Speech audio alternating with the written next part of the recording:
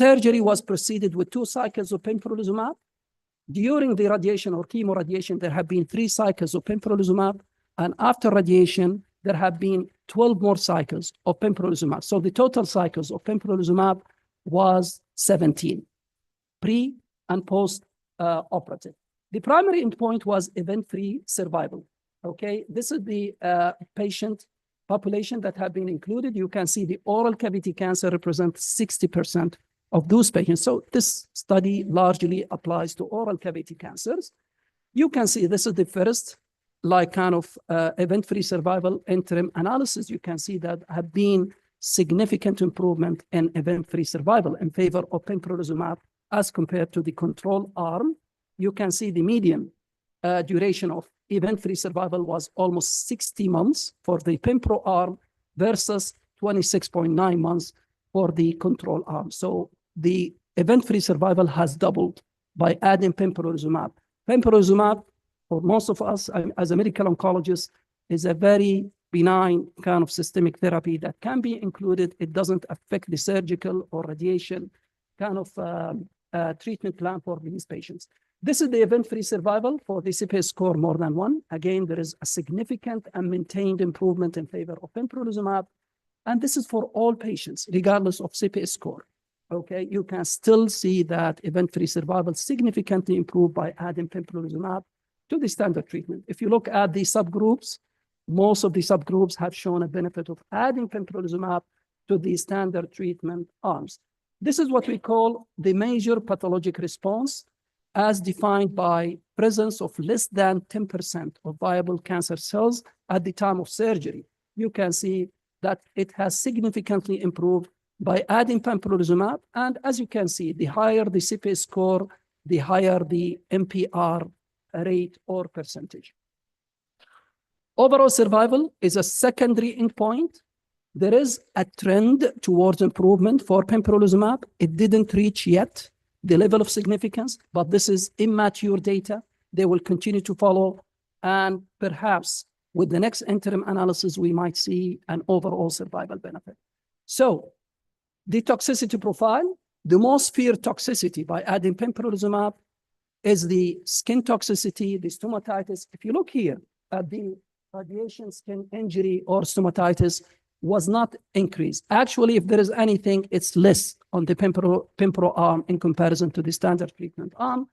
These are the toxicities that we usually see with the immunotherapy, mostly thyroid-related disease, either hyper or hypothyroidism. And most of us as medical oncologists, we have been noticing that with other cancer types. So given all of these data in hand, I think this is a practice-changing kind of study. Is not yet FDA approved, was just recently presented. I mean, this clinical trial, but I'm pretty sure it's coming. So you have to get prepared for this kind of change in clinical practice. So as a summary and conclusion, a resectable oral cavity cancer, we don't have an evidence for any new adjuvant treatment yet. However, pembrolizumab, the new adjuvant pembrolizumab, might come into practice soon. For borderline resectable oral cavity cancer, the common practice is to give systemic therapy, mainly chemotherapy, just to help to downsize the tumor, to help the surgical resection. For unresectable disease like T4B, the primary treatment here is definitive chemoradiation and usually preferred to be preceded by 2 to 3 cycles of triplet chemotherapy. And with that, I would conclude my talk.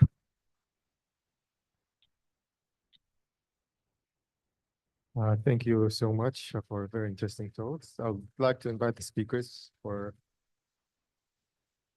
questions. So we'll open the floor for questions. I just have one question to Dr. Ahmed. So for very advanced oral cavity carcinoma, where surgery usually is morbid and we don't prefer it, we proceed with concurrent chemoradiation. When do you consider, like, do you routinely consider neoadjuvant or starting with chemotherapy first? Any criteria, especially now with the era of immunotherapy? How do you pick between like starting with chemo or immunotherapy? Thank you. Usually these cases, we usually discuss them in the tumor board. As you know, we are lucky that we have a good radiation oncology team, Dr. Ahmed, Dr. Majid, and also the head and neck surgeons in our team. And based on that discussion, we'll decide what is the best treatment option in these cases. And to be honest with you, it's mostly dominated, this kind of discussion, by the surgical colleagues and radiation colleagues. We are mostly trying to help and support their plan. If the surgeons think that this tumor is unresectable by any means, usually we elect to go for induction chemotherapy followed by concurrent chemoradiation in most of these cases. However, if these patients, for example, after induction chemotherapy, they had impressive response to the level that those patients are resectable, then we might shift to the surgery. And we did that in few cases like that. This is one of the advantages of having like kind of neoadjuvant chemotherapy. It might give you a window that this patient might be saved, I mean, for more surgical resection. But to be honest with you, I don't have like a specific criteria apart from tumor board discussion on or in the subject to go for neoadjuvant chemotherapy or to proceed with definitive chemoradiation. So, just for the sake of time, we can have one more question, Dr. Ibrahim.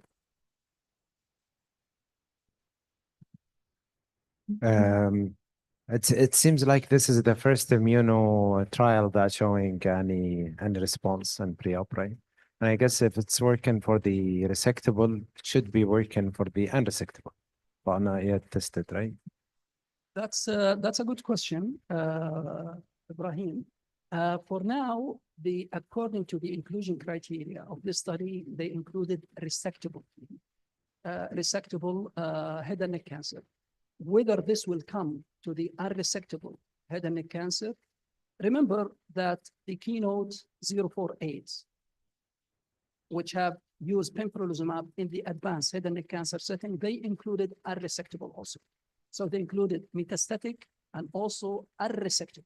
So yes, to answer your question, yes, we do that. If we have a patient who deemed to be unresectable, we sometimes elect to go with the same kind of systemic therapy that we use for metastatic setting, which is pembro plus chemotherapy for 6 to 8 cycles, then dropping chemotherapy and continue pembro as a monotherapy. If you allow me one quick question to save. Role of SBRT for the small recurrent disease. For the nasopharynx, it is doable, yes, but in light of the more recent data for nasopharyngectomies, I usually tend to go for nasopharyngectomy in those smaller tumors rather than SBRT, to be honest. You can do it, yes, but I tend to do the lower fractionation of SBRT, so in order of 35 and 5, yes.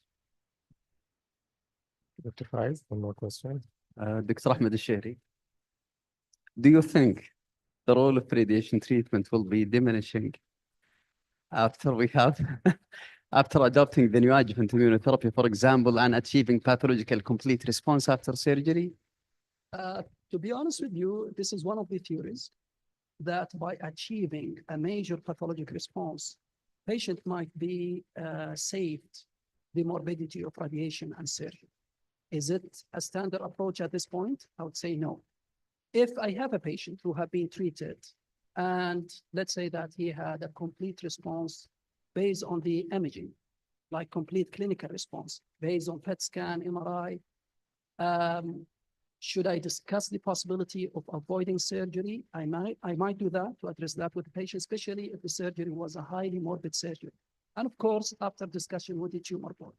But as of now, is not a standard treatment approach. We're going to take it case by case. Right. And I think the result will take us into the next question is, what if we replace the surgery with the local radiation therapy as a local therapy? For example, immunotherapy followed by radiation, and that's it, no need for surgery. Exactly. Right. Thank you. And just on the point of whether immunotherapy is going to take over from radiotherapy or reduce the need for radiotherapy, I think this is different compared to lung cancer, obviously. It's going to be a very brave step to try and omit radiotherapy in a cancer that's very well known to be very responsive to radiation. And maybe it could be part of the dose escalation type of approach. But I think to omit radiotherapy altogether, even in like a good response from immunotherapy, I think that's a very big step that's probably unlikely to happen in the near future, but I think we'll watch the space for any further evidence or any further data. True. I mean, like oral cavity cancers after surgery, they are left with significant, like, comorbidities, for example. Giving chemotherapy, then doing surgery afterwards with complete pathologic response and adding radiation treatment afterward, this will enhance. But what if we replace the surgery with the radiation treatment alone, along with immunotherapy only, I think to that preserve might the function at that least? might be And very, yeah, a possibility in the near future, definitely. Right. The smaller the tumor, the smaller the volume, then it's doable, definitely. thank you. Okay, by that we conclude head and neck session. Thank you to our speakers and chairpersons.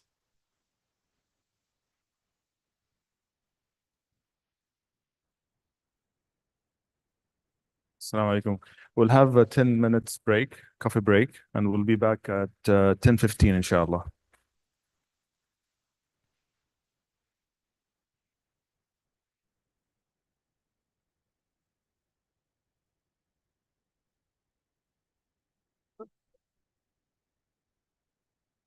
And also we'll have a poster photo outside. The poster is outside, sorry, the abstract.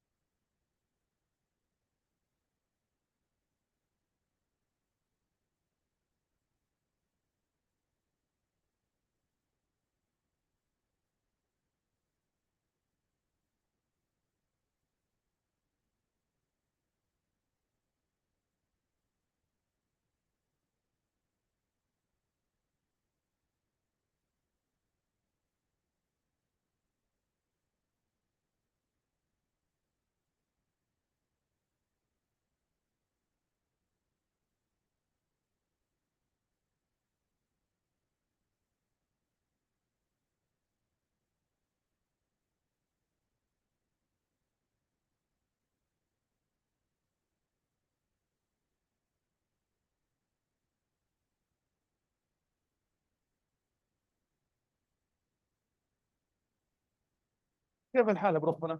وحشتني والله وحشتني والله كيف اموركم ان شاء الله طيب؟ شو اسمه هناك خذ راحتك. كنت عند حسين شغالين يقول لاني انا ما تأيد ما تأيد يعني كيف حالك يا اقول ان شاء الله بالضبط.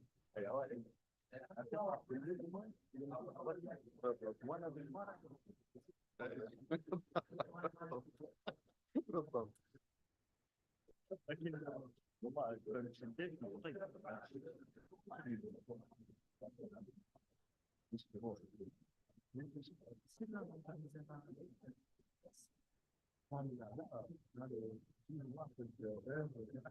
واحد كمان جاي بيعبوا كمان اللاين اللي موجود واحد ثاني قال 2 minutes قل لي عشان السلايد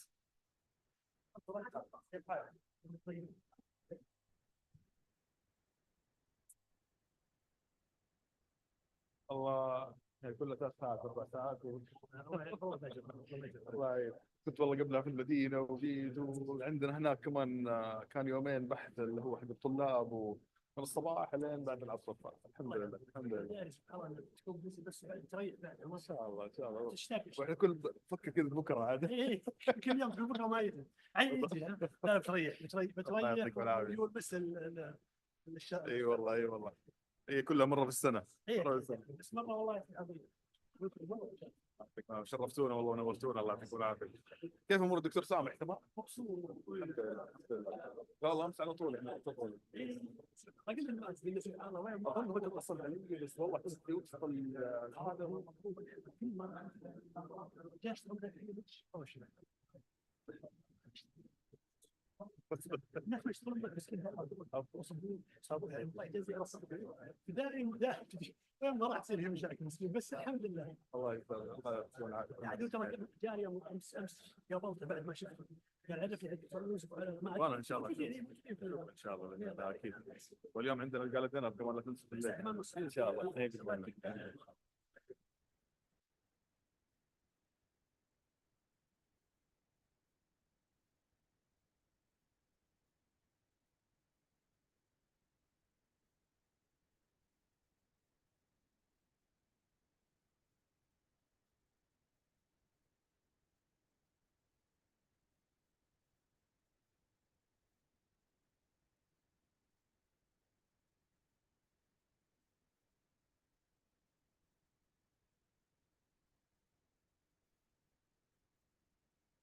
Okay, we'll move to the next session. So the CNS session, I will ask the moderator, Dr. Suleiman Al-Ghamdi. He's a consultant, the radiation oncology consultant at National Guard Hospital here in Jeddah. Dr. Amin Al-Umair, he's also consultant radiation oncology at King Faisal Specialist Hospital in Riyadh. And I will leave the mic for yours. Assalamu alaikum. Thank you, Dr. Yusuf, and thank you for the organizing committee, and thank you for being here, all of you. We'll start the session today with Dr. Huda Tokhi, radiation oncologist and assistant professor in King Abdulaziz University. And the first title will be The Perspective of Radiation Oncologist in Management of Low-Grade Glioma. Very interesting topic, and I'm sure we will learn a lot. Thank you.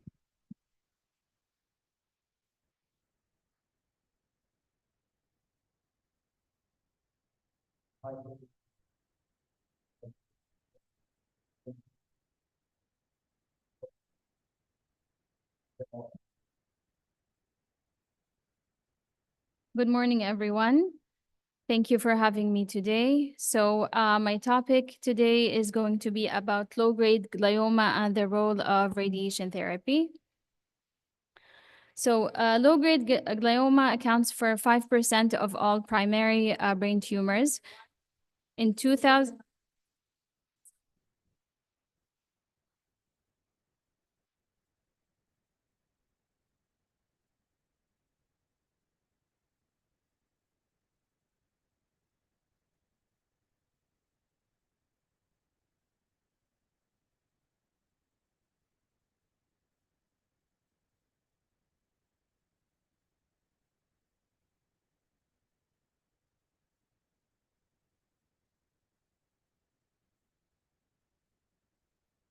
Okay, as I was saying, low-grade glioma accounts for 5% of all primary brain tumors.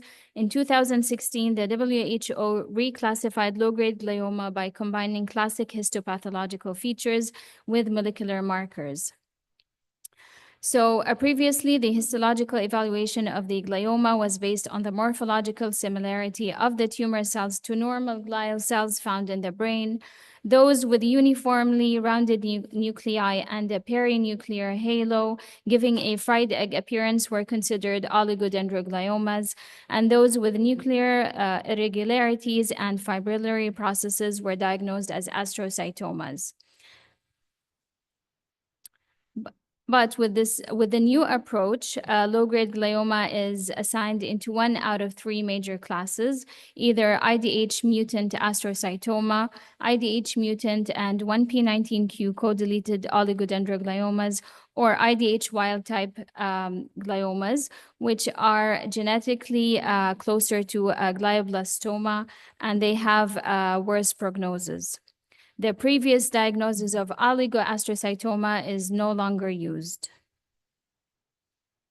So management of low-grade glioma, surgical resection is the first step.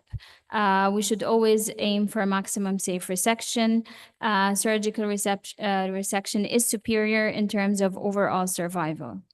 What about adjuvant treatment? Before going into adjuvant treatment, I would like to present a case of a patient that we came across. So this is a 21-year-old patient who presented in 2015 with headaches, dizziness, and seizures. He was found to have a right frontoparietal lesion on MRI. It was treated with a surgical resection. The pathology showed grade 2 oligodendroglioma at the time. He was not given any adjuvant treatment. The patient presented 4 years after that, in 2019, with seizures. He was found to have a lesion in the same area. This is his first recurrence. He underwent a surgical resection as well. The pathology at the time showed a grade 3 oligodendroglioma. The patient, unfortunately, has a very complicated socioeconomic status. He did not get any adjuvant treatment and was lost to follow-up.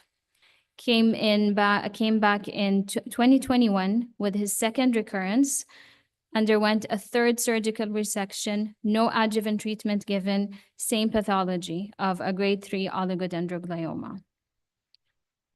And then in 2024, came in with dizziness, headaches, diplopia. This is his third recurrence. MRI showed a lesion in the same area. Fourth surgical resection was done. Pathology showed a high-grade glioma. And then finally, he was referred to us for radiation oncology. I'll let you think about the case for a minute and go over a little bit of evidence. So we have the EORTC trial in which they randomized patients into either getting adjuvant radiation therapy or follow-up. And the median follow-up of this trial was 8 weeks. Early radiation treatment was shown to be associated with improvement in progression-free survival, no difference in overall survival. Patients who underwent early radiation also experienced better seizure control.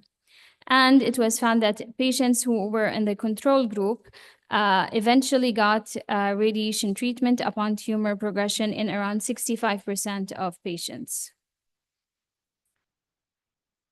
And then we have the RTOG trial, which was a phase 3 randomized controlled trial. It was mainly a chemotherapy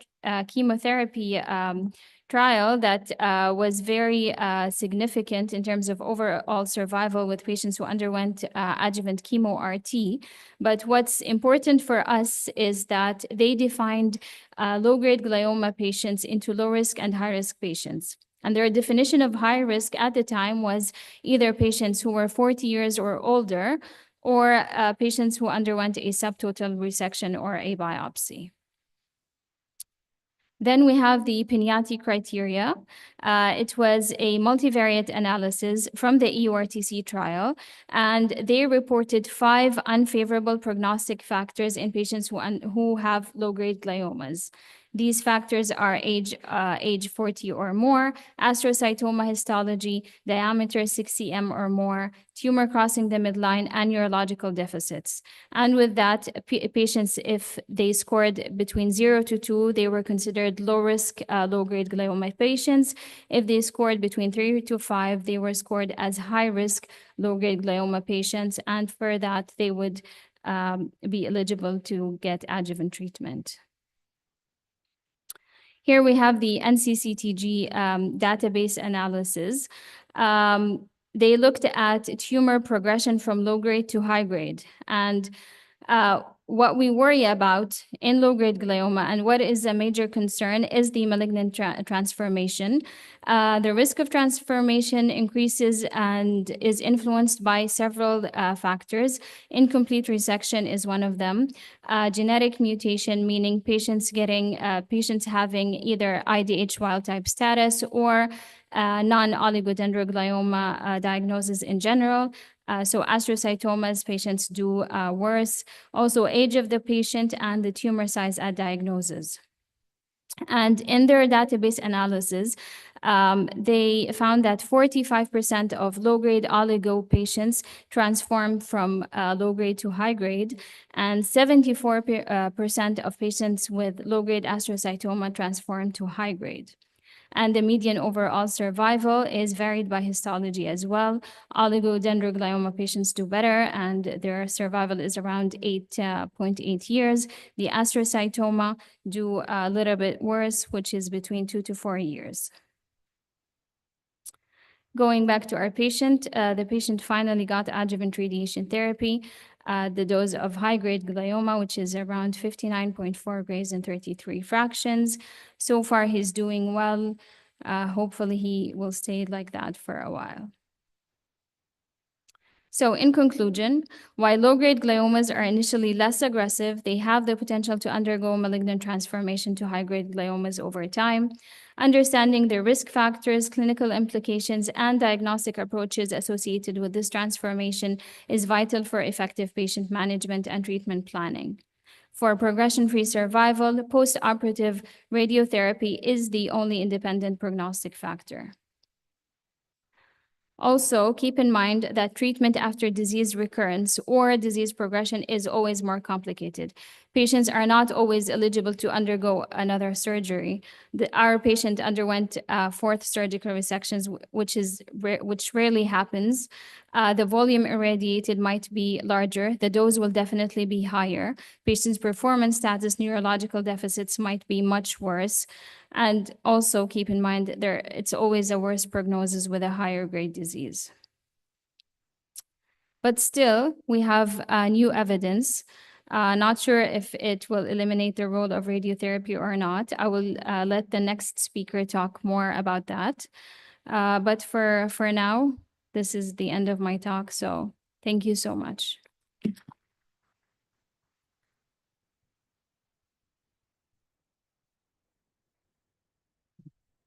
Wonderful. Thank you very much, Doctora. This is excellent presentation. And it's going to be our pleasure to invite the next speaker, well known to most of you, Dr. Msaad Al-Yahya. He's a consultant neuro-oncologist at King Faisal Specialist Hospital and Research Center. And I always said he's one of the few certified neuro-oncologists who's practicing in Kingdom of Saudi Arabia. So Dr. Msaad, please. Allah Havik, Dr. Amin. Thank you very much for inviting me and allowing me to meet this wonderful group. We work, I don't think maybe a day or two passed by without me speaking with Dr. Amin, discussing cases. It's wonderful to have, to know the rest of team members when it comes to management of glioma. So I am a neurologist by training. I do neuro-oncology. 80% maybe of the clinics, of patients I see in clinics are glioma patients. I've been working at King Faisal Riyadh. I started end of 2021. And we have a very large volume of patients, I think. We see probably 80 to 90 IDH mutant glioma per year. Double that number or maybe more glioblastomas. So we have a decent experience so far. We don't have published data yet in terms of our patient population. but soon, inshallah, we'll publish that and our experience. Here is my disclosure. I'm gonna talk about the indigo trial, as Dr. Huda mentioned, and how we approach this patient population. So IDH mutant gliomas are a subset of diffuse gliomas. If you look at all gliomas in the brain, 50% or maybe more are glioblastoma. IDH mutants, 10% or probably higher than that a little bit. And then you deal with other gliomas and other brain tumors. So if you talk about only diffuse gliomas, about 1/3 of the patients are of IDH mutant diffuse glioma, whether astrocyte or oligodendroglial lineage tumors. So incidence probably a little bit higher in astrocytoma compared to oligodendroglioma, and it's a disease of younger age population, 15 to 39 for the most part. We do see it in older people and younger, but this is typically the age where you see diffuse glioma. Now, management is, we know what's work, but we have problem in risk stratifying patient. I'm going to talk about that. But for the most part, when you talk about diffuse IDH mutant gliomas out of either grade 2 or grade 3, treatment for grade 3 is usually with radiation and chemotherapy, although timing is sometimes an issue. Grade 2, same thing, although watch and wait is reasonable or has been reasonable. And then now we have IDH mutant temperature grade 4 astrocytomas, not oligodendroglioma. But for one of the things I always tell patients in the clinic, these tumors grow, whether 2 years from now or 20 years from now. So the term cured is sometimes misleading to patients, especially after surgery. So this is something I want to stress on. Now, PFS is also variable. If you look at different trials, what Dr. Huda mentioned, and RTOG 9402 and 9822 and other studies, these were heterogeneous groups of tumors. Back then, this was before the 2021 and 2016 classification. So dealing with diffuse IDH mutant gliomas is challenging because once you start the trial, by the time you finish the trial, the classification has changed at least once. But overall, PFS is good. With oligodendroglioma even grade 3, 20 years PFS is about 30%. But as I mentioned, numbers are not really consistent because of the heterogeneity of these tumors. Now, the hallmark of these tumors that they are IDH mutant. Initially, when IDH mutation were discovered was with glioblastoma. The initial thought that was IDH is a protective gene, but then turned out that IDH mutation affects alpha ketoglutarate, and you get a byproduct 2-HT, 2-hydroxyglutarate. This is excitotoxic, and it wreaks havoc in the cellular DNA. You get epigenetic changes, methylation, and other things. So it's an oncogenic alteration. This has been known for a long time now. So it is only logical to have an IDH inhibitor to stop the growth of these tumors. And this is where the IDH trial started. I'm not going to go into the previous and older phase 1 clinical trials on evocitinib and vorasidenib, but I will focus more on the recent indigo trial. In the initial trial, it was proven that IDH inhibitor Vora and Evo reduced 2-HT in the CSF. And this led to the phase 3 trial, Indigo, which was published a couple of years ago.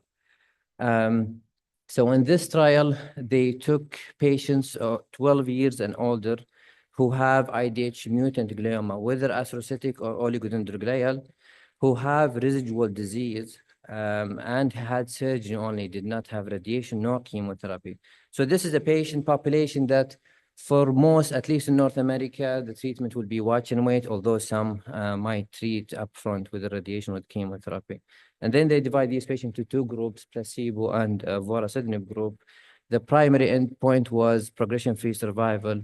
Another important endpoint I'm going to talk about, which will probably be more and more common in IDH mutant glioma trial, is TTNI, time until next intervention. And this trial after the second interim analysis, it was stopped due to superiority. And we have also now 6 months follow-up that was presented last year. This is the patient population, pretty equivalent. If you look at the last part of the characteristic, majority of these patients who had residual tumor of more than 2 centimeters. So if you go by pediatric classification, these are high-risk patients for the most part. 80% or so of each group had significant residual disease. And they wanted to include these patients in the trial to see the effect on imaging too. So gross totally resected patients were not included. As you can see, the PFS clear divergence with time in terms of PFS. But what is more important to us is TTNI, time until next intervention. If those who deal with this patient population, it is our practice that when we see patients, they can have a mild changes on imaging. So sometimes it's not really clear when to treat. Time until next intervention is an excellent endpoint because of the way that these patients present, in addition to their clinical presentation, their seizures, and so on. So you can see clear divergence when it comes to time till next intervention, and this is at 24 months. Now, if you look at subgroup analysis, all favored the treatment on the vorasidenib arm. The only one you might notice is the smaller tumors, the less than 2 centimeters, and this is probably underpowered in addition to not seeing significant effect due to their smaller tumor size. So quite effective medications and quite safe medication. You know, we prescribe targeted treatment often in oncology, whether for BRAF mutation or EGFR or others. This is incredibly safe medication when it comes to targeted treatment. You have slight increase in liver enzymes, but for the most part, these are well-tolerated treatment. So this is one other very exciting part of VORA. Quality of life, no significant difference between both groups. And then we have a 6 months follow-up that was presented last snow, which confirmed what was reported initially with a median follow-up of about 20 months now. Hazard ratio between two groups is about 0.3 and 0.2 respectively. So consistent findings among the trials. If you look at the rate of growth of tumors, clear difference between the placebo and the treatment arm on the follow-up too. And if you look at the patient who switched from placebo to treatment, you can see a reduction in rate of growth. You know, with these patients, even if you have something that will stabilize the tumor, that's good enough. So if you have something that can cause reduction, that's even better. When we talk about imaging. Again, safety, quite safe. The most grade 3 findings were of increased liver enzymes, but for the most part, it did not lead to stopping medication except for a few patients who were resumed in treatment. And that led to the FDA approval. And in our field, we're very, very excited. We did not have a new systemic agent for more than 25 years for this patient population. And that changed the standard of care for this patient population. If you look at the FDA approval, it allowed for immediate treatment following surgery. It allowed for treatment after gross total resection and did not exclude enhancing tumors. So even if you have grade 2 enhancing, per FDA did not exclude this patient population. But still, treatment and patient selection is challenging. When you deal with complete resected tumor, do you do watch and wait? Do you treat with vorasidenib? If you have residual tumor, do you do VORA or you do chemoradiation or you do both? Same when it comes to high-risk patient. Do you do radiation, chemotherapy, and maintenance on VORA or no? And these are some unanswered questions, which we will learn more about in the future. But again, with this patient population, it's always risk versus benefit discussion with the patient and with the team, especially when it comes to tumor board. And the problem with low risk, high risk, and Pignati classification is that it's really not consistent. And some of the things we know that for the most part, they're not true. Age more than 40, this was in Pignati. In reality, it's not really associated with high-risk patients. Couple of studies showed that more than 60 patients do have increased risk, but for the most part, it's not really a high-risk feature. We know some new high-risk feature emerge and are incorporated into WHO, like CDN2K homozygous deletion, but many other changes were not so sure, including enhancement on MRI and so on. The other thing is that we know that these tumors grow slowly, depend on the technique and the MRI you're doing, but around 20% or so of growth will occur with time. And it's often tough to tell who will have rapid progression from who will stabilize with time, or the rate of growth will be slow. Typically, oligo have slower rate of growth compared to astrocytoma, but it's not always the case. I'm going to just show you a few cases where we can think about VORA and IDH inhibitors overall, and if it is reasonable or no. Now, if you have an oligodendroglioma, for example, grade 2, frontal gross resected, is this a patient that you would start VORA or no? Because for the most part, I'm sorry if I stepped in my radiation oncology colleagues, for the most part, these are the patients you would not radiate. Oligo are fairly, are better in terms of survival and better in terms of PFS compared to astrocytoma. But is this a patient you would put in VORA or no? Especially if you don't have VORA, if you don't have residual disease. Or do you, and that the side effects profile is relatively safe when it comes to VORA. This is an hot area of discussion. For me, for the most part, astrocytomas, even if they are grossly resected, these are the patients I lean toward giving VORA compared to oligo. But again, subtotal resection is different from near complete resection, is different from gross total resection. And some centers, they go for supratotal resection. They take an extra margin. So these are considerations that should be kept in mind when we decide on who should be treated and who is not. Enhancement is the same situation. Now, with IDH mutant glioma, there are two kinds of enhancement. The initial enhancement, when it comes to diagnosis, these are not often associated with poor prognosis or rapid progression. Around 1/3, I'm sorry, or 10%, some 10 to 30% of these tumors might have enhancement at diagnosis, and they may turn up to be the grade 2. So this is a different kind of enhancement than what you see when you have malignant transformation. If you have a patient with oligo or astrocytoma who'd been stable for years and then they start developing enhancement, this is typically the bad kind of enhancement. These are the patients we treat aggressively with radiation and chemotherapy. But initial enhancement is not always associated with rapid progression. So gross resection is an area of debate now, if you want to start VORA or IDH inhibitor or no. The other situation also that comes up is epilepsy.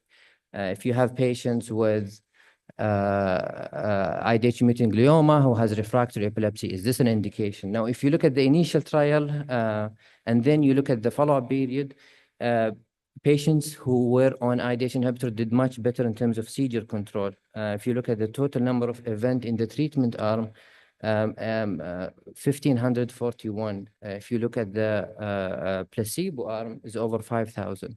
So 18.2 versus 51.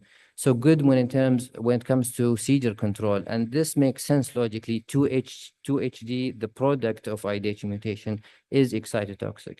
So it does have seizure control. Is this an enough indication? That is probably the case, at least in my opinion, for selected patient population.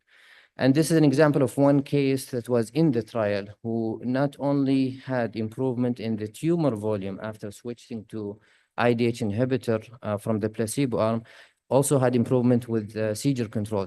This patient was on 3 antiepileptics, and after switching to VORA, they were able to reduce it to 2 antiepileptics. So seizure control is probably good enough indication. I'm gonna skip the next few cases because of time. And I want to stress on the point that my previous speaker mentioned, WHO grade 2 and grade 3, the consistency between pathologies is not always there. It's not uncommon for us to get a referral for patient with grade 2, but we regrade them to grade 3 and vice versa. And this is because of mitotic index and assessment by neuropathologists. So this is an important point. I want to mention that some of the WHO grade 3 may behave like WHO grade 2 and vice versa. So this is something that I wanted to mention. And there are so many other unknown answers to different questions like pregnancy, long-term toxicity, and other ones. And one last important point is that patient preference is always there. If you have a young 20, 30-year-old patient who have IDH mutant glioma, small residual tumor, this is the kind of patient that I think deserve IDH inhibitor and to delay radiation as much as we can. This is the main goal of a treatment, is that we want to delay side effects, especially when it comes to cognitive issues. And I think that's, we're out of time. Thank you so much.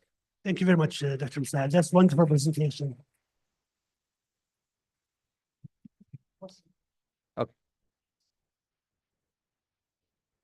أعتقد we do have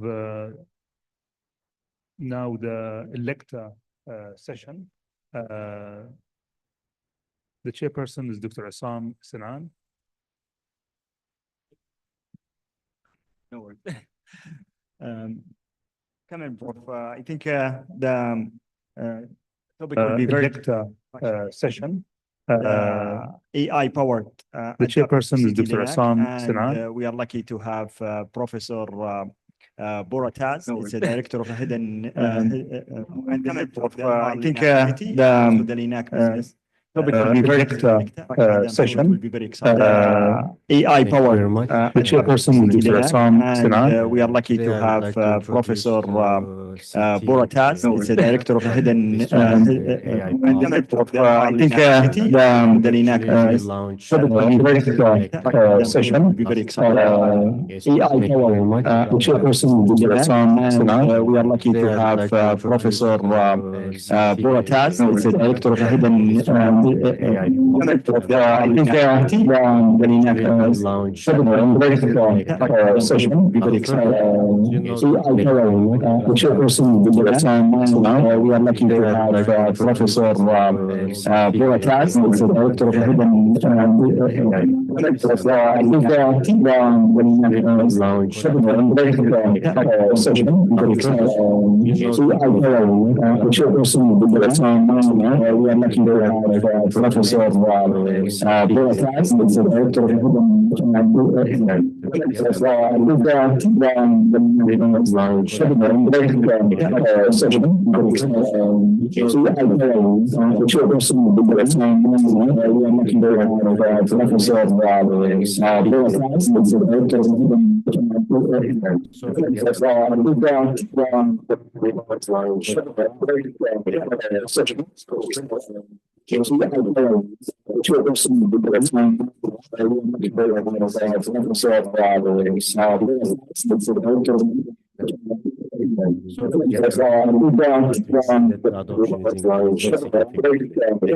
The main reason is that, you know, through becomes more and more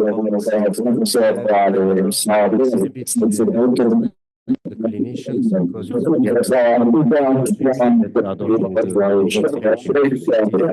the main reason is that, you know,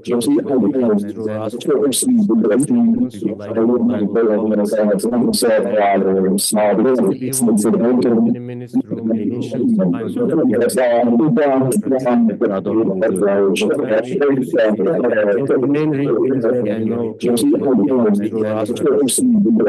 reason is that, you know,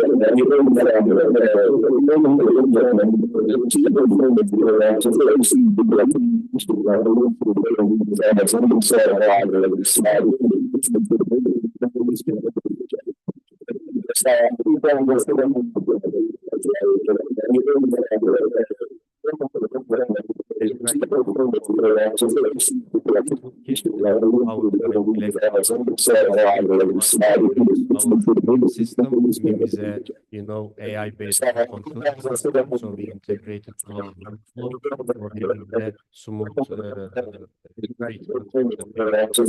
So while introducing really powerful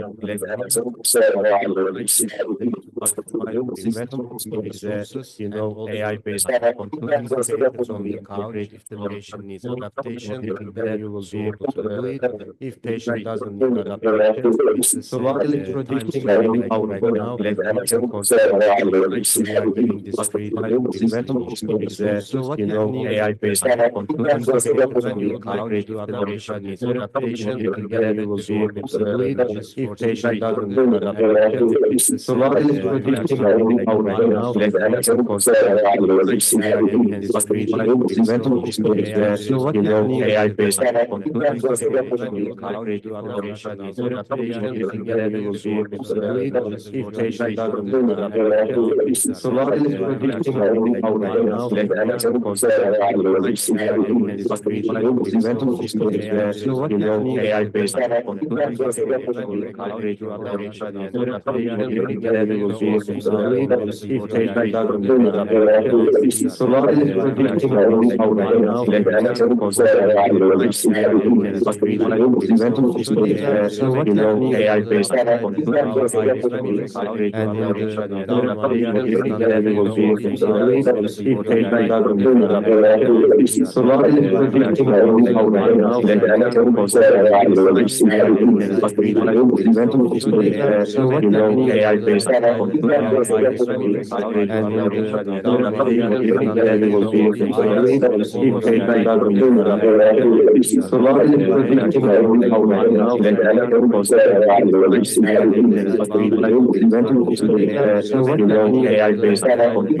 doesn't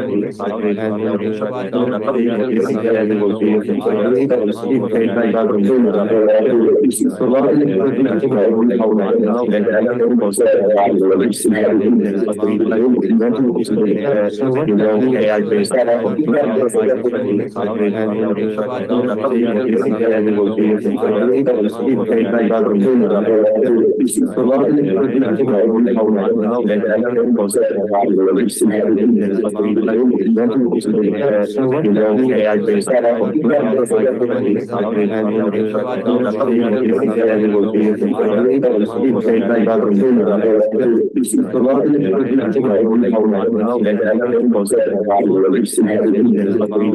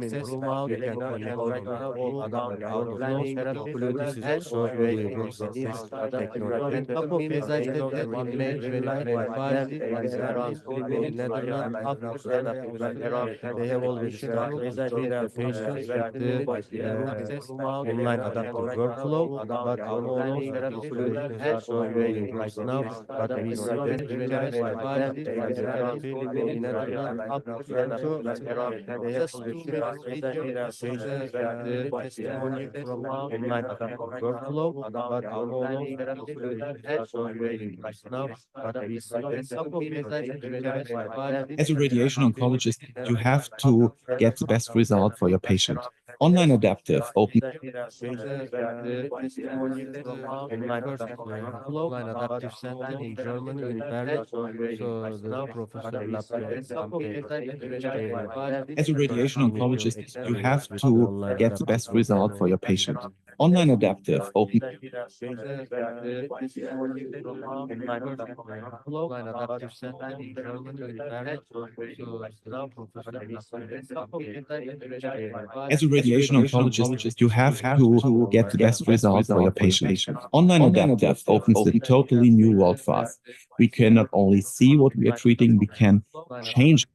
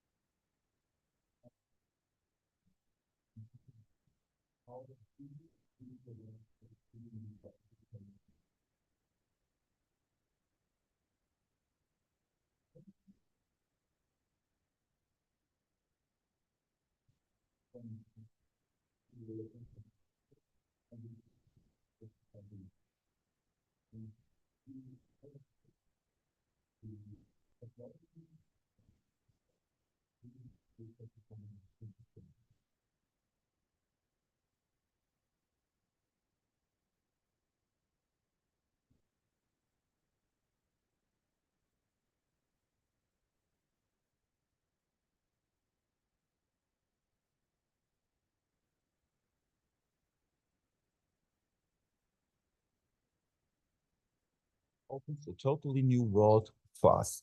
We can see what we are treating and we can adapt to it. So if you started with it once, you don't want to miss it anymore. Thank you for your attention. Thank you so much. We'll have 5 minutes now for discussion. Dr. Huda, if you can join us, please. الدكتور مساعد أيضا. لا دكتور خلكم قاعدين في مكان. لا في مكان تفضل.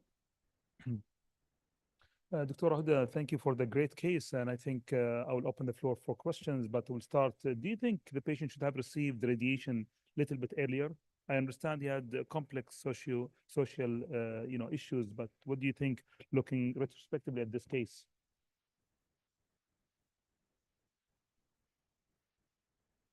Yes, I think at his first diagnosis, it was right not to give him radiation. But at his first recurrence, I think radiation would have helped him a lot in terms of increasing the progression-free survival. Any other questions from the floor? Dr. Saad, actually, I'm very pleased to see someone who's subspecialized neurologist in oncology, which is very rare specialty. Let me go back to the Indigo trial. I mean, with the lack of overall survival, definitely there's a clear progression-free survival, but also there's a cost, there is a toxicity. Do you think it's really justifiable to offer this to everyone, or should we be very selective in clinical practice? Nice question. So IDH mutant gliomas overall survival is quite long. You're talking about 15, 20, 25 years.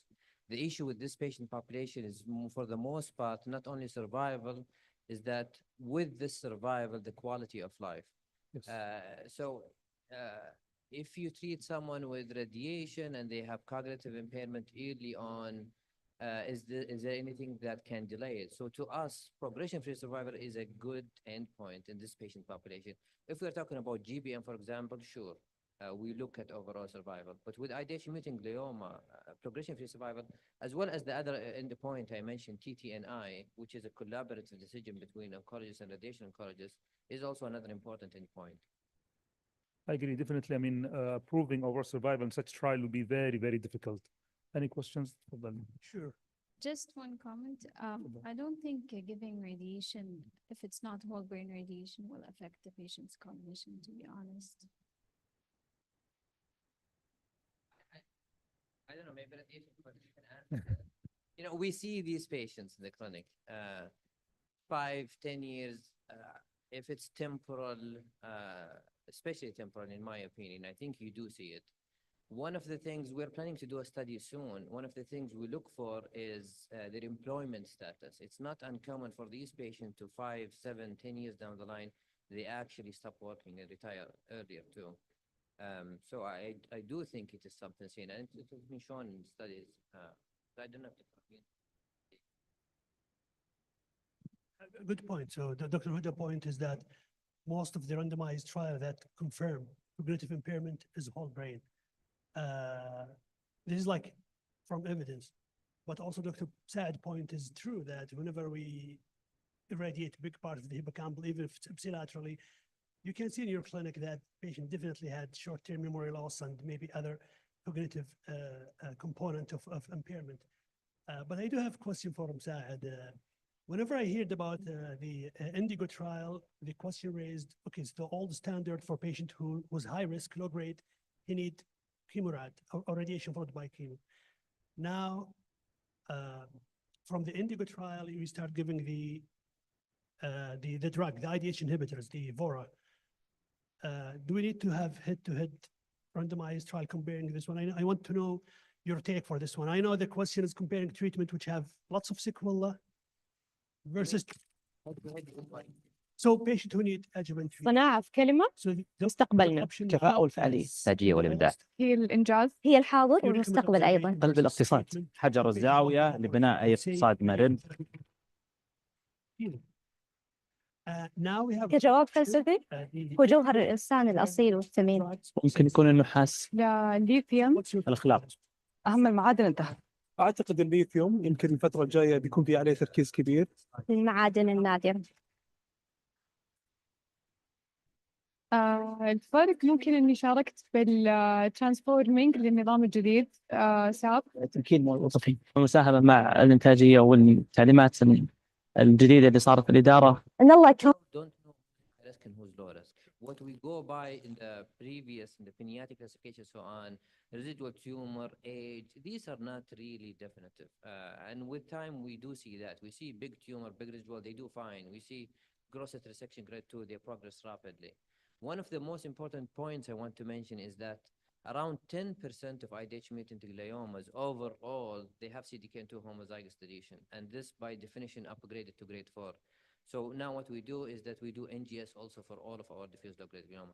So even if you have low-grade glioma, IDH mutant grade 2 or even 3, if you don't have NGS, there is a decent chance that they might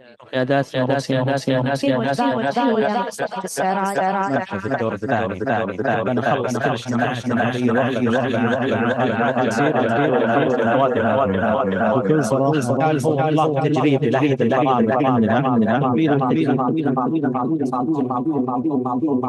الفرق اللي راح يصير ان شاء الله في 2025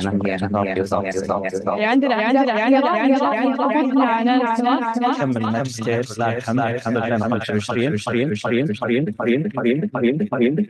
اني لما اجي بالمدرسه ما البطاقه الدراسيه type of situation. So you don't know if radiation is actually causing a lot of this neurocognitive decline. I worry sometimes that we بنخلص كل شيء معنا اي وقت نقاشات تصير ونخلص الخواتم بكل صراحه اني لما ابدا يوم جديد اسمع كلمه واحد من زملائي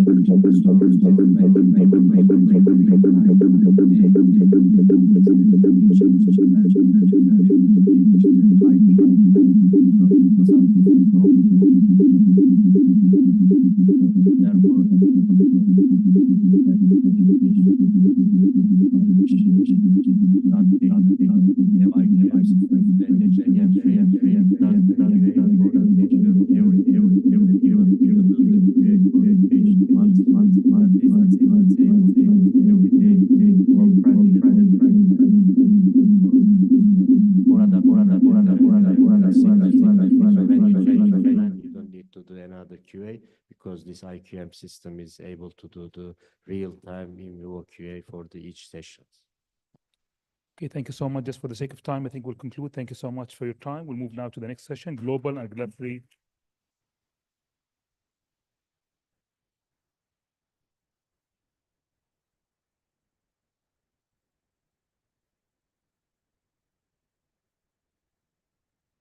It is my pleasure to introduce the moderators for the next session. Dr. Mohammed Al-Maghribi is a consultant radiation oncologist in King Abdullah Medical City in Mecca. Dr. Jamil Bashihab is a senior medical physicist in National Guard Hospital, and Dr. Fathi Saidi is a senior medical physicist in King Faisal Specialist Hospital in Jeddah.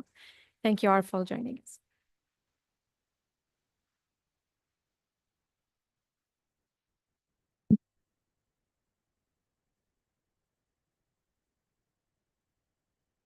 Yeah, thanks a lot, actually, just for having us today in this prestigious meeting. We're glad to be here, and we'll start our session. It's a little bit, just it's smart session, and it will be talking about global and regulations.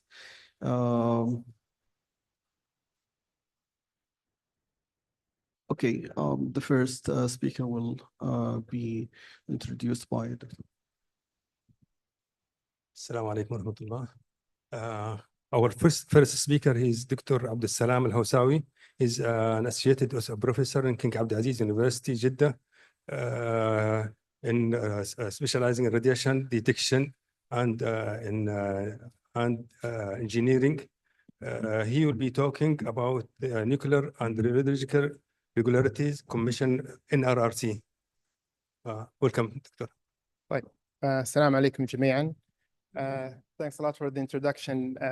I actually moved from King Abdulaziz University to the Nuclear and Radiological Regulatory Commission. So I'm here as the VP for Radiological Safety, and this is what I'll be talking about today. I was sitting here in this room and over that room for both sessions. Okay, is it better now? Okay.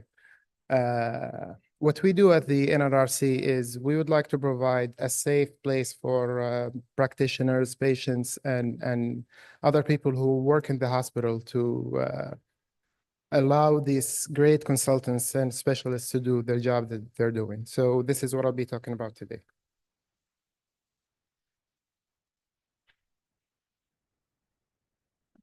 To begin with, I'm joined here by my amazing team. I have a team, the head of medical practices, Sada Khulud Sarraj, and then Sada Abdulaziz Dakhilullah and Sada Amal Al-Sibai. So they do most of the heavy lifting. I just sign the paperwork, so they need to be acknowledged here.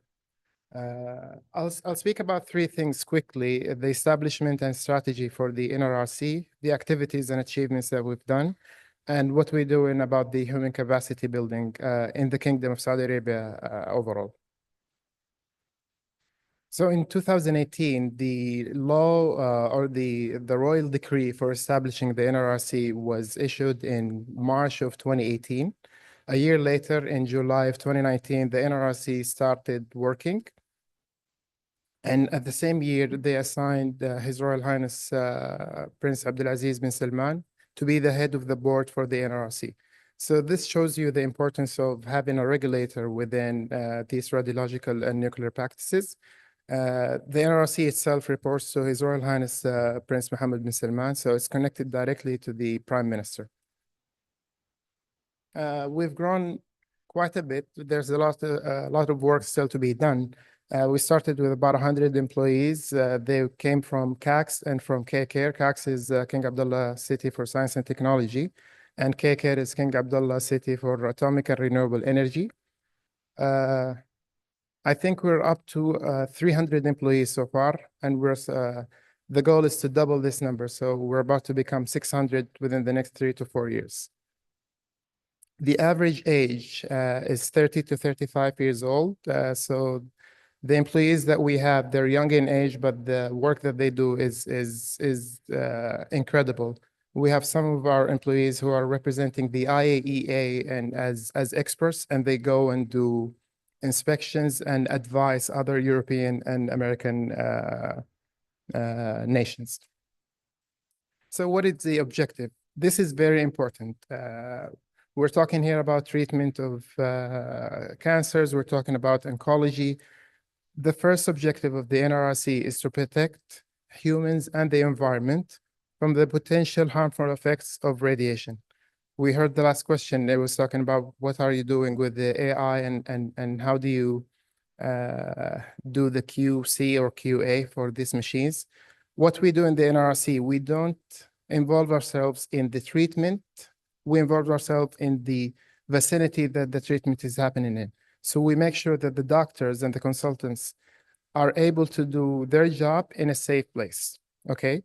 The other thing is we regulate the activities. So you can divide the activities into industrial and medical activities. Most of the work that we do is related to the medical activity. The third thing is implementing the kingdom's obligations under international laws. So there are a lot of treaties that the kingdom are parties of, and we at the NRC make sure that we fulfill the obligations that Saudi Arabia signed these treaties for. This is to show you how things are established. So we have three national policies. Out of these three national policies, we have the nuclear laws. So it really starts at the beginning of the government, and these national policies and national laws were approved by royal decrees or the cabinet of minister. So it goes at the very top of the government. Then what we do at the NRC, we establish regulations. These regulations are approved by the board of directors headed by His Royal Highness Prince Abdulaziz bin Salman. Then at the lower level of the sectors, we do some specific regulations related to each practice. And this is also approved by the CEO of the NRC. We also do a lot of stakeholder guides and internal guides for our employees to be able to help regulate these medical practices. This is another way of looking at it. So you have at the heart of these, the regulatory framework, you have the national policies. Then out of the national policies, you have the laws that were established, and then everything relies on these national policies and laws. Actually, we're in the process of establishing a new national law that relates to radiation safety. So I think it would take about a year or 2 years just to get all the approvals. These are some of our publications, starting with radiation safety. Any practice that is licensed by the NRC, I'm sure they've read this radiation safety book more than 100 times, so I apologize for that. But the radiation safety officer at each facility should make sure that all practitioners, all patients are working in a safe environment. These are some of the specific regulations, so I'm not going to go through all of them, but you can see that there's one, I think, for nuclear medicine and radiation therapy. There's also some for QC and QA. By the way, this is not marketing. It's really important to think of the regulator as an enabler. We are not there to block your license. We are not there to block you from treating patients. We are there to make sure that you as a professional, you as a consultant, are able to do your job. Some consultants work in multiple hospitals, so it's our job to look after them and make sure that the dose that they're getting is below the legal limit that was set by the government. So think of us as enablers, not as people who are trying to prevent you from doing your job. These are examples of some of the stakeholder guides and internal guides that we have. The establishment strategy is over now. We had over about 15 strategic goals. This is done because it was over a 5-year period. At the end of this year, we will have a new establishment strategy with 9 strategic goals that will be announced once they're done. So what are the activities? This is important for us as Saudis who live in this country. We do have some nuclear applications and radiological applications. All these applications, the nuclear applications, include the siting of the power plant. There's still the nuclear power plant has still few years for it to be established in the kingdom. You have the design, operations, fuel cycle, whatever. This is not the goal. The goal of this slide is to introduce you to what we do from a nuclear side and from a radiological side. So the main thing is we have a research reactor in KAX in Riyadh. There's also the first site for the nuclear power plant and some uranium exploration activities that are happening, but they haven't been started yet. 2 companies were established. There's a Saudi Nuclear Energy Holding Company. So this company will own actually all of the nuclear power plants, and then the first power plant that was established was called Duahin Nuclear Energy Company. Duahin is the name of the region where we chose the site. And this is a subsidiary of the holding company. Then this slide is important for this conference. You see here that the radiological activities include everything from water, oil and gas, health and medical, agriculture, the food, sterilization, so on and so forth. But really, mainly what we do, what takes most of our time is the health and medicine part. Okay, we have in the kingdom over 1,100 medical facilities that use ionizing radiation. This is a huge number. We're trying to control and regulate the activities in all these facilities. However, we use something in the regulatory dictionary we call graded approach. So we're not, right now, what we do is we regulate activities with higher risk, such as radiation therapy, nuclear medicine, CT scans, interventional radiology. We focus on those because the dose and the risk are higher in these activities than, for example, a dental activity in a medical center at a neighborhood. Okay, we have about 120 industrial radiography facility, a lot of well logging users, high energy X-rays for ZATCA or Customs and Borders, and more than 65 research activities. So you can see that the mandate is huge. My team, I think I have at the sector about 70 people, but this is not enough to be able to control all of this. So again, as we said, we use something called the graded approach. The higher risk the activity, we will focus on that, and then we would move forward to the lower risk activities. These are the practices that we license.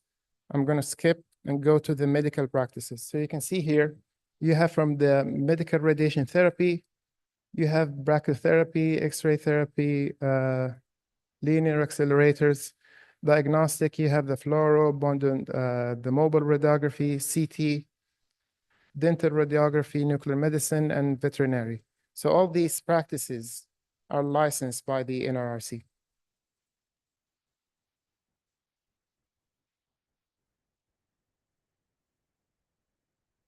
I will skip over this because this is related to the industrial part. I would like to show you what we're doing with the human capacity program. So this is a very important part because part of dealing with radiation is actually having the awareness. So we do a lot of outreach programs for governmental and private entities. Most of these programs, we do workshops. For example, for security agencies, we do a lot of workshop for security agencies. 2 weeks ago, we planned to do a workshop and a framework to improve the preparedness of emergency departments at national hospitals, both governmental and private hospitals. So hopefully by the end of this year, we will have a program and then we will roll it out with the help of the Ministry of Health and other partners and stakeholders. This is very important because part of the preparedness part is we would like to make sure that at any region in Saudi Arabia, if may God forbid something happened, there's a medical center that is ready. And when I say something, an emergency related to either nuclear or radiological, there's a center, a medical center ready to be dealing with these cases. This is an invitation for us. So the kingdom is hosting this nuclear and radiological emergencies with the cooperation of the IAEA. And I thought it would be a great chance for practitioners or physicians to participate in this to help us, build the framework for establishing these medical facilities and medical activities that can deal with radiological and nuclear emergencies if they occur. The deadline was extended. It will be in Riyadh from the 1st to the 4th of December. Yes. This was my last slide. I actually left some time. I realized that there is more time for discussions after, but if someone has a question in the remaining 2 minutes, I can answer here or right now or at the end of the session. Thank you.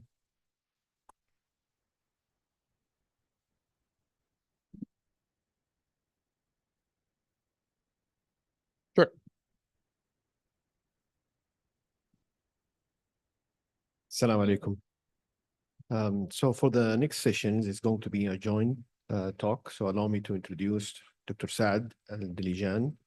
He is a medical physicist at King Faisal Specialist Hospital and Research Center in Riyadh.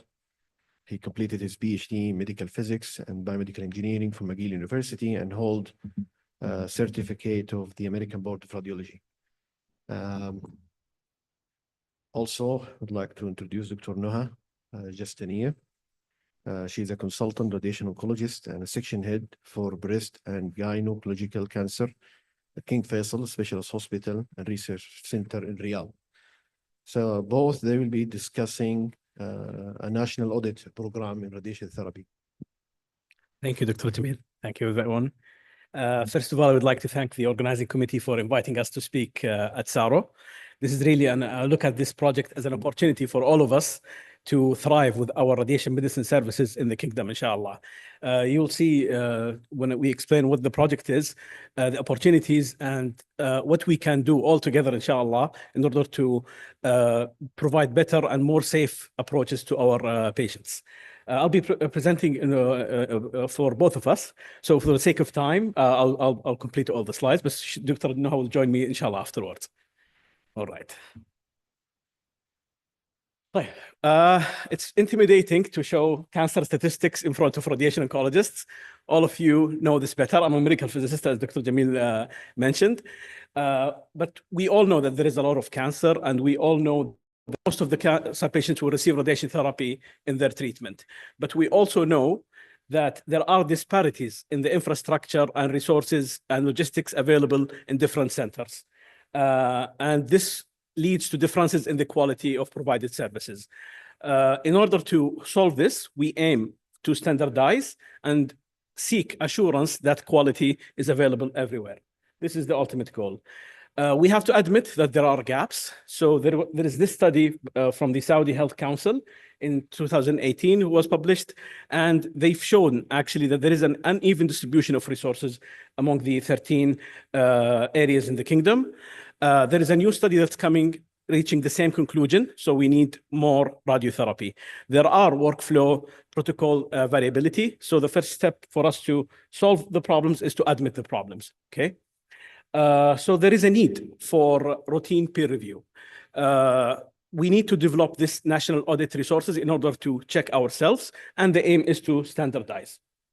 The reality. So the blue curve represents how rich is the country. These are all the countries.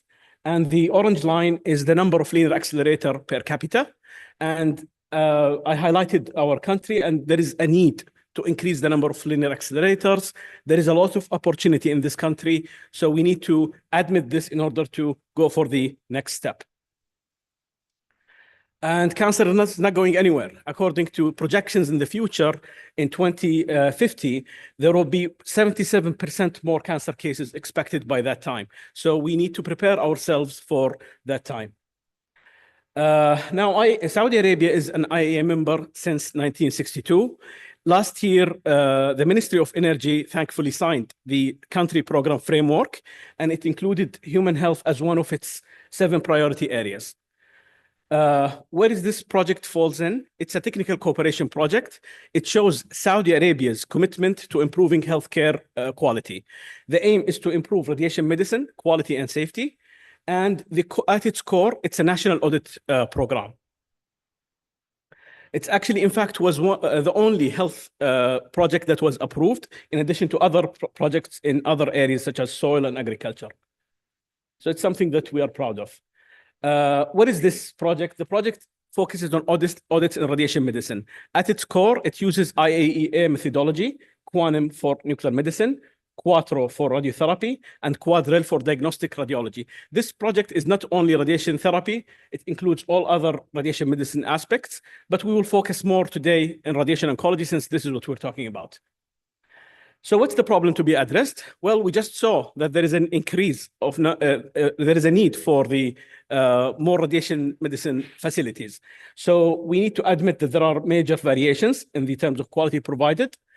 And for that, we need to uplift the quality of radiation medicine. We need to implement a national quality management program following international standards and protocols.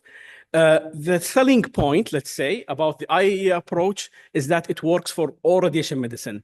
You're not talking only about radiation therapy. So if you talk to a management in a hospital, if you tell them, okay, I have a solution for all the three radiation medicine aspects, it's a better selling point. It's a quality system that works for all. This is the main strength of this approach of the IEA, and also you can adapt this approach to your needs and national needs. And this is the goal of this program. We want to this project. Sorry, we want to adapt Quattro, Quantum, and Quadrille to our own needs in Saudi Arabia and move on with it. So these are the goals of the project. We want to establish the national audit program. We want to align with the Quattro methodology. This will lead to hopefully decreased medical errors, but we need first to address local challenges such as infrastructure gaps and workforce training. What are the key milestones so far? So this project started with our elite physicist, Dr. Bilal Miftah and Dr. Abdul Karim Farm from KA Care, together with the Ministry of Energy, Engineer Abdullah Saif and Dr. Fahad Sayari. They pitched in this project. It was more than 2 years in the works. And then it got approved for the period 2024 and 2025. There are some things that's happening with this project. I'm going to share with you what's going on so far, but also it was approved for the next cycle in 2026 and 2027 when they saw the potential that can happen with this project. This is the task group members. This needs to be updated. Of course, this project started with a collaboration between Ministry of Energy, Ministry of Health, and King Faisal Specialist Hospital Research Center. And this is the task group that started these efforts. And we all admit that this needs to be updated. Let me go back. There was a mission that took place early this year in February, specifically for that group that I just mentioned. They invited IAEA experts in order to train auditors or at least introduce the idea of Quantum, Quadrille, and Quattro. And these were the experts that were invited. There is a scheduled visit from the IAEA in Quattro in June to make this, to disseminate this to more groups, not just the group that we mentioned only in King Faisal Ministry of Health. So this is coming, inshallah. People will be invited, inshallah. This is just pictures from the event that took place for Quattro part specifically. And so first of all, as we said, we need to make sure to update this task group. We want to execute more training activities for auditees. We need to select the auditees. We need to be down to earth and check really who can be an auditee and who cannot, okay? We need to involve relevant governmental bodies, most of them, especially professional societies such as you, and we thank you for inviting us to speak about this opportunity. We need to form a national coordination group to take this. This is ours. It's not King Faisal's or any specific bodies. This is all ours as nationals. We need to conclude the phase 1 and start to phase 2. We need to come up with guidelines and procedures. So there is a lot of work to be done. We need to conduct audits, pilot audits, mock audits, and we need to do national voluntary audits. I know that in King Fahad, a specialist hospital in Dammam, they did their own exercise and it was very successful according to them. Maybe in the future, this could find its way into governmental mandate. We will see at the end of the project. So what's the plan of the IAEA for Saudi Arabia? Their plan is to train local auditors, first of all, radiation oncologists, physicists, and therapists. Then we will do some auditing for the infrastructure, processes, and staffing. We will be using the new methodology that was published in 2022. I'll be telling you a little bit more about it in a few slides. We want to do initial assessment for key centers. Then we want to collect the data and see where this will take us, okay? What are the benefits? Improved quality of care and patient safety, standardized practices, and enhanced training and professional development. And this is the key for development, inshallah. What are the challenges? As we just mentioned, staffing, logistics, sustainability of the audit program. So we need continuous training and follow-ups. The IAEA role will be in addressing the challenges. So they will give us training courses and technical support. Our national experience with Quattro, King Faisal was considered a center of competence with the Quattro between 2016 and 2020. We need to activate that again. Now we're in 2025. So we need to activate this back again as well. And we want all of us in the kingdom to do this. So what is Quattro? That's the first question, right? Quattro is Quality Assurance Team for Radiation Oncology.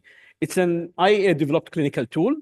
It has a multidisciplinary audit approach. So there is a team of radiation oncologists, medical physicists, and radiation therapists. It can be proactive. This means you ask for the audit to your center to make sure that your services are competent, or it can be reactive, not to investigate an incident, but rather you fix your clinic, then you ask for the audit to make sure that everything's good, okay?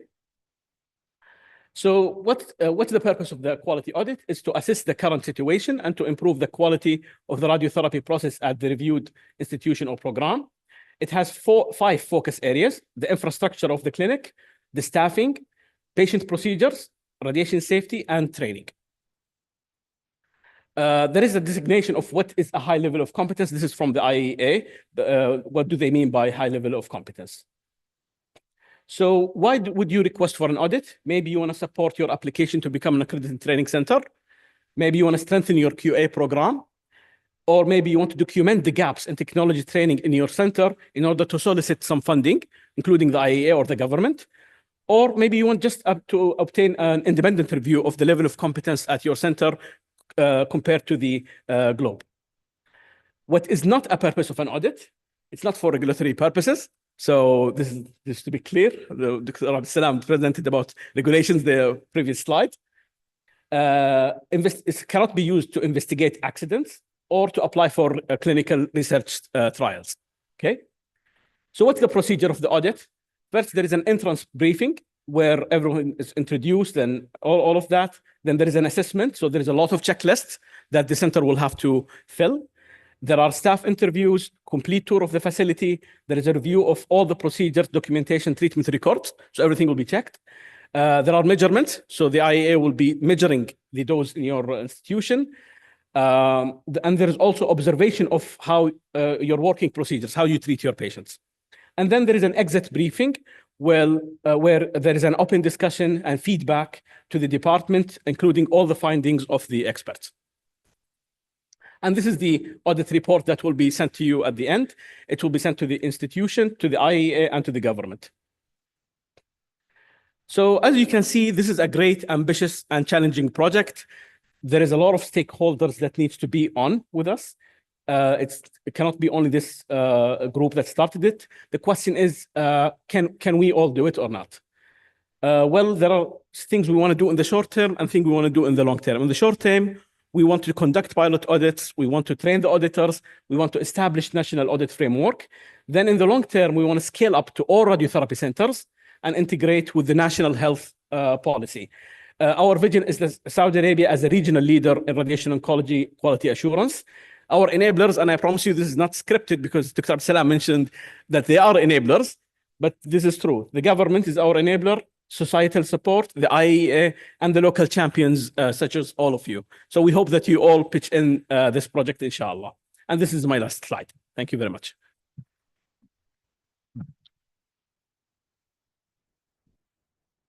Yeah, thanks a lot, Dr. Saad. Actually, just it will raise a lot of questions at the end of the panel discussion. Is there any input from your side, Dr. Anahar, please?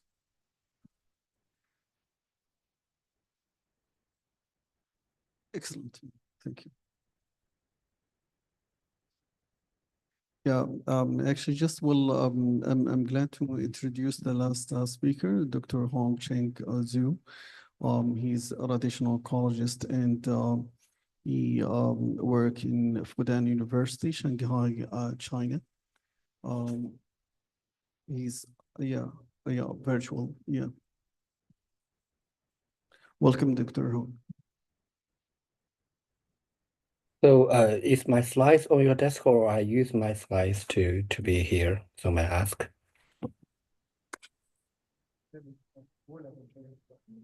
So I share my slides, right? I believe you know.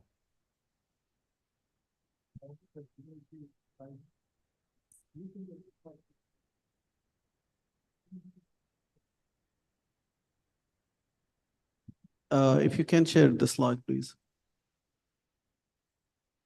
It's not pop up actually, just in our meeting.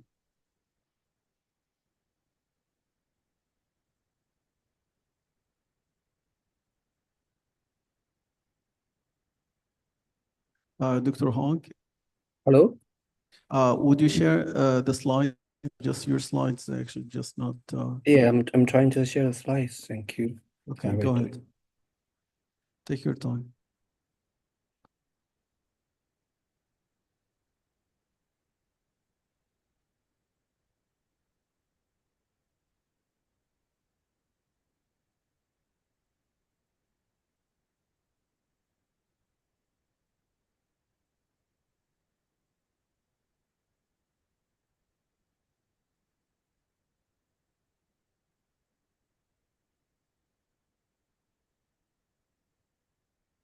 Is it okay?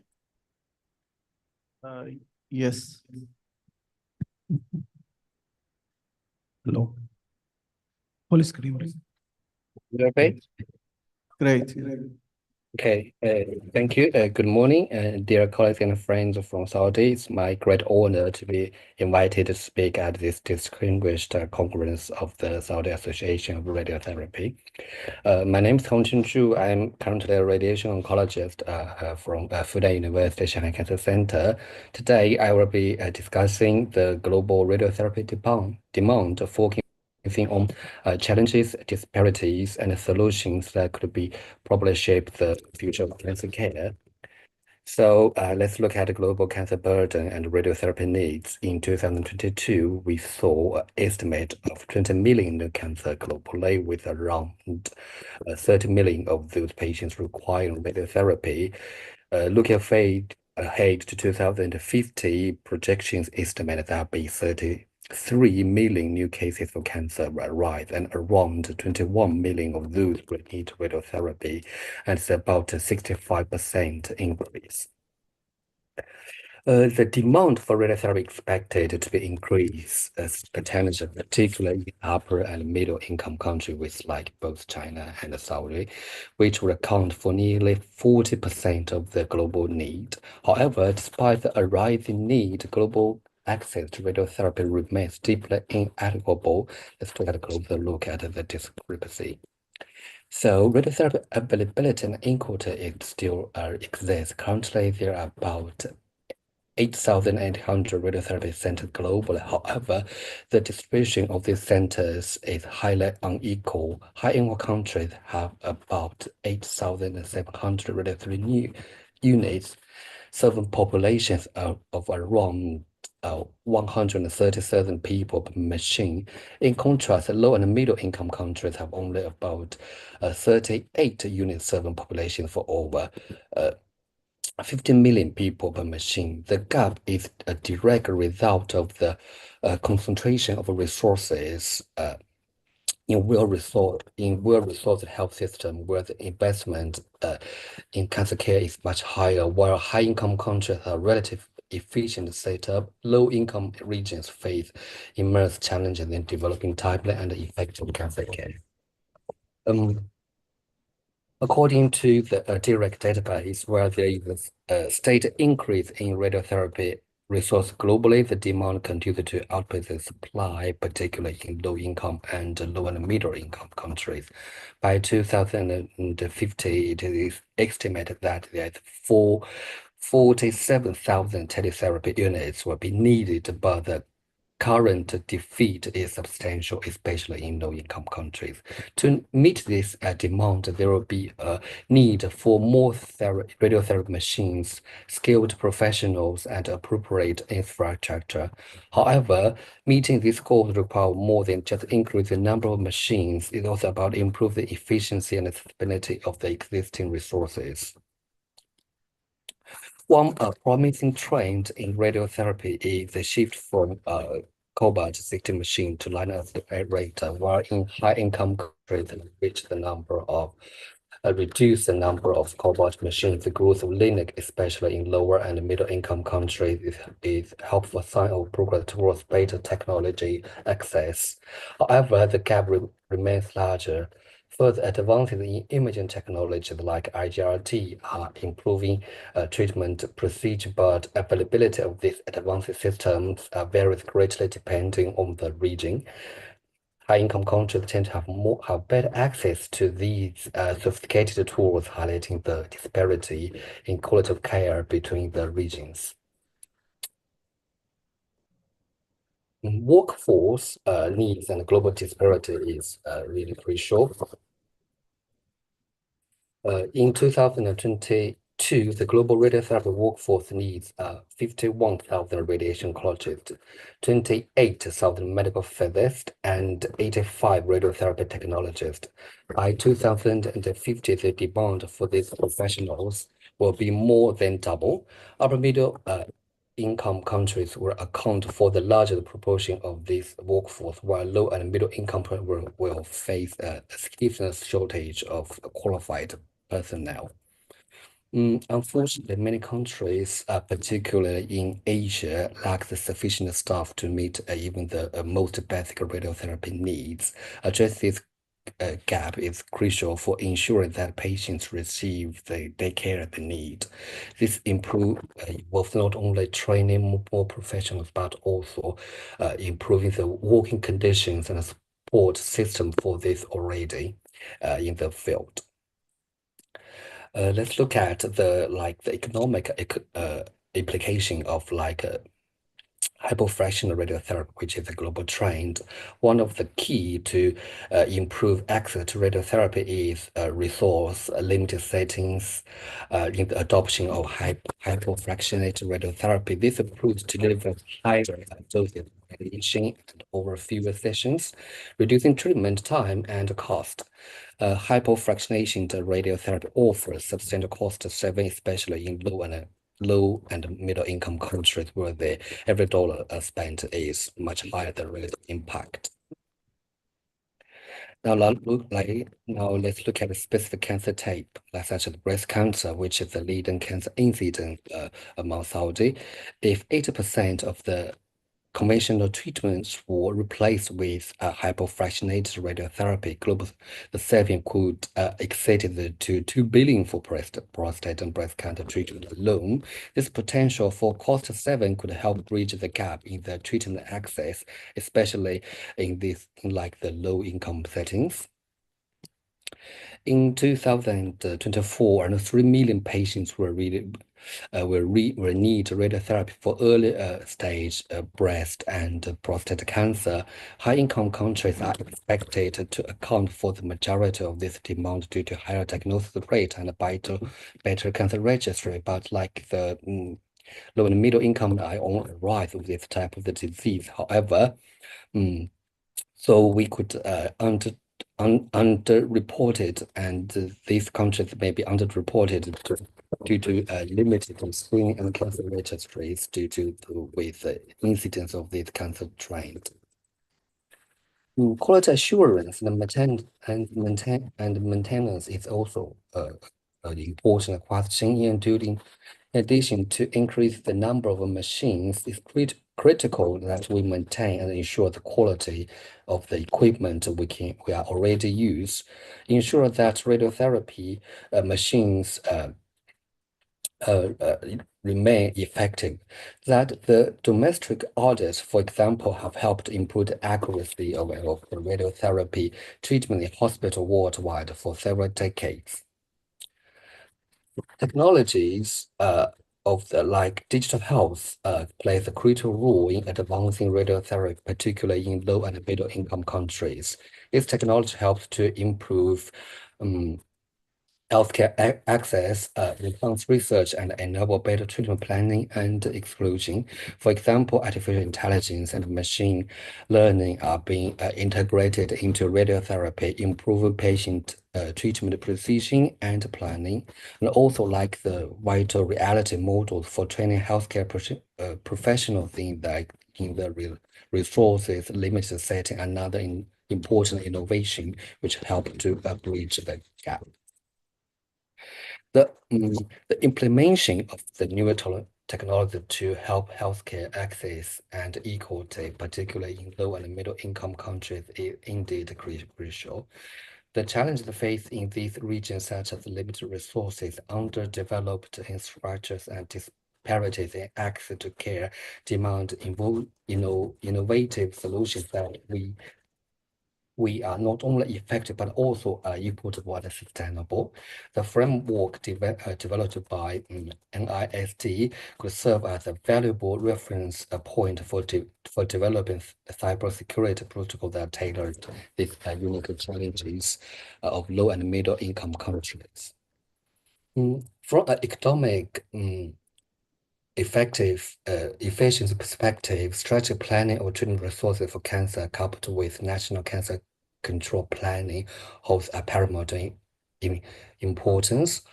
However, a notable concern arises only about 55% of the current national cancer control plans include information about radiotherapy, falling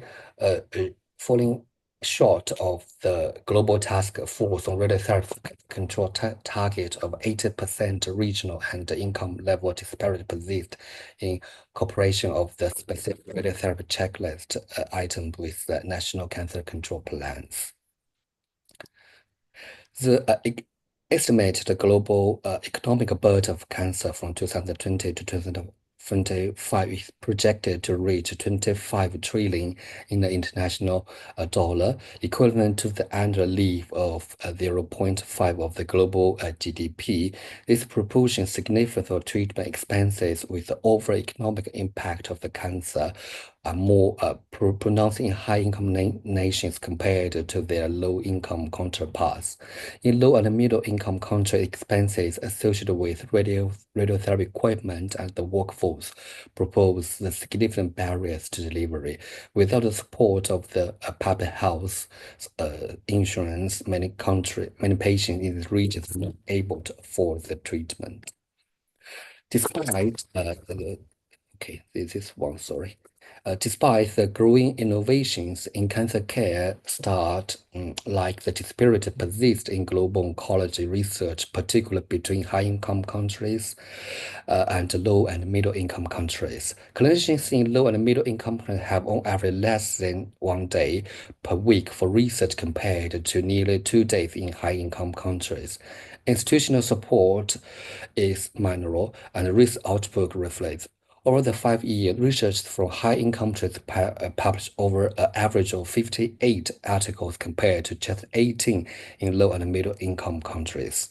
Worse still, that 65% of the research publication from low and middle-income receive no funding at all. This determines local innovation and sketch global evidence towards setting that reflect this reality of the most cancer patients worldwide. To address this, we need dedicated funding, projected research time, and equal partnership to build that research capacity in low and middle income countries to conquer the global radiotherapy demand. 2 minutes to go. Oh, okay, thank you. To conclude, so I would like to raise this call for action, which is published in the Lancet Convention, that to conclude that while global demand for radiotherapy is growing rapidly, significant disparities remain in terms of access, resources, and workforce.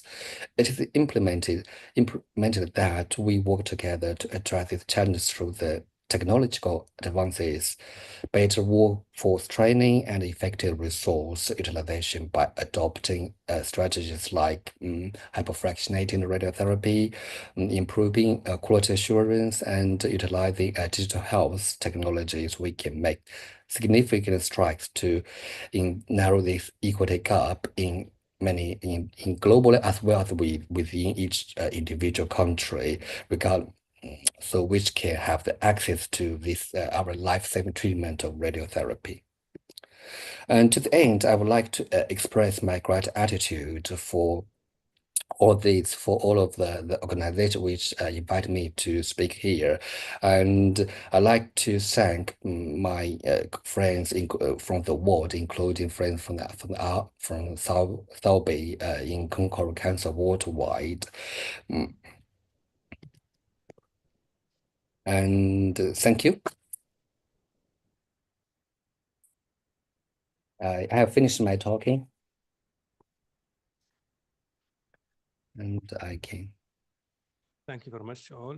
Dr. Jamil, he will moderate the questions, hopefully for the Dr. Abdussalam and Saad to come here, please. And Dr. Naha, for any question. Actually, we are running of time, so we will make it very short questions. Thank you.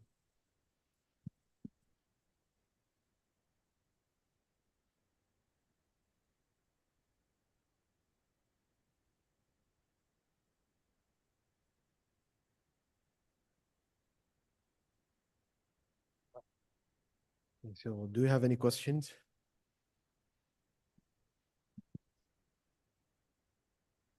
Thank you so much for the great talks. I have a question regarding the NRRC.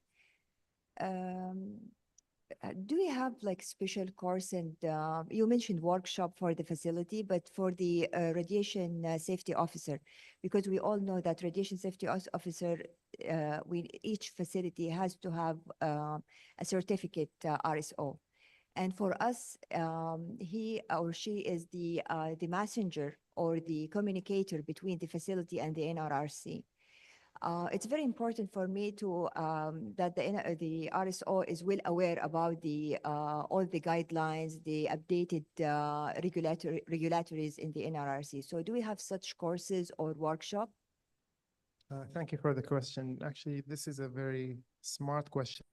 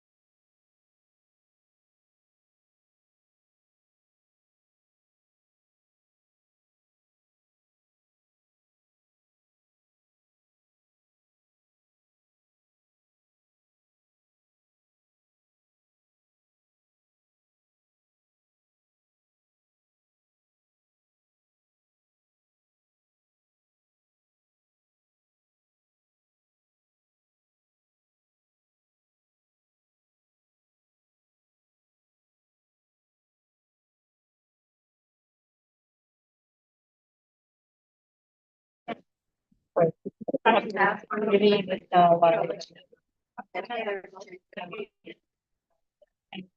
see what we do in the carry that kind of it.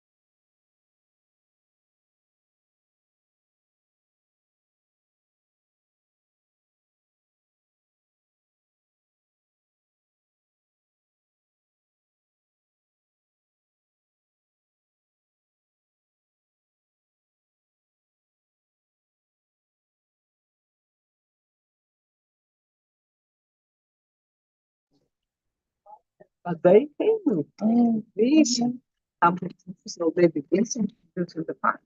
So maybe last objective. I can see that every proposal is very consider that can change actually it's not my document, my personal document, and I don't want to change something in this. No, I'm very clear. Yes, please consider something you or you have budget for this activity. Please put in my program, and I put all the people who would like to change something in the country. and National Cancer Control Program. Come with me and so, because this is a possibility for people to have approval by the government, and after that to have like possibility to work without any governmental restrictions. Because it's approved by the government. Right. Yeah. And I consider it's okay. Yeah. It's for 10 years. Sorry. Thank you, everyone. Yeah. Yeah.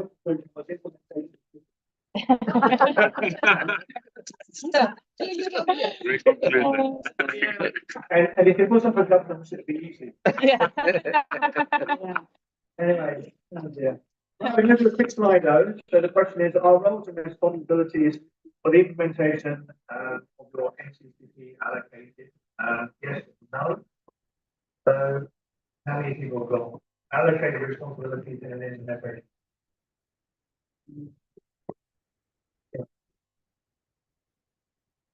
Get positive on it. Yeah. No.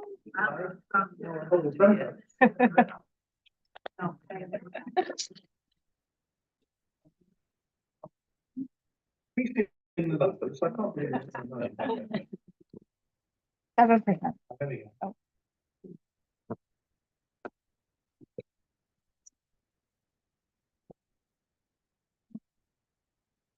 The lesson from this is responsibilities can be allocated, but implementation is still difficult.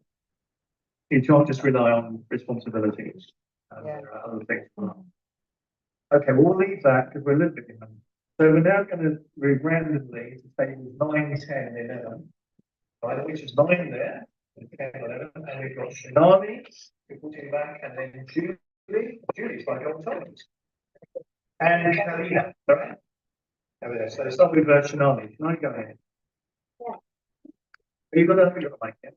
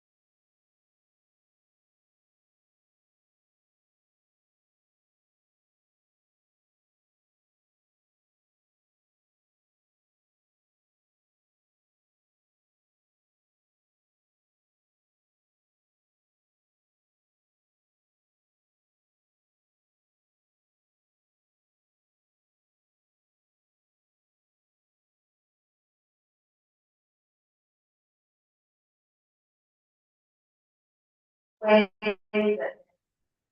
their experience of their institutions and working community, take that conversation forward collaboratively.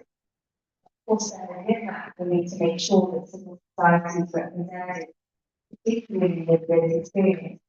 Now, people with this experience are not always involved in the fact of life, but they're not asked about feel about their cancer or about their experience with experience that So this is something that's really important, really important without. And the Philippines talks about their approach to the PPP, the physician-patient partnership, where patients are consulted with a patient. And the third point we discussed were integrated models, which were also raised in Cody's presentation of this. Here, what we're talking about is how we promote this multidisciplinary care. And that can be in the clinical care of a patient, for example, but it's also in the overall working with tuberculosis programs to identify transformation, both litigation and the high. So these strong working relationships with other departments does not necessarily have to be directed from the minister. As Colin was saying in his writing, this happens with strong working relationships with colleagues built over time, and that's how we get integrated into the other areas. Thank you, Shelley.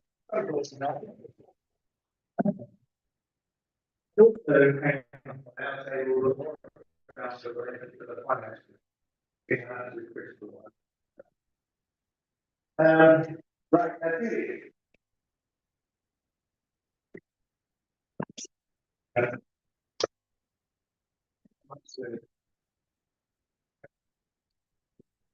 Okay, thank you everyone. We had a great conversation, primarily looking at the briefs, and we all contributed to look at later. It comes so much. You may want to do a little bit more. So what we heard is responding to the panel discussion, absolutely everyone agrees implementation of. What we come up with is three key words: integration, coordination.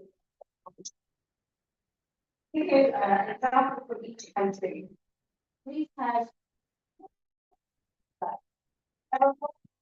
strategy for individual parts or coordination. It's back to the priority in these areas.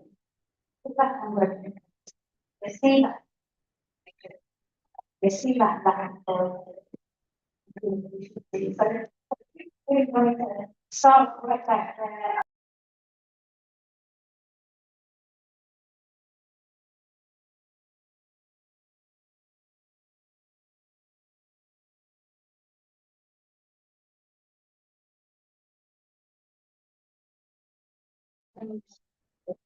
Focus on integration and coordination, but really with that equity in mind.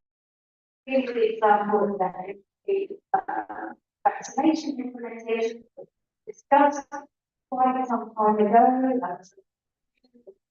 Vaccines and work in one area, but the government is have to be able to international.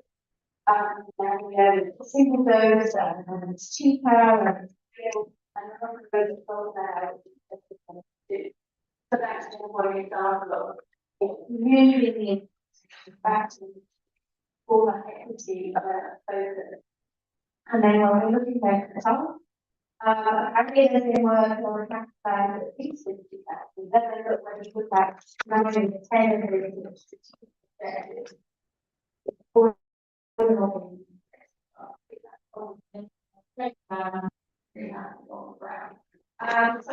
we done Saro is that we from the health plan down, we have and just to share some from and you can just introduce two acronyms for those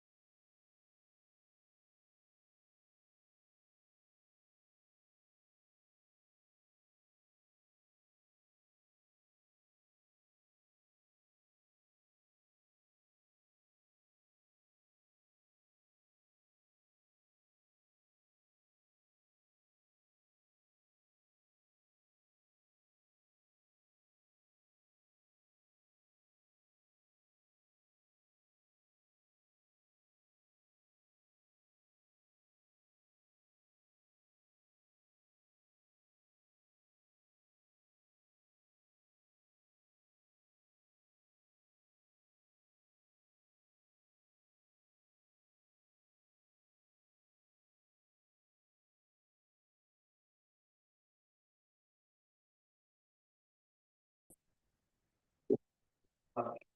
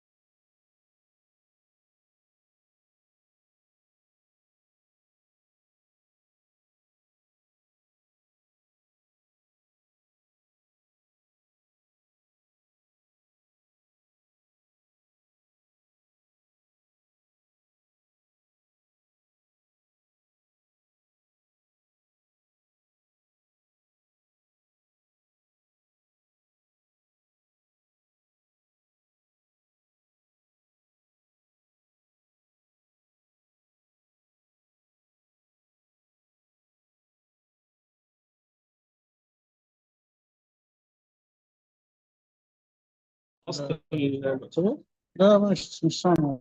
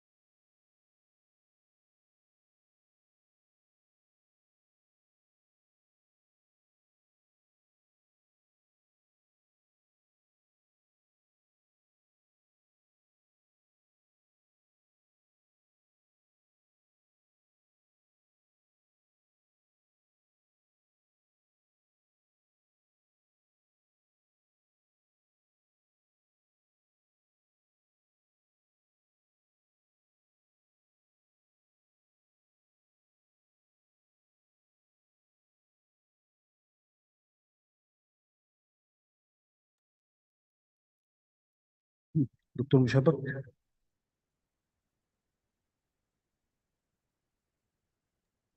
ايوه اسمع اتفضل.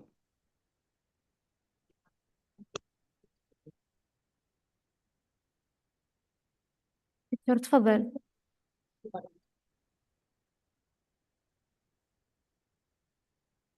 انا ما اسمع، ترى ما اسمع شيء. بدأتوا.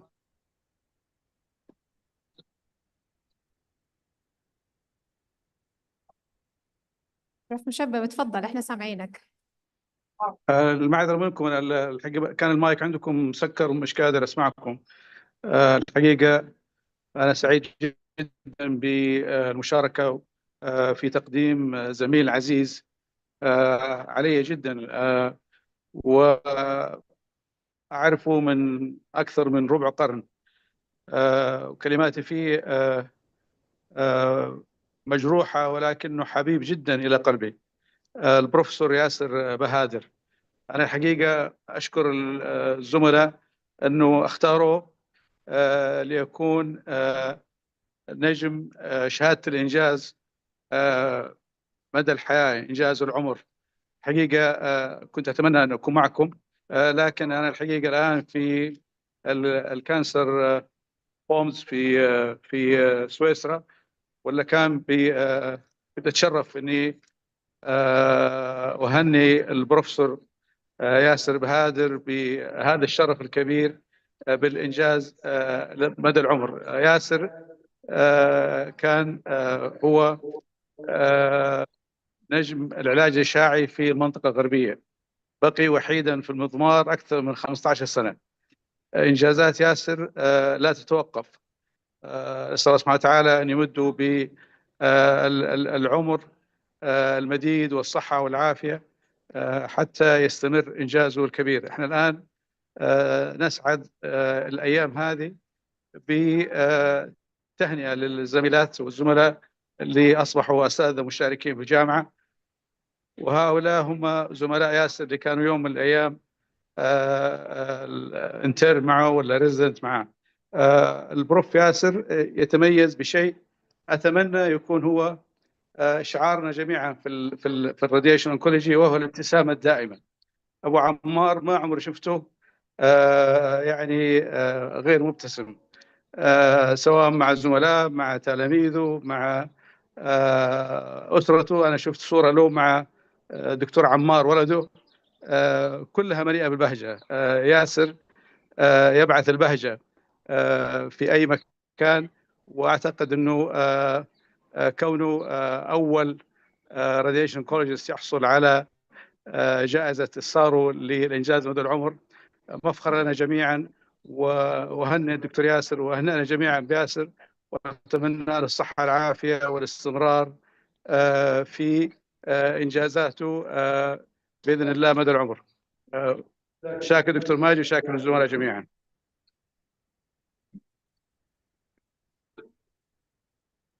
Thank you, Professor Mushabbab, for this special.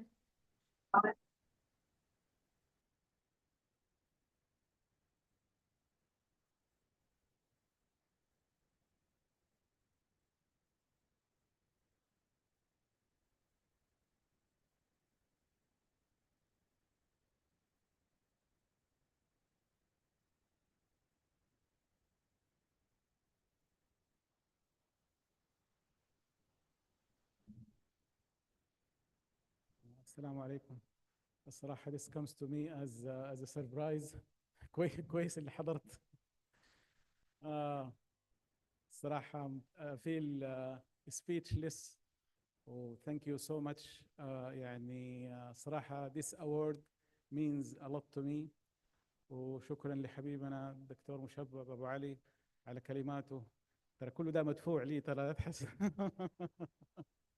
الله يسعده إن شاء الله. الصراحة في ناس كثير أفضل مني وأقدم مني وقدموا للراديشن أونكولوجي أكثر بكثير، لكن الزملاء الله يجزاهم الخير حبوا يجاملوني. ويعني إذا حقول لكم حاجة واحدة بس، هي التيم وورك. يعني التيم وورك بينكم وبين بعض هو أساس النجاح إن شاء الله. شكرا جزيلا على الوقت.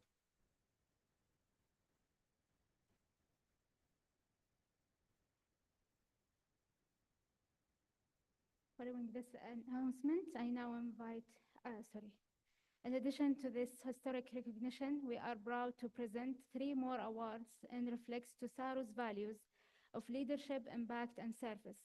The Saro Leadership Award, honoring a distinguished individual whose vision and efforts were foundationally in establishing and nurturing Saro's growth. This year recipient is Dr. Ibrahim Al-Atain.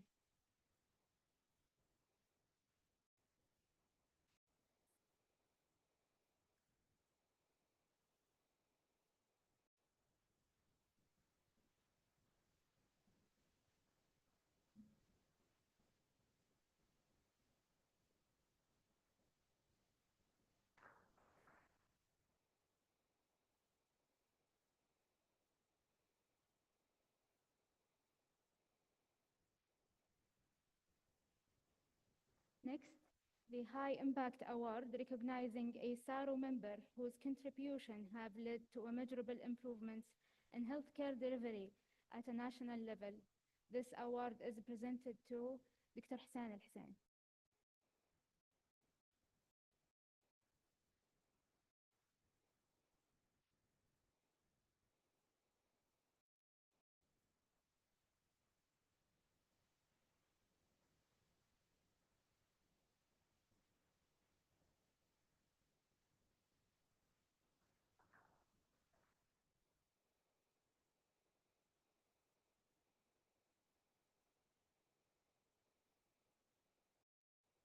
And finally, the Saro Champion Awards, which acknowledges those who tirelessly lead and support Saro's initiatives, not seeking a recognition, but working with a purpose and dedication. This year, we are proudly to honor for his contribution and continuous efforts in Saro rounds and refresher courses, Dr. Mohammed Al-Dahan.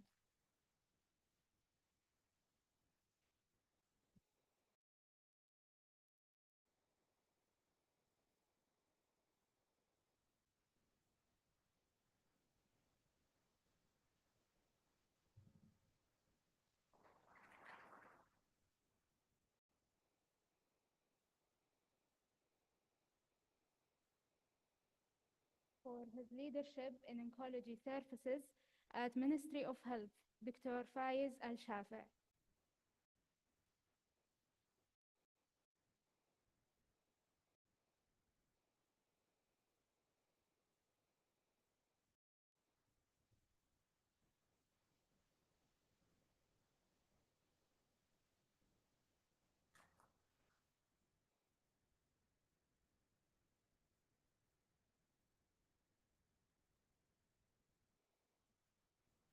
For his significant contribution to the Saro Acro Accreditation Initiative, Dr. Saif Al-Jabab.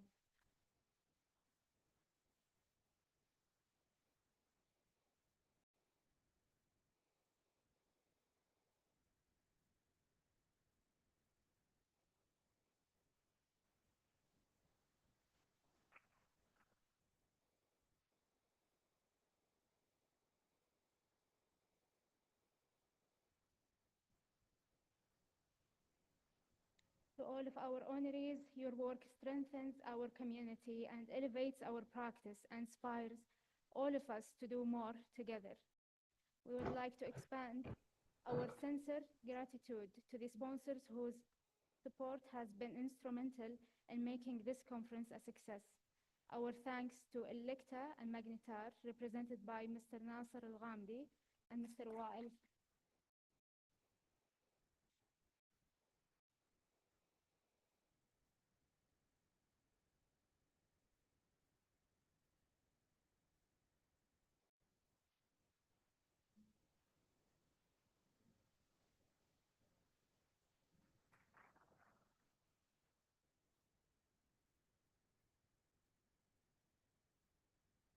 Our thanks to Varian, represented by Mr. Khalid Basaid.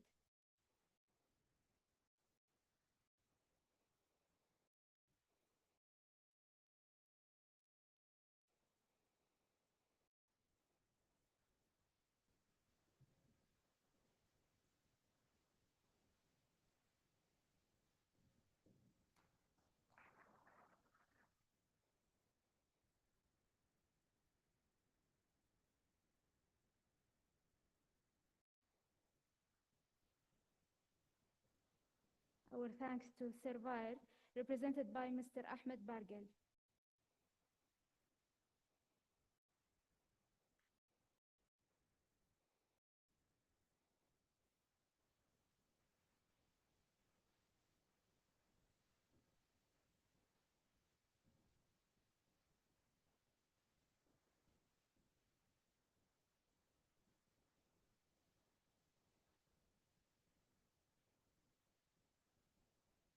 Our thanks to AstraZeneca, represented by Ms. Sindus Al Khatlan.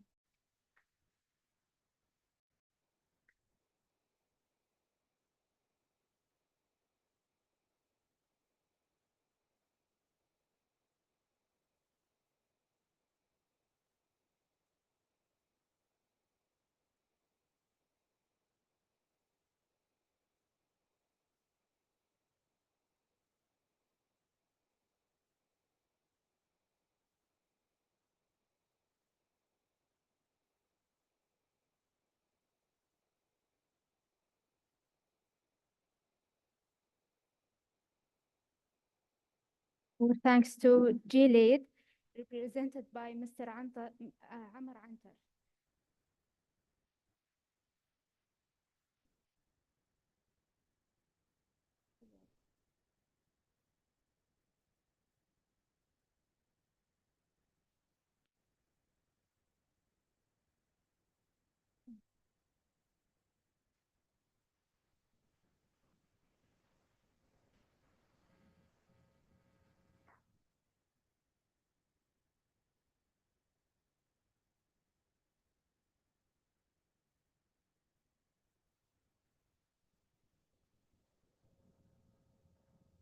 Our thanks to MediServe and Brain Lab, represented by Mr. Firas Saleh.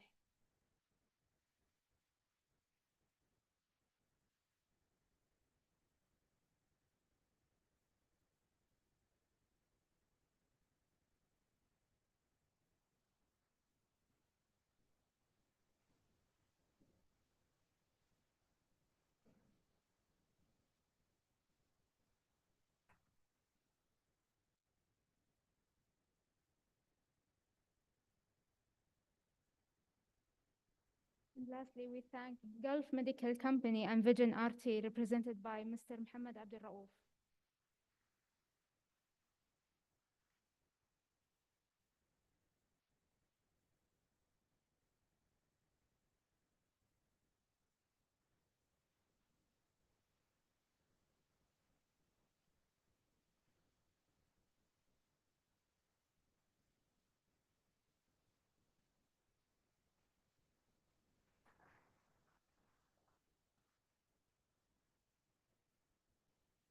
May this conference serve as a platform for a meaningful exchange, renewed collaboration, and collective advancement in service of our patient and our passion.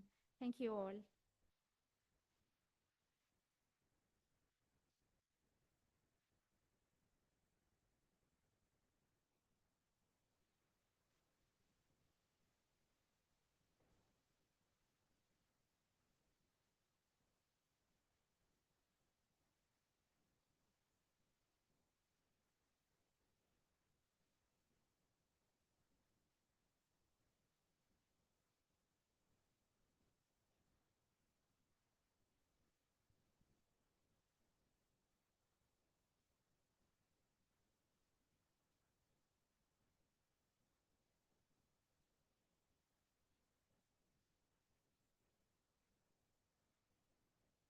Assalamu alaikum wa rahmatullahi wa barakatuh.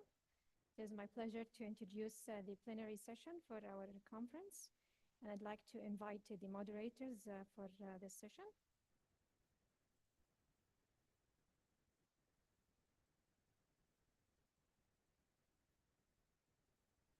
Dr. Mohammed Al-Shabana, consultant radiation oncologist.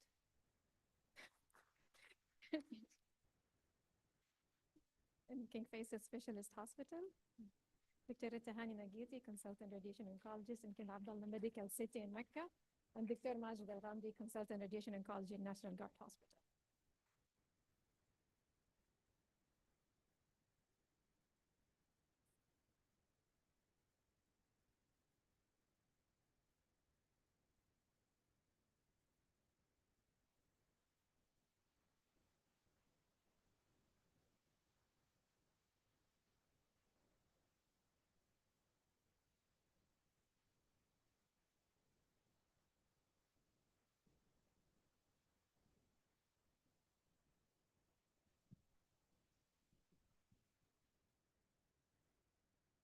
Assalamu alaikum. Good afternoon again, and welcome to this session. came, we will need just to check. Of course, you have the schedule.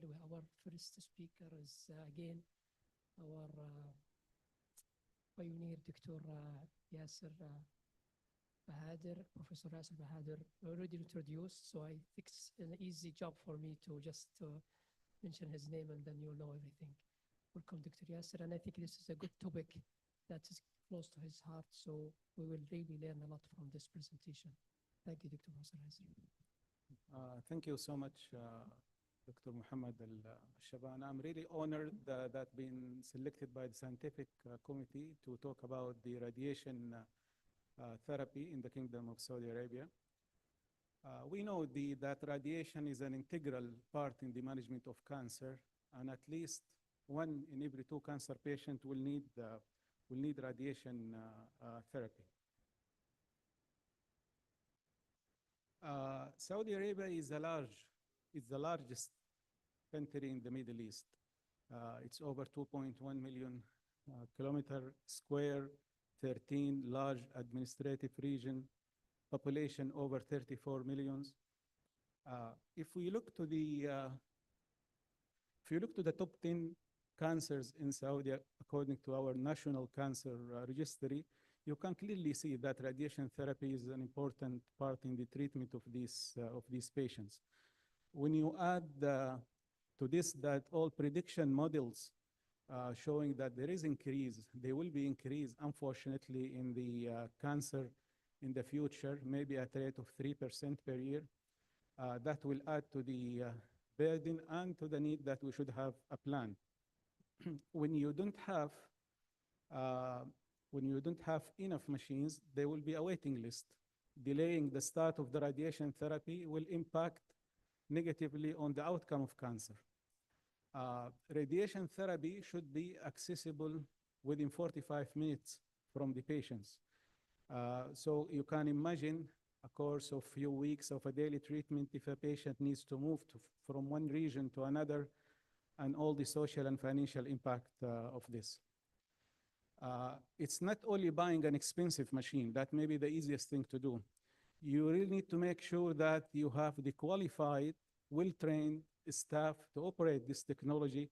Otherwise, it could harm the patient instead of doing good. So you can imagine the big picture of the situation. If you go to the milestone, the first radiation therapy unit was at King Faisal Specialist Hospital and Research Center in Riyadh back in 1976. Our country invested heavily in healthcare sectors. Currently, we have over 20 state-of-art radiation therapy units. Currently, we have operational at least 40 linear accelerators, 4 CyberKnives, 4 Tomo, and one Gamma knife. Also, our country invested in the education, sponsoring and our graduate from medical school to go abroad to have a high quality training in radiation oncology. The first radiation oncologist came back. We all know Dr. Abdullah Al-Amr. He's the first one to come back from Canada. He had his training in Ottawa back in 1995. Today, alhamdulillah, we have over 70 qualified radiation oncologists, Saudi qualified radiation oncologists in the kingdom. They had an excellent training from Canada, USA, France, UK, Germany. Also, on top of that, we have our national program, residency program in radiation oncology, started in 2019, and they are accepting an average of 10 candidates per year. So we are doing actually great in terms of the radiation oncologists. For the radiation therapists, we also have pioneers, came back in 1995. They had their training in Liverpool in UK. And currently, we have over 170 radiation therapists. Maybe 70% of them are Saudis. They had a high quality of training from USA, from UK, Australia. And also, we have the program here. We have a program in Princess Noura in Riyadh and also in Al Majma'a. And maybe we need to have a similar program of the Princess Noura in the Eastern province and one in the Western region, because actually most of the therapists are female and they prefer to work within their region. I think that also we should give a priority for these two programs. The real challenge that we have is in the medical physics. We have a lot of high quality graduate of medical physics, but we need to create for them a dedicated program in radiation therapy. And we hear the good news that finally, I was talking to Dr. Hussein, they approved the program. It's a 3 years program, equivalent will be to the PhD, but actually it's a residency program. It's an excellent, well-structured, and really I encourage all the leaders here from all institutions to be a training center and to start applying so soon we can launch this program that we badly need, and we should give this a priority, please. We know how difficult it is to recruit a medical physicist who's trained and certified in radiation therapy. I want to say a few words about the societies. Initially, the number of the radiation oncologists were very few. And so we had one society, Saudi Oncology Society, a big umbrella under which we have the radiation oncology, the medical oncology, the surgical, all the oncology specialties, because it wasn't justified to make an independent society for radiation therapy. It's important to know that radiation oncologists were actively participating in this society. As a matter of fact, Dr. Mushabbab Asiri, the one who introduced me, he was the first president of the SOS. He served for 2 terms. And also we have our colleague, Dr. Adnan Hibshi. Also, he was for a period the president of the SOS. So we were actively participating in the SOS. Now, when the number is enough to justify, we have the independent association or society. We had the Saro. We are very proud of our board of directors under the leadership of Dr. Majid Al-Ghamdi and all the team in the boards for the excellent teamwork. We did not complete the 2nd anniversary for this Saro, but imagine how much they achieved already. Tens of scientific activities so far. These Saro rounds actually to keep us all updated with the latest in radiation oncology. We really look forward to it. It's a monthly activity. I think most of us have participated in this activity. The annual conference, it used to be under the SOS umbrella, but now we have the 2nd independent program. The partnership with international societies, they already made a lot of collaboration, and we should congratulate them for this achievements in very short time. They did not forget the community. Actually, they take every opportunity to educate the public, brochures, short videos in any occasion, breast cancer day, breast month, prostate. So I think what they're doing is a great job. I was honored to be part of a committee under the umbrella of the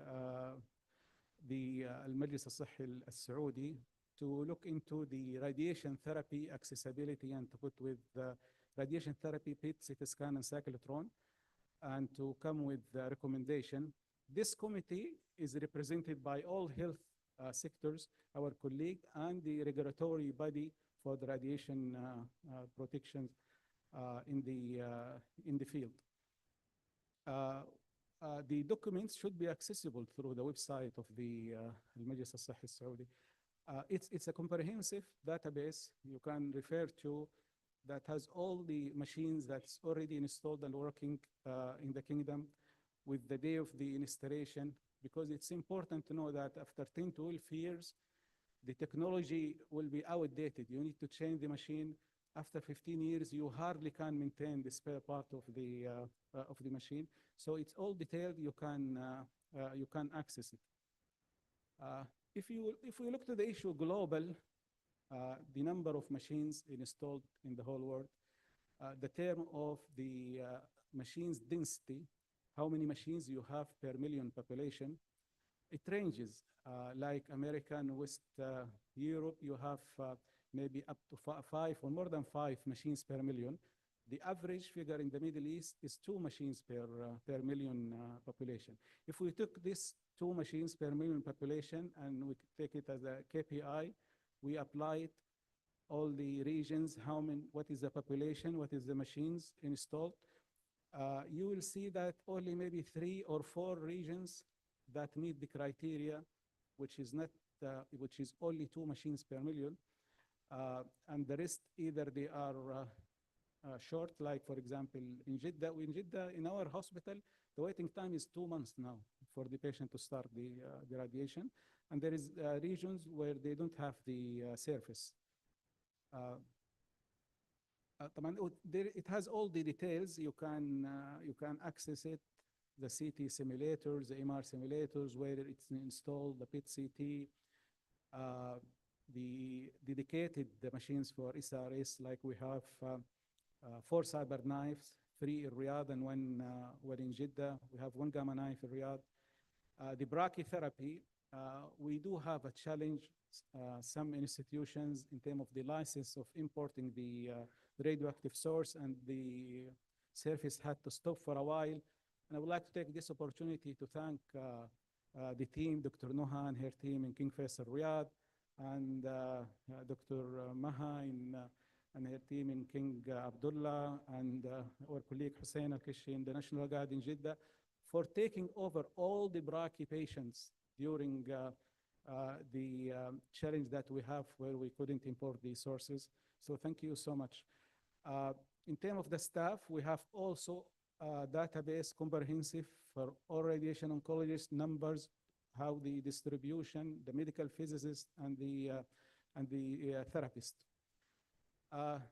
This committee is meeting regularly, and these recommendations will be updated according to the need.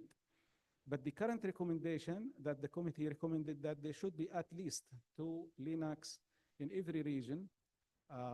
So in case any LINAC breakdown, the patient care will not be affected.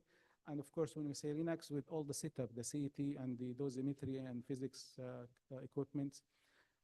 And then at least we maintain 1 machine per 500,000. And you can increase the number, of course, if the patient load justify. We recommend that every region or comprehensive cancer center to have a brachytherapy, and every region to have SRS, dedicated SRS machine. And it's very important that we should facilitate the transfer of patient and eligibility, accessibility of the patient between the health sectors, and even in the private hospital. Because, for example, if we say Tabuk, the machines under the military, so all patients should have accessibility to that. Sometimes the machine is available in the private hospital. I think we should facilitate or buying the service so the patient can be treated, because here we are talking about numbers, not the under what healthcare sectors. For the number of the staff, there is many models how to calculate it based number of machines and the patient complexity of the treatment, how many IMRT, how many brachy, how many and so forth. These models are good for centers which is already operational. They have all this data. But we wanted to simplify it for new regions that is starting. They still don't have all this important information. So they have a quick start of recommendation, and then they can modify it in 1 or 2 years according to their need.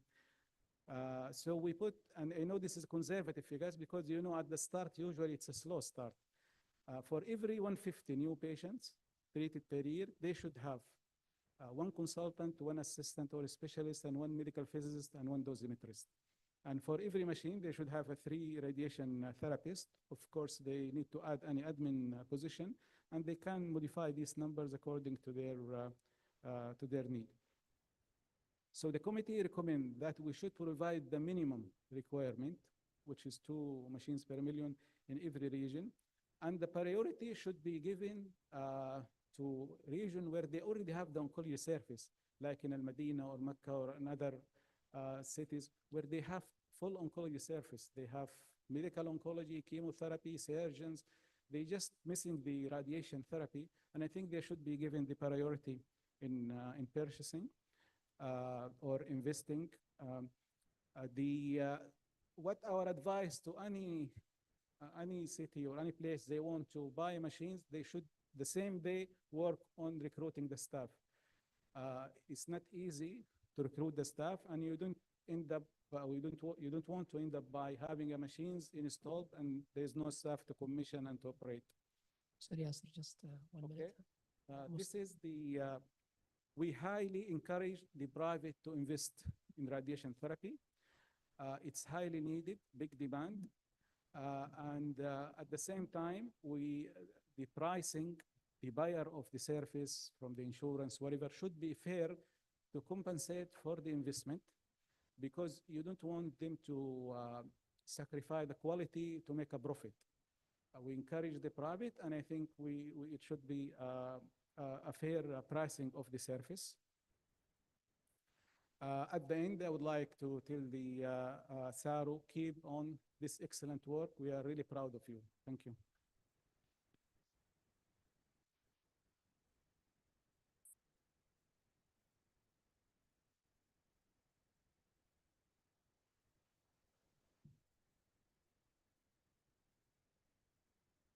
Thank you very much, Prof. Yasser.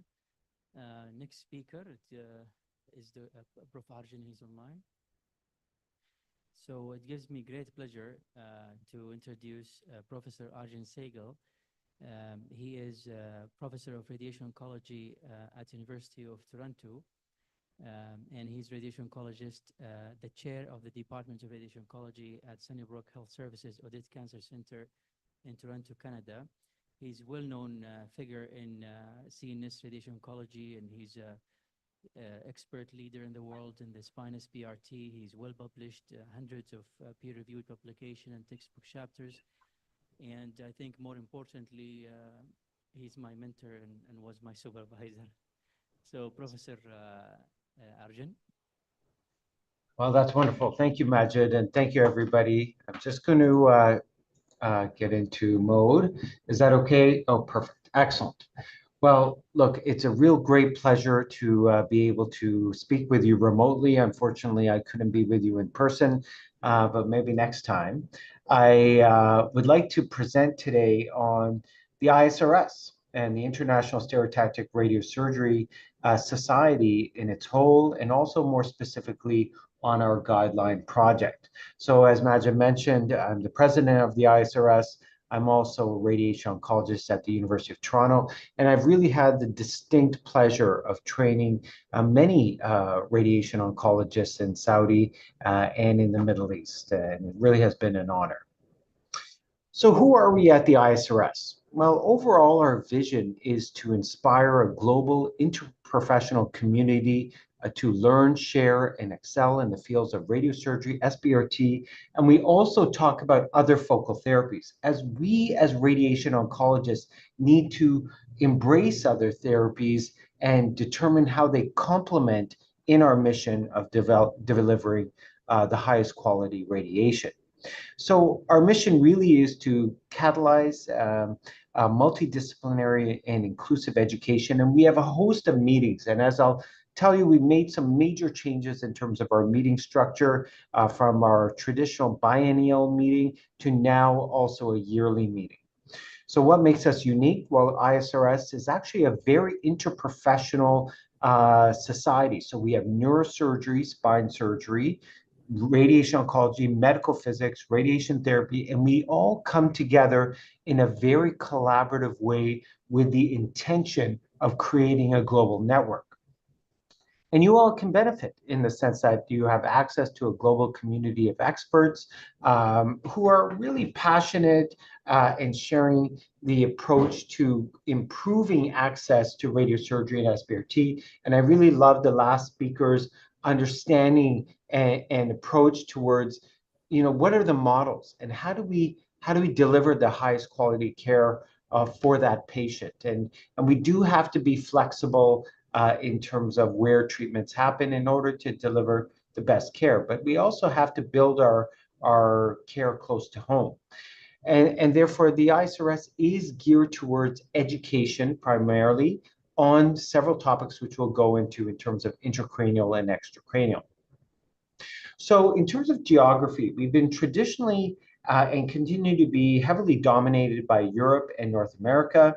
We would like to see more Middle East contributions and members. And you can see by discipline, really the radiation oncology community has really come up much more significantly as we've expanded into SBRT and became more global. Our neurosurgical colleagues are still very important and represent a third. But the face of ISRS has changed quite dramatically in terms of where we're at. So we have a number of affiliated societies, and this is where we've been able to branch out and continue our global impact. And I'm very happy to say that Saro is welcomed as an ISRS affiliate member. In October of 2024, we encouraged Saro members to join the ISRS, and there is a reduced price for membership. But I think this is a positive development, and we will be expanding our reach in the Middle East to improve and partner for quality of care. Now, one of our missions, and our main missions, is in education. And I think that we really are well known as the true sole international radiosurgery society. I mean, we have been around for a very long time. Our biennial meetings are well known, but we went beyond the biennial meetings and we started webinars. And I think it's been almost a decade now. We have more than 170 interactive webinars that have been presented by experts. They are available on the website for members. We have the world-renowned Biennial Congress, and the next one will be in Sydney in 2026. And I'm really happy to say that our roots, even though we've expanded into SBRT, beyond cranial and spine SRS, is that we've developed a meeting that's dedicated towards the central nervous system. So on the off year from our larger biennial, we'll be having the CNS Summit. Now, this summit, the first one is going to be in Geneva in June, so it's coming up. And it's geared as a masterclass to brain and spine. And so we only have actually 180 delegates. They're in selected venues. And it really is to enhance your ability to take it to the next level in radiosurgery and spine SBRT. We also have developed an ISRS certification service. We have 11 global centers certified, and we will be reintroducing, now that it's past COVID, our regional education courses. And Selçuk Peter in Istanbul is really kind of very engaged in this, as is Marc Levivier, as our radiation oncologist, Thomas Zilli. So we're coming together to reignite regional courses, because we understand that not everybody can travel. So we need to be able to bring it home. Now, the Guidelines Project. Now, this is a project that I've been very proud of because I started it back in 2014. And when I started this, it was really the idea of leveraging the board's experience. We had global leaders on the board, and we wanted to develop some practice guidelines.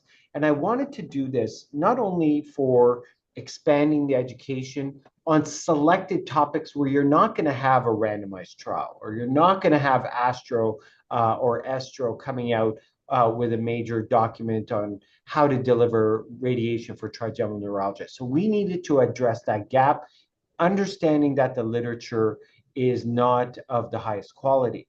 We also wanted to mentor a young radiosurgery faculty and have a senior board member as the mentor and senior to develop the experts of the future. It was also to enhance our visibility and continue our mission as an academic society. So in 2014, our board, comprising not only neurosurgeons, but radiation oncologists, and Li Jun Ma, who's an expert radiosurgery physicist. We launched the first set. So we started spine, tremor, epilepsy, trigeminal neuralgia, vestibular schwannoma, cavernous sinus meningioma, and limited brain mets. And as you can see here, we were successful. We have mentored young radiation oncologists and neurosurgeons who've gone on to become leaders. And so it's very rewarding. And it was our first step. And I think it was a successful first step. And then it came to 2017. So about 4 years later, we had a new board, new faces, different experts, and we started our next topics. And you can tell these are long process. Like this takes about 4 years to do, and I'll show you why. But we're really proud of these topics because we addressed again cranial, but we also did a technical paper on how to treat metastases less than 1 centimeter, because this is the issue that continues to be discussed today about how do you maximize your technology to deliver treatment to small lesions when there's a variety of technologies. And you just have to know what the issues are. So we actually went on to a physics-based guideline as well, which was new for us. But ultimately coming up with recommendations, and as you can see, really increasing the impact through publishing in higher impact journals. So in 2021, now I said, look, we have to expand, and we're going to expand not only cranial, but we're going to go extracranial, because we started to involve and engage in SBRT and really became a society known for extracranial as well, and an area and a venue where we can discuss and share our ideas. And we standardized our approach as well. So we had Rupesh Kotecha from Miami, Shoji Yomo, who leads the cranial committee with myself, and Rupesh and Alex Louie for the extracranial. And you can see the members are really experts within the field. So you have access and an understanding and a depth of knowledge based on global leaders. Now, in terms of the standardization, and that's what I would say for most, and Majid has done amazing work as well, and I congratulate him and many members in Saro, whereby we're taking an approach to using the methodology. And the methodology really is the PRISMA, and then using GRADE for recommendations. And coming up with this is important because you're not going to have a randomized study in cavernous sinus meningioma or even in certain extracranial SBRT topics, because we've already dominated, like adrenal, or liver. We're not going to go back to looking at external beam versus not. So in 2021, we started our cranial topics. I'm proud to say we've completed a number of them, again, in higher impact journals. The recurrent GBM is in final stages, but we also went into pediatric radiosurgery. And it really is very eye-opening when you look at the literature and the need to synthesize it in a meaningful way. Now, our extracranial topics, this is where we've done, tremendously well. Our RCC was published in Lancet Oncology. We've got lung, HCC, non-spine bone mets, and the liver mets is near completion. So again, getting more breadth and also mentoring young radiosurgery practitioners. So our cranial topics currently, we're starting to branch out a little bit more, again with OCD now, looking at various indications that we really do dominate as compared to surgeons, but we have to explain where the role of radiosurgery is as compared to fractionated radiation. Our extracranial topics, again, making good headway, variety of topics, whereby we need the data to understand where our place fits. And I think with the experts, the global leadership, I think we can make some impact to guide practice and make it safe. Now, I'm proud to say one of our accomplishments, and certainly is in the treatment of brain radiation necrosis. And Bala, who is in Singapore, who is a radiation oncologist there, led this topic We published it in the Red Journal, and Cancer Care Ontario, which really is a globally recognized health system, has adopted this. And this is what we want. We want government to see this and say, look, we've done the work. We've got an algorithm. We've made recommendations.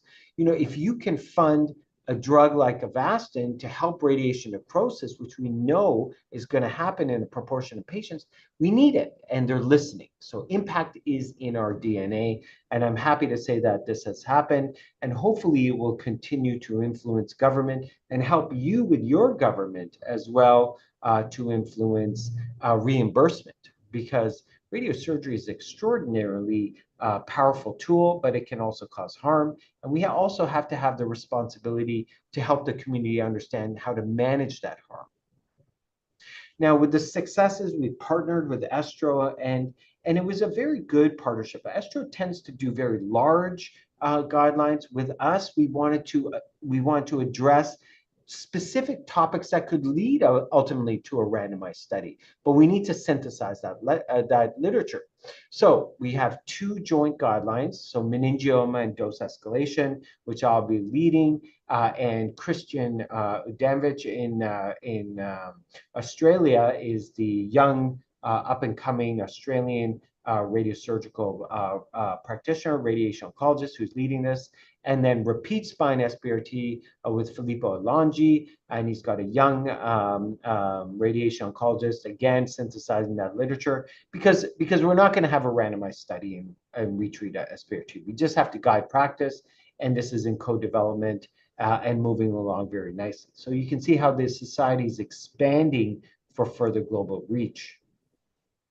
Our certification service, again, very interesting. Ian Paddock started this. We wanted to make sure that centers could be credentialed and have their process evaluated in an end-to-end fashion. So you essentially get a personalized audit. And how this process works now that we've refined it, and again, we have 10 centers with the 11th completed in Hong Kong who've gone through this certification process. And it's been a very valuable endeavor for centers to also reinforce with their hospital that we are developing or delivering a standard of care that's globally in line with the standards. And sometimes that's important for hospital administrators to understand that the practice is validated, because there is a high risk associated with some of these treatments. So the process involves a pre-visit, which is a comprehensive questionnaire, 2-day on-site visit with our physicists. We have a dosimetry audit. You have a remote consultation with a physician, and then we have a post-visit where your certification is delivered, and you have a 3-year term. And so essentially, it is comprehensive end-to-end, and it allows you that development if some of the processes need to be refined, and then ultimately the confidence that you're practicing with an international standard. So our society has been growing. Now, I think we've made a major gains, I think, in the last leadership. We've revamped our website. We've revamped our mission statement with the leadership of Marc Levivier, who's a neurosurgeon in Switzerland, myself as the vice president. And we really took it upon ourselves to say, we're going to move into a global phenomenon. And you can see our active users for the website has increased. We've got webinars, guidelines. We have a very strong social presence. We've got very strong sponsorship as well by our industry partners. And we are moving towards really becoming, and we already are, the most recognized global radiosurgery society in the world. So with that, I want to say thank you.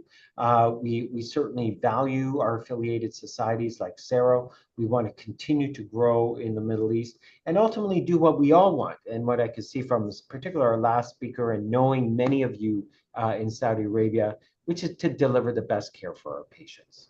And thank you very much.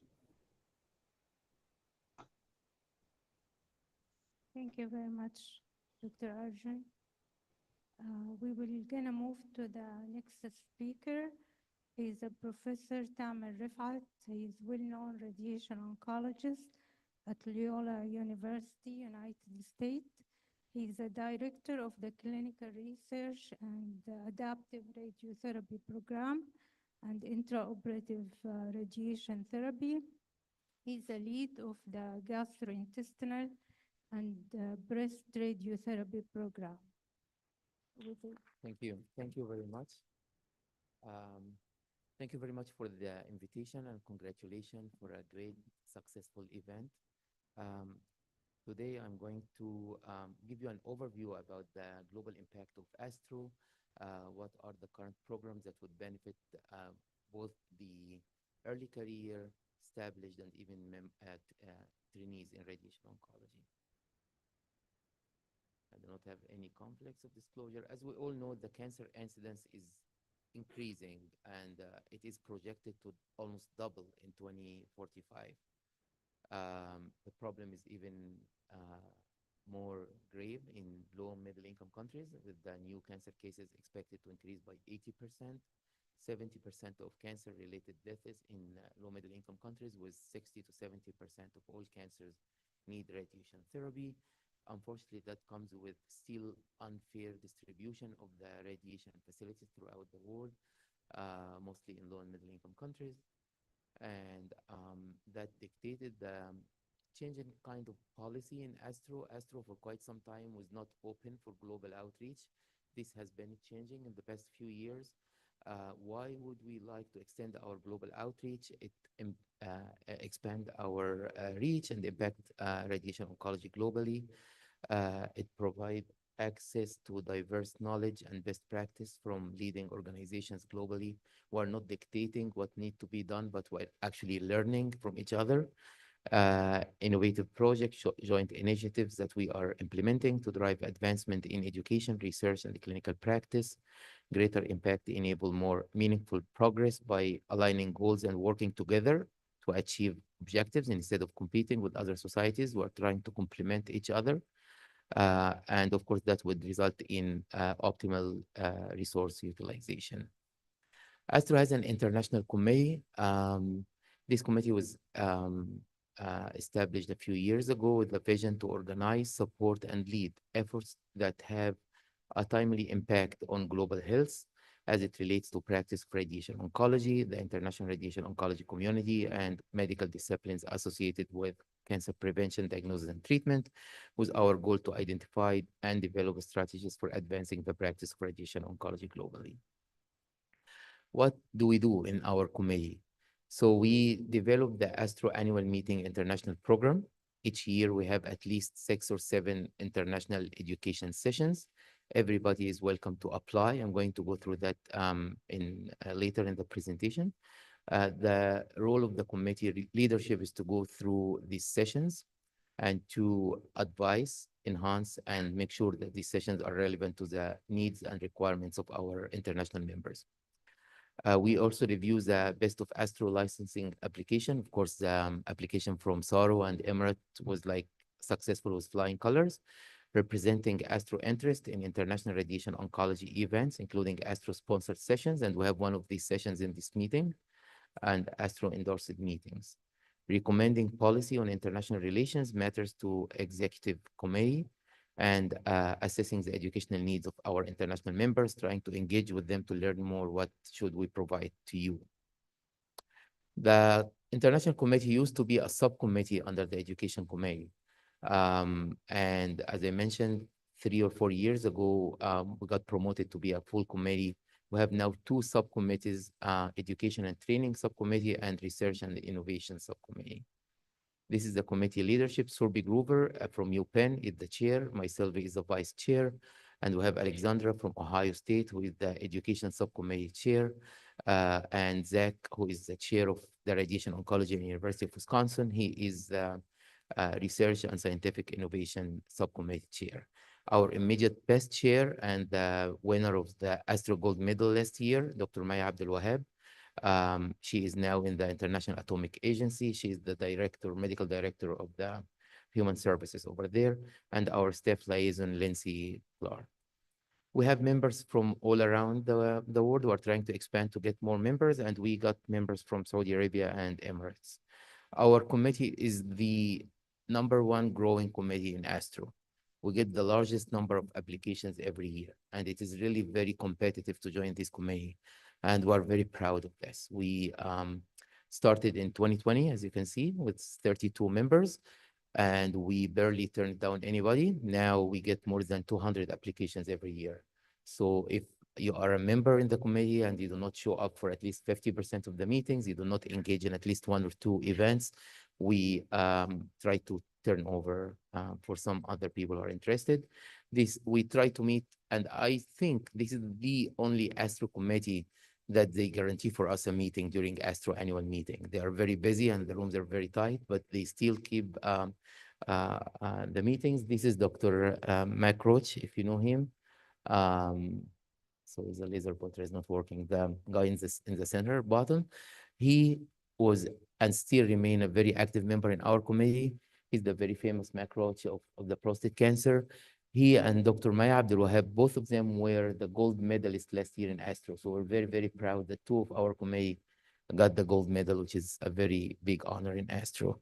And of course, I don't need to mention Dr. Muhammad Al-Dahaim, our very, very engaged, active member, who we are very happy to have him in our committee, and he's really engaged in our activity. I'm going to highlight what do provide a few of them. So we have Best of Astro. You already hosted one of this here. It is a very educational event. Best of Astro in Dubai was the first Best of Astro for me personally, and it really made me aware how valuable is the content we provide. We had 19 countries applied this year. We have a deadline, so you cannot run the Best of Astro a month or 2 months before the annual meeting, because you would like you to always be updated, and it runs every year. We also have an Astro Academy that you can, if you are interested in certain courses or tumor site or specific techniques, there are tons of courses over there, and you're always welcome to buy.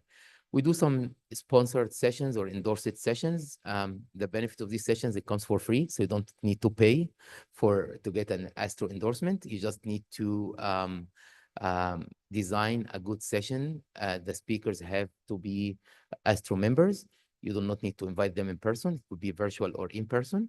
And we have a GI session this year. We used to run Astro Middle East Radiation Oncology Refresher. So Astro runs the Astro Refresher every year, which is very educational, especially for either chief residents who are going for their oral or written boards, or for community doctors who are not really updated and would like to make sure they're not missing anything. It was challenging to travel to the US. Registration fees is very expensive.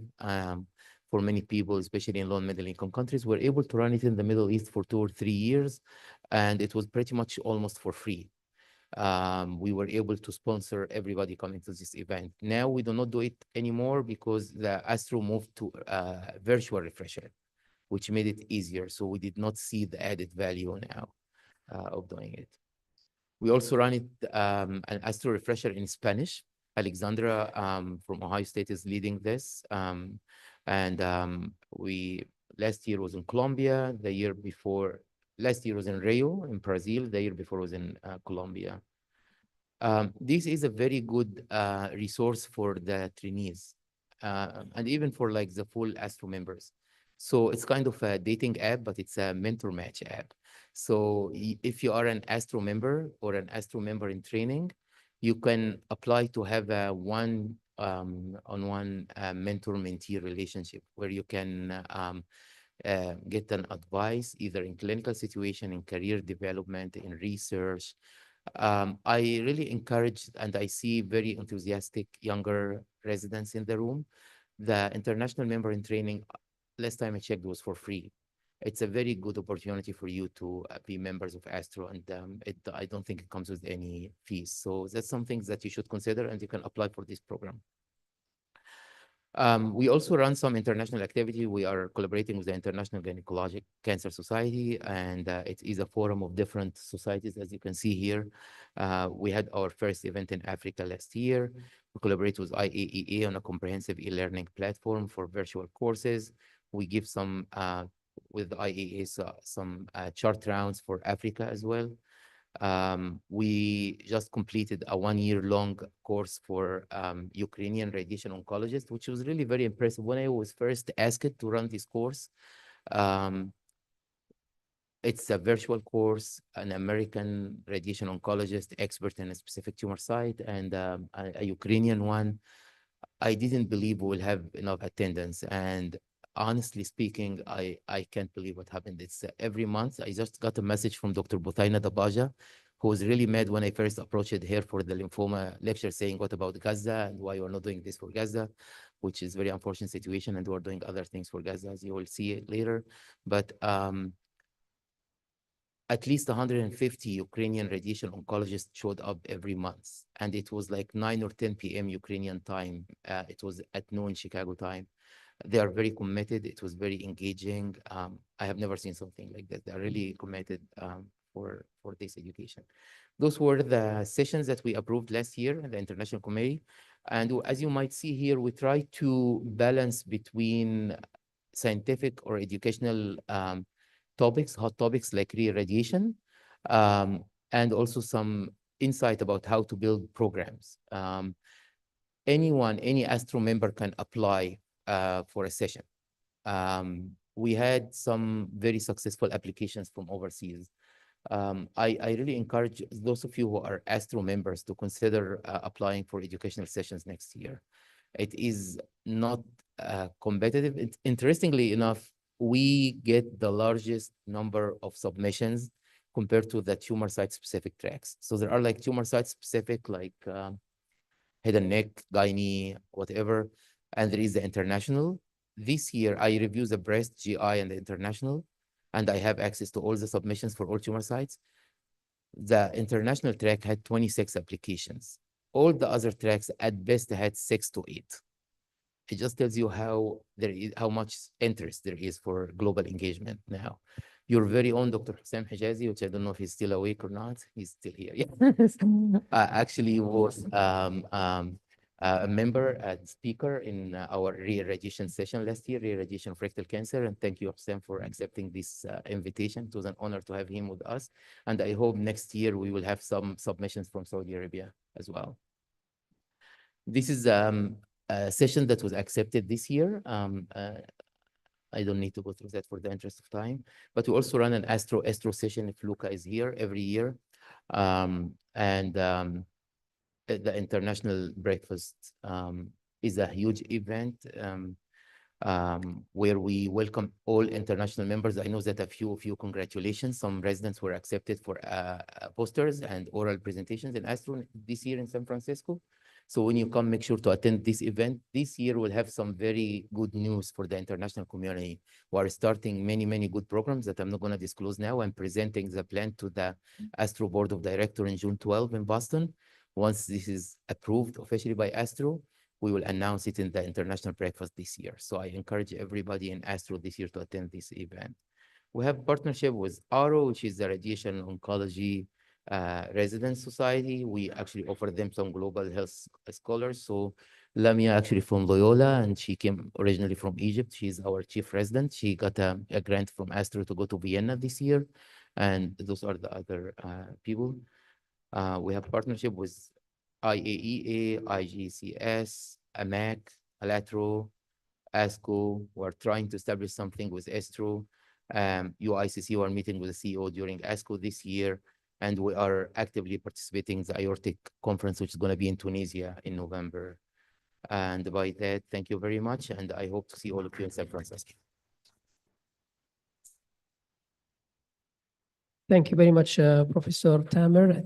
Now we move to our fourth presentation today, entitled Continuous Education in Radiation Oncology, Insights from Astro School. It will be presented by Professor Dr. Louis Boldrea. He is the head of MRI-guided external beam radiotherapy unit, Department of Imaging, Diagnostics and Oncological Radiotherapy in Gimli, Italy. Please, Professor, you can proceed. Thank you. Shukran. Ciao a tutti, which means salam alaikum in Italian. So first of all, it's a real pleasure to be here. Thank you for the invitation. I bring you the salute of all the ISTRO Society of Matthias Kuchenberger and all the presidential board. And in this talk, I wanted to share with you how we envision education in radiation oncology through the work of the Esther School, which is the largest educational parts of the society that giving education all over the world. Estro has recently published a guideline for its vision in 2030. And our motto for 2030 is radiation oncology, optimal health for all together. And I would like here to add worldwide, because we do not want any boundary for science and clinics and research. So we want to move on 4 different pillars, from research to practice, through enabling science and scientific dissemination, strengthening the profession of radiation oncology and all the different dimensions. So, of course, also medical physics, radiobiology, and RTTs. And this is the task, the main task of the Estro School, strengthening the society, giving a new governance for a future-proof association, and of course, strengthening the partnership, as we deeply believe in multidisciplinarity, in collaboration, and in bridges with national and local societies.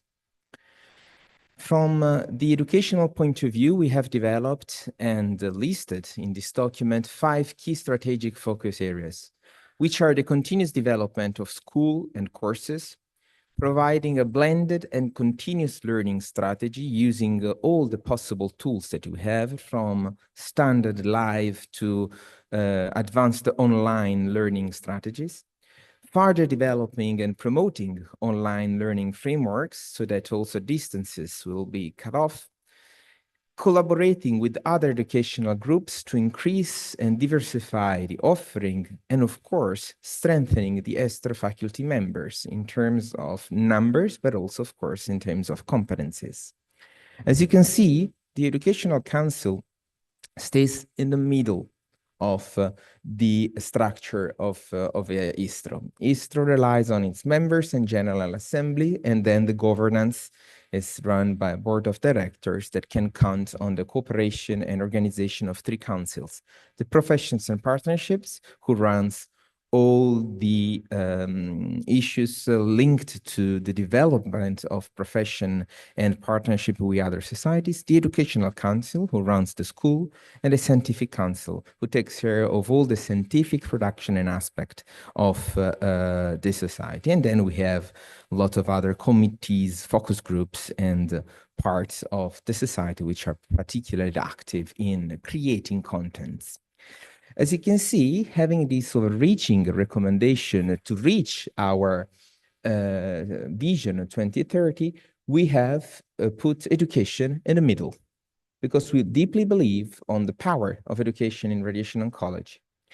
The main recommendation are to grow, of course, and keep the Esther faculties in their agenda of teaching, ensuring high quality content, scope and match demand in both content and medium. And this is particularly true when we deal with partners like Saro, for example, to develop personalized educational contents that can be of great interest in this part of the world, better than in others, for example, and ensure, of course, the financial sustainability of our educational offering.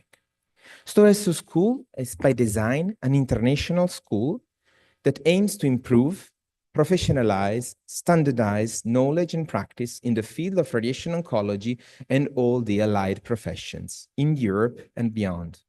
And to accomplish this mission, the Estro School promotes a large range of educational courses, and in particular, high-quality teaching courses. We do have different school formats. Start, of course, with live courses, something more traditional, in-person course, in which faculty and participants are all on site at the course venue. This is particularly intriguing for networking. so that you can get in touch with the highest experts that we have in the European community to have a direct interaction during teaching section. It usually takes 2 to 5 days on average, the course, depending on the kind of course you're having. And this allows also to put some seeds of the mentorship programs, such as Tamira has already showed for Astro. Then we have hybrid courses in which faculty and participants are on site at the course, but we can welcome also additional participants which are connected virtually. So the course is broadcasted through a virtual meeting platform, and we can engage to different attendees, the ones in the room with the faculty and the others connected virtually. And this is very helpful in cutting the costs, especially for low middle income countries or for people that cannot travel for that long. Then we have online and online plus courses, meaning that there are fully virtual course with the faculty and participants connected virtually, all connected to the same meeting platform, which are pretty standard online courses. The online plus means that the faculty is all in the same room, so that they're all connected together, and this allows a very nice networking activity from the teachers, and having also direct face-to-face debate during the sessions in case of questions and in case of content generation. We do have also blended courses, which is, I think, one of the most interesting formats. This means that we have in-person course with virtual live webinar sessions before the course that can be done both in a synchronous or asynchronous way, meaning that the single attendee can use his own pace to follow the lessons that have been pre-recorded usually, and then have a short live course in person, which is usually in a couple of days. And this format is particularly versatile and allows a direct networking with the faculty, which is usually not doable in person for online contents. Then we do have the on-demand course, fully independent virtual course, no live session. You can just go to the ESTRA website and download the contents, and participants have, of course, freedom of following the course when and where they want and at their pace. This is usually very useful when we have to add contents for courses that we do not stream, we do not go live with for every year, but we have to keep the offering alive. We also have specific segmentation workshops, which are pretty successful, I have to say, in which we have contouring sessions and labs aiming to improve segmentation, homogeneity among the radiation oncologists, which are directly compared with the expert-driven contours and discussed in the light of endorsed ESTRA guidelines or expert opinions when they lack specific guidelines. And this program is called Falcon, Fellowship in Anatomic Delineation and Contouring. You can have it online, also directly in person during the ESTRO meeting, the annual congress that we do have. Last but not least, now we are opening webinars, and this is particularly linked to the activity of the focus group that ESTRO has launched a couple of years ago, in which one or more dedicated synchronous and asynchronous online sessions about a very specific topic are presented by top experts in the field. This is particularly useful for very niche topic or for very specific research question in which you can have a debate also during the session itself. Of course, ESTRO is happy to endorse courses which are run by other societies and are completely independent from the ESTRO school, which just gives formal support. And this is something that we like to do, particularly when we start giving lectures and courses abroad. Then the local community of teachers grows so well that takes care of the future edition of that course, which is not more run by the ESTRO faculty, but just endorsed by the society. Another very nice educational initiative that we have in ESTRO is the educational travel grants. So funding for a study visit, which will be done by a clinician, physicist, biologist, RTT, or whoever scientist in the field of radiation oncology deserves it. You have to apply in a very agile way, just filling some papers and provide a CV and a letter of support from both your hosting institution or your department head. And if selected, you can get up to 300,000 euros for your study visit. We already accommodated all the possible slots for 2025, but we will launch in next autumn the new edition for this very successful initiative. How many courses do we have available? Just to let you know some numbers. 2024 year is set, so we can do some balances. 28 courses were offered on a portfolio of more than 35. So we do have some courses that go live only 2 or 3 a year. And we have 5 international courses. International courses means that a specific society all around the globe invites ESTRO to deliver a course. And this is usually chosen together with the hosting country, where sometimes is during their national congress, or sometimes is completely independent. It's very versatile. We had more than 1,600 attendees around the globe, with more than 60 course director and 300 teachers for all the courses. This is the roadmap, for ESTRO 2025. So the current one, as you can see, we still have 20 courses to go live with.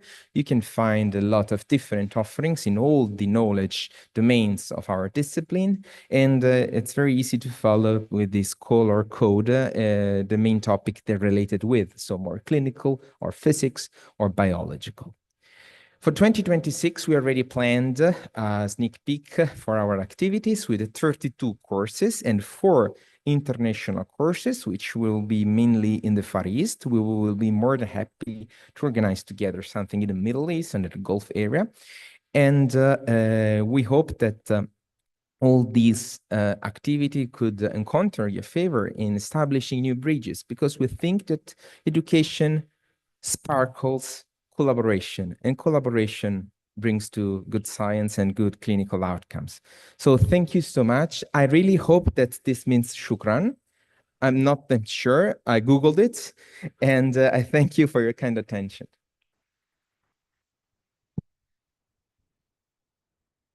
Great. Thank you very much, Dr. Loka, for this great presentation, and to all our speakers. I guess we have some delay due to technical issues, as we are supposed to have the lecture by Dr. Heppel now. But maybe we can take a couple of questions if you have any questions to our speakers, Prof. Yasser, Prof. Arjun Sehgal, if he's still with us, Professor Tamer, and Professor Loka. Can we get a mic, please? Mustafa?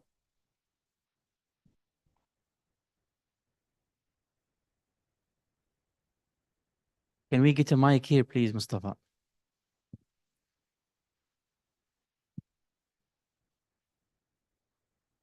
Mic. Oh, okay. So we have Dr. Heppel now. He's ready. Okay. So we'll proceed with the last lecture in this session. It is my pleasure to introduce Dr. Jaroslo Heppel. He's Associate Professor for Radiation Oncology and Department of Neurosurgery at Warren Albert Medical School of Brown University in the United States. He's also the Medical Director of the American College of Radiation Oncology Accreditation Program, with which we are collaborating to bring this program to Saudi Arabia and the region. So Dr. Heppel.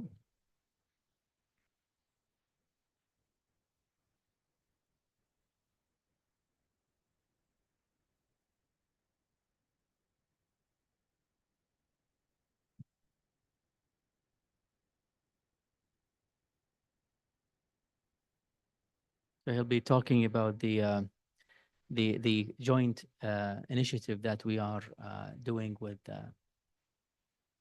Stella. Okay, so let's take a question, Dr. Hussein.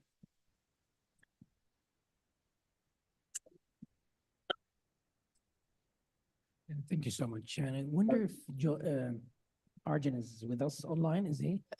Is Professor Arjun still with us, Mustafa? We didn't plan discussion for this session, so Arjun just represents kind of one of the young pioneers in radiation oncology, stereotactic radiosurgery. If you call Lars Lexel, John Adler, Rob Timmerman, Arjun just, get there as probably one of the youngest pioneers in this field. He have done a humongous amount of work over the past 15, 20 years that have led to most of the work that we do. And that's actually going through some terrains that no one have dared to go through. You recall when Rob was sharing his experience making holes in people's chest walls and spines and others. And Arjun was getting into this field that's, in the 2010, give or take. Was meeting him in Montreal at that time. He was just recently, just pushing that momentum through. Then making all that great progress in stereotactic body radiation therapy and being part of training many well-talented stereotactic focused radiation oncologists globally. Then you see him going into the MR-guided HIFO. That terrain that probably the interventional radiologist and some others have, neurosurgeons and others have going through. He gives a great example for the residents and for the young radiation oncologists of breaking all these silos all over, the disciplines to make the best for the patient. And it's quite challenge. And it's quite challenge to think that there is a great chance, especially when you start something, that you're going to go to court and you're going to be sued and you're going to be probably potentially putting the risk of your reputation at stake. As Rob Timmerman have done, as Lars Lexel have done, and John Adler and others. So it was great if he's around, if he's not, to have him once probably in one of the Saro sessions to talk about this experience, daring to go through that terrain that others did not, and probably are very conservative to do.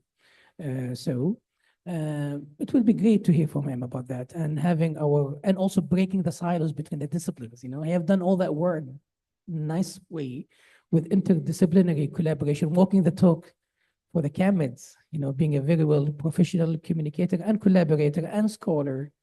And God, he got some guts that others did not. Sharing that experience, it would be amazing if Saro host him for one day to talk about that if he was not available today, and spending a good time. Many of us, those who have just recently joined the radiation oncology and those of us in intermediate practice or pioneers in Saudi Arabia, like Dr. Yasser, Dr. Mshabab and others, all of us would learn a lot from his experience and what is it that was there.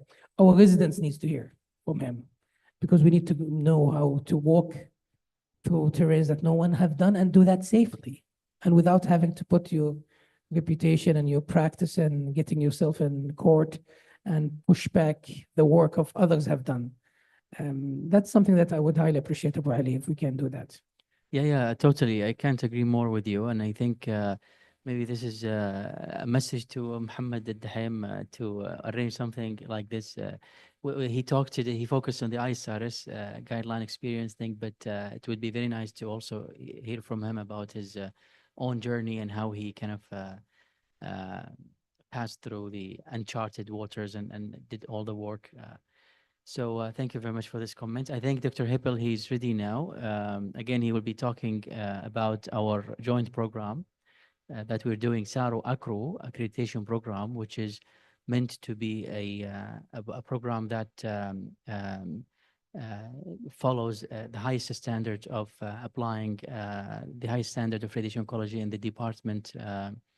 And we're proud to be part of this initiative. Dr. Hippel? Thank you. Can you hear me well? Yes, very well. Excellent.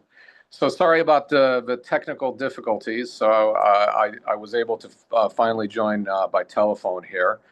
First, it's a real pleasure to be invited to speak today. I wanted to thank Saro and the organizers for giving this invitation. So today I wanted to briefly talk about our collaboration between the American College of Radiation Oncology, or ACRO, and the Saudi Association of Radiation Oncology on radiation oncology accreditation. First, I wanted to just start with a little background on ACRO and ACRO accreditation. First, let me talk about our leadership. So my name's Yadek Heppel, as I was introduced. I'm a professor and radiation oncologist at Brown University in Rhode Island, and I'm the medical director for ACRO accreditation. I've been in this position since 2015, and I'm also the chair of the ACRO Standards Committee. Seth Kaufman is a radiation oncologist at Bay State Medical Center in Western Massachusetts. He's the vice chair of the ACRO Standards Committee, and he's done a wonderful job spearheading this collaboration with Saro. Claudio Sabata is our physics director. He's a PhD physicist. And Audrey Hyde is a longtime radiation oncology practice manager, and she serves as the accreditation administrative director. So that's our leadership. A little background about ACRO. ACRO is similar to Saro, is a nonprofit professional society. We were established initially in 1991. And as part of ACRO's mission, an accreditation program was developed in 1995. So we've had this program for 30 years now. ACRO saw a need for a program dedicated to help practices achieve high quality standards through a voluntary peer review process that was specific to and dedicated to radiation oncology. The program has grown and has had multiple cycles of modernization and improvement over the years. Our current mission statement is that ACRO accreditation partners with radiation oncology practices to achieve exceptional quality and excellence in cancer care for our patients. The way we're structured is there's 3 parts to our accreditation program, or 3 pillars. This is the medical chart review, the physics review, and the administrative review. The medical chart review is a comprehensive review of the medical decision-making, documentations, the treatment prescription, treatment planning, and treatment delivery. It's performed by a physician radiation oncologist, and our reviewers are organized into disease site-specific teams.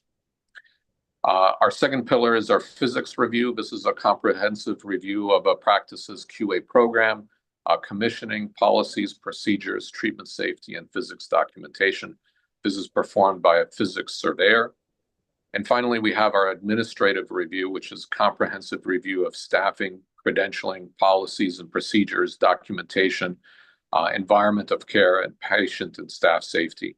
It's performed by an administrative surveyor.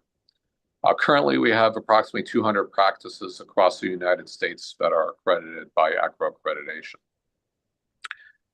So why am I so passionate about accreditation? I think it's summed up in 2 words, quality and safety. There really is no better way to establish the quality of a practice and ensure the safety of treatment than through accreditation.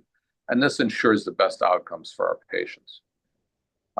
Just as an example, in the United States, currently we're looking at payment reform in radiation oncology, and payers are interested in paying for quality. There's been multiple metrics that have been proposed and used, and none of them are very good.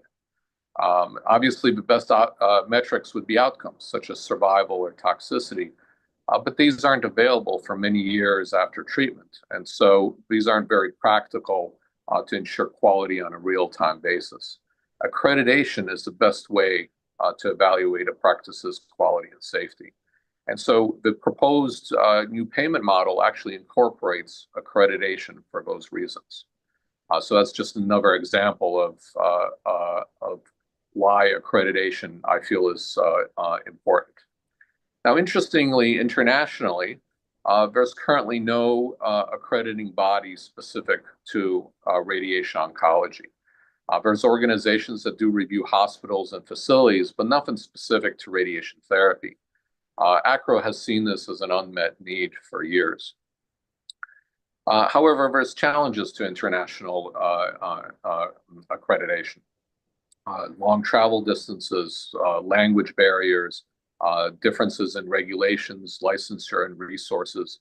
All of these pose some challenges. So this is why I'm very excited about our partnership with Saro. This is really a partnership that's the first of its kind. And I think together, we certainly can overcome these barriers easily. ACRO brings the expertise and infrastructure for the accreditation process. Saro brings local expertise, and I think together we can overcome any barriers to accreditation. We have a common vision on accreditation and quality radiation therapy. I'm very excited that Saro is the organization we're looking to partner with. It's a highly regarded organization. I've been very impressed with the caliber of all the members that I have met. So I'm very excited about this partnership. This is all that I sort of wanted to say today. I wanted to thank Saro and the organizers for inviting me. I think our partnership is going to be fruitful for both organization and our common vision on accreditation quality radiation therapy. And I look forward to continuing to work on this partnership. Thank you. And I'm happy to address any questions about anybody may have. Thank you, Professor Hipal. We will take one more question for the sake of time. We will read. Doctor, تفضل.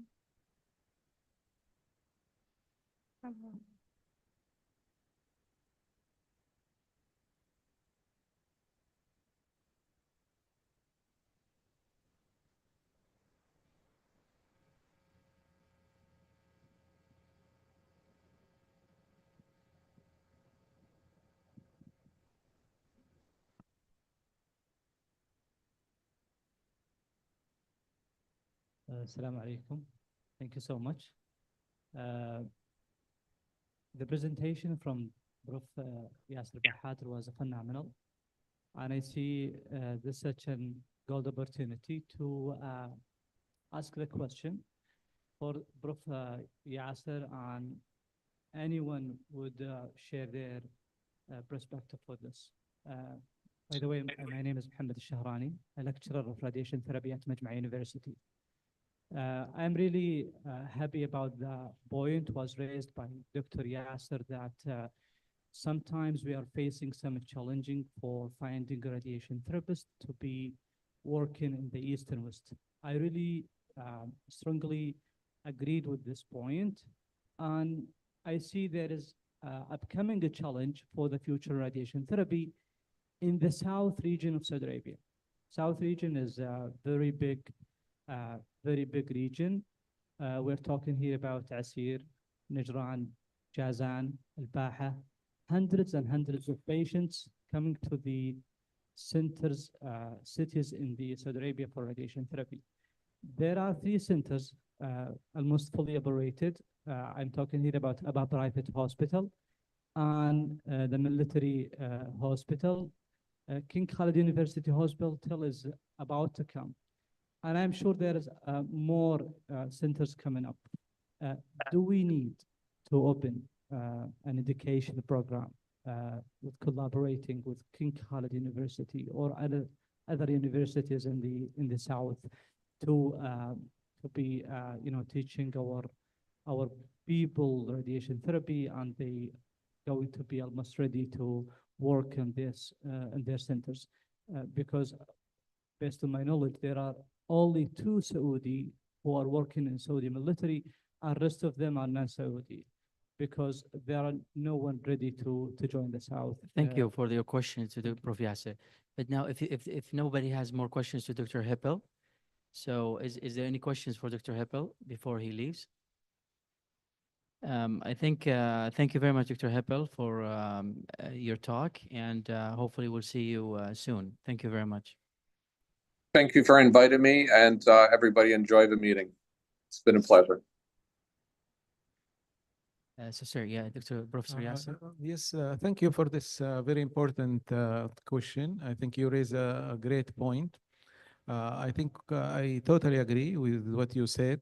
When I mentioned the Eastern province and the West, I was evaluating the current situation where we have a lot of oncology services, but they don't have training for radiation therapists. But definitely all parts and all regions needs this, because if you have a program, it need to be a high quality program, and the high quality program will require a big center with large volume of patients, so the therapists get a chance to be very skillful. This is why I mentioned the Eastern and the West, because the patient volume is large. I think it will be a great training for them if we start the program. But as a concept, of course, I totally agree with you. I think all the other regions, as a future expansion, it need a champion in one of these university to initiate these programs. I don't know, Hussein, if you want to comment on the therapist program in other regions in the country. Thank you so much. So again, like the worst thing is that you do have a program that is graduating good talents, then they will suffer through the market, not being having any jobs to work at. So that's one thing that we need to look at.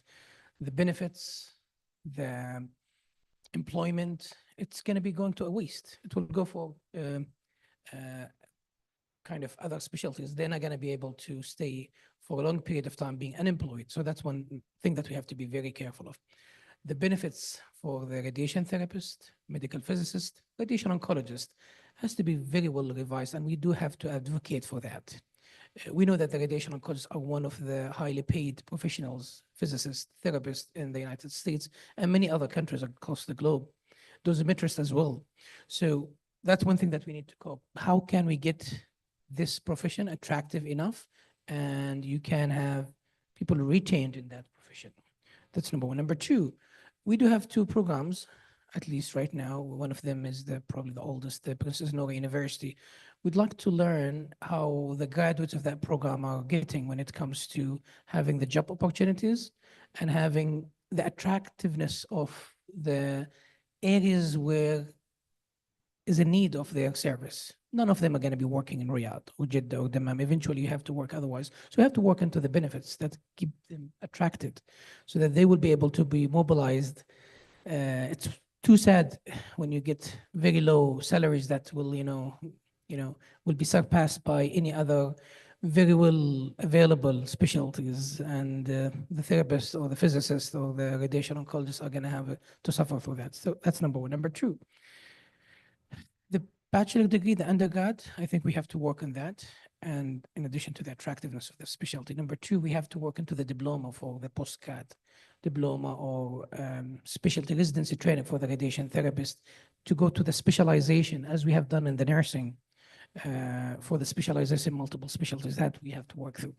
Number three, which is very great, we do have medical physics residency for therapeutic radiation, medical physics residency for diagnostic radiology, and these are already ready, launched, and ready for the matching this past January.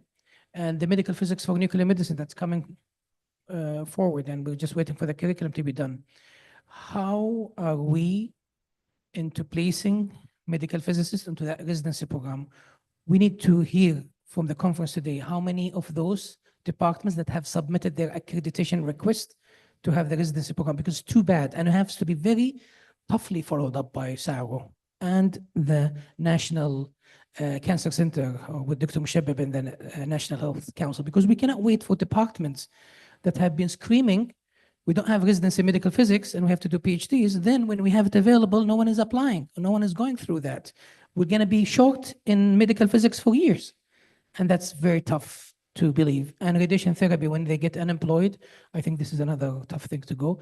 Radiation oncologist, resident graduates, we have to work very hard to get that. Otherwise, we're going to be just graduating and leaking, and we have no gain. Thank you, Dr. Hussein and Dr. Prof. Yasser Bahadur. I would like to take the opportunity to thank all the previous speaker and my colleagues in sharing the session, and we will move on to the next session immediately. Dr. Khalid Salman, consultant radiation oncologist at King Abdullah Medical City. He will be moderating the session.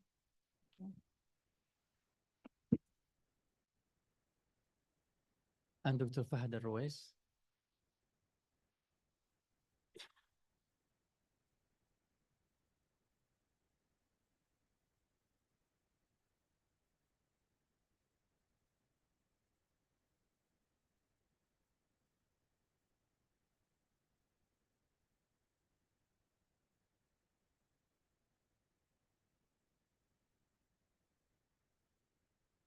Assalamu alaikum. So we'll start with the first talk about updating on SBRT prostate cancer. Will be presented by Dr. Hussam Hijazi, who's a consultant radiation oncologist and assistant professor at King Abdulaziz University, Jeddah.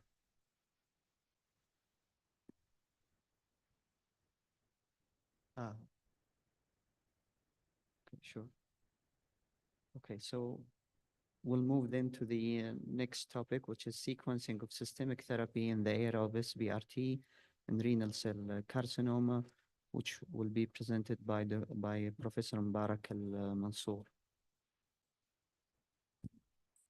Bismillah ar-Rahman ar-Rahim. Salatu salam ala Rasulullah alayhi wa sahbihi wa sallam. Thank you for the organizing and the scientific committee for the kind invitation, and thank you for the chairpersons for the kind introduction.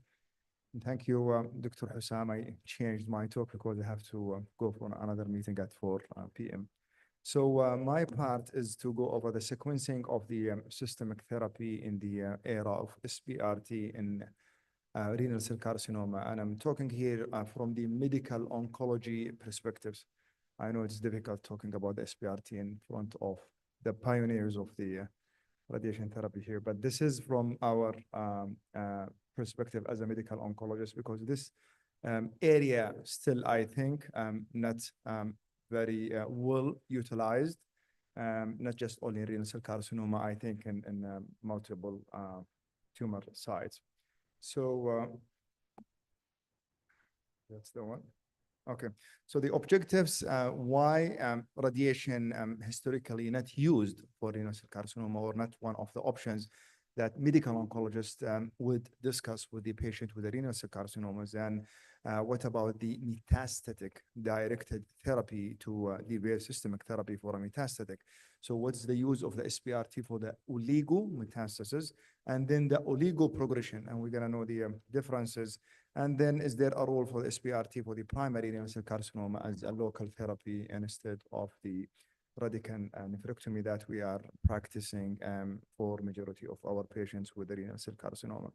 So historically, and the teaching was radiation not effective for renal cell carcinoma in either the primary or the metastatic setting. And that's because the maybe last randomized controlled trial was published in 1987 at that time for the renal cell carcinoma, where 60 patients with advanced localized RCC post-nephrectomy randomized either to a radical radiotherapy or observation. In that study, the relapse was in about 50%, which is expected post-nephrectomy. However, there was no differences between the group received radiotherapy versus just only observation.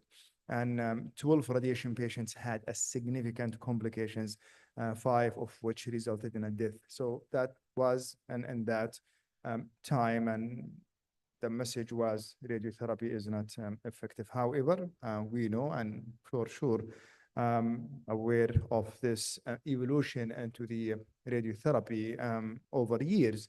And SBRT now in between 20,000 and 2020, and now being used with a different doses, different field, different toxicity profile, and with a more data about the safety and efficacy. So for the SBRT, a higher doses per fraction can yield a cytotoxic effect in RCC. So this is a first concept that now majority of the medical oncologists are aware of. And the data supporting that efficacy is if we can get or control a disease intracranial with SBRT, so for metastatic renal cell carcinoma, then theoretically that should work for other extracranial sites. And then the advances into the imaging guidance and the motion management have facilitated the application of SBRT for the primary and metastatic renal cell carcinoma. So is there any evidence for using the SBRT for the oligometastasis? And the definition, as you know, for the oligometastasis, a patient with only limited number of a metastatic, the consensus or the agreement is less than 5 or less lesions would consider it as oligometastatic. That's maybe the definition in majority of the solid tumors.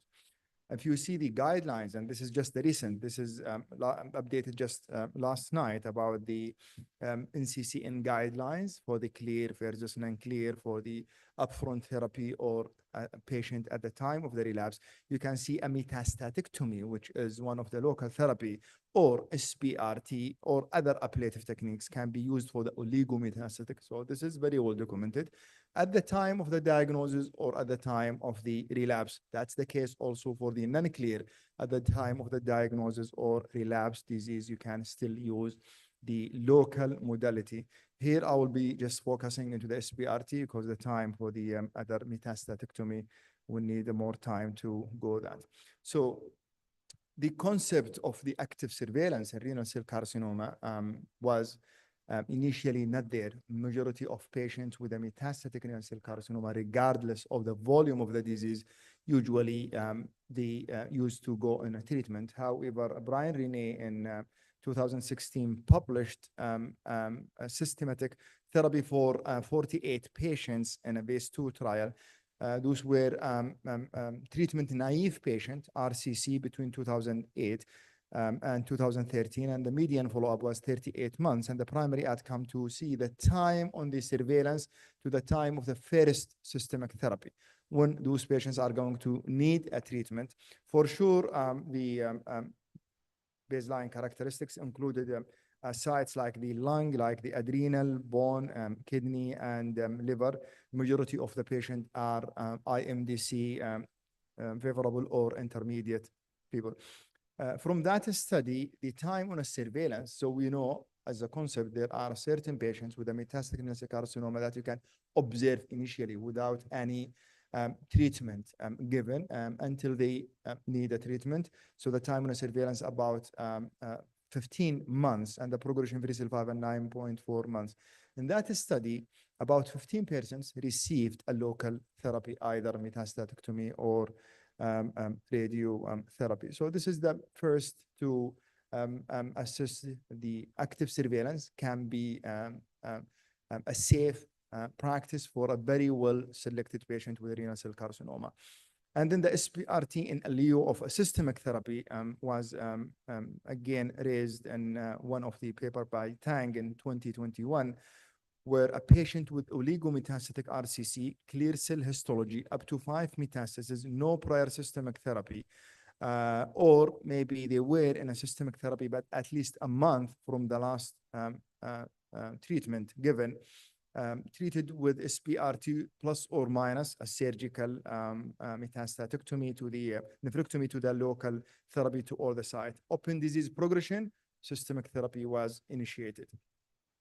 So this is the trial, a 30 patients enrolled with a 5 or lower or fewer lesions. SBRT given in 5 fractions with 7 or more gray per fraction to all the lesions.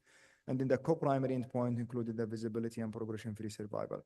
So in that study, there are 2 things. So progression-free survival, 22 months. It means that those patients who were initially on a treatment and off treatment for more than a month, or a treatment naive, given SBRT and kept on a follow-up, the progression-free survival after almost like close to 2 years in that study. And the systemic therapy-free survival, so a survival that's not requiring a systemic therapy at a 1 year, 82% of those patients, they did not require any systemic therapy.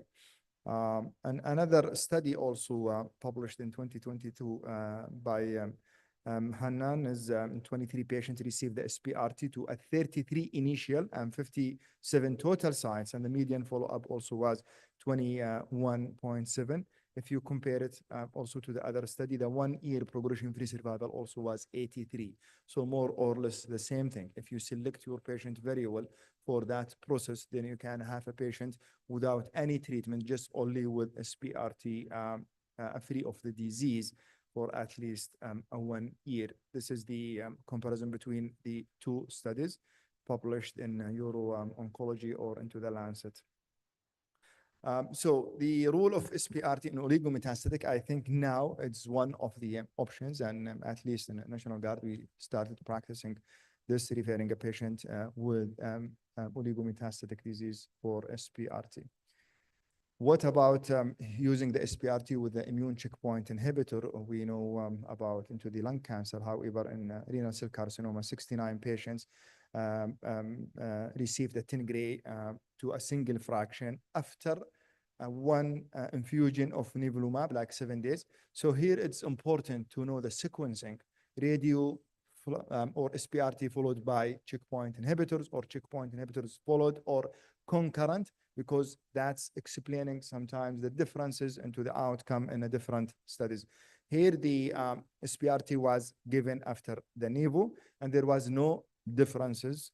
If you compare it to the CheckMate, which is another study approved the nivolumab into the second line, more or less the same progression-free survival, 5.7 versus 4.7, and the overall response rate was 17. So it did not add much to those patients. And then another paper, and I think this is important just to solving the stereotactic body radiotherapy and the checkpoint inhibitors puzzle in metastatic renal cell carcinoma, explaining what are the differences into the different outcome with the different studies.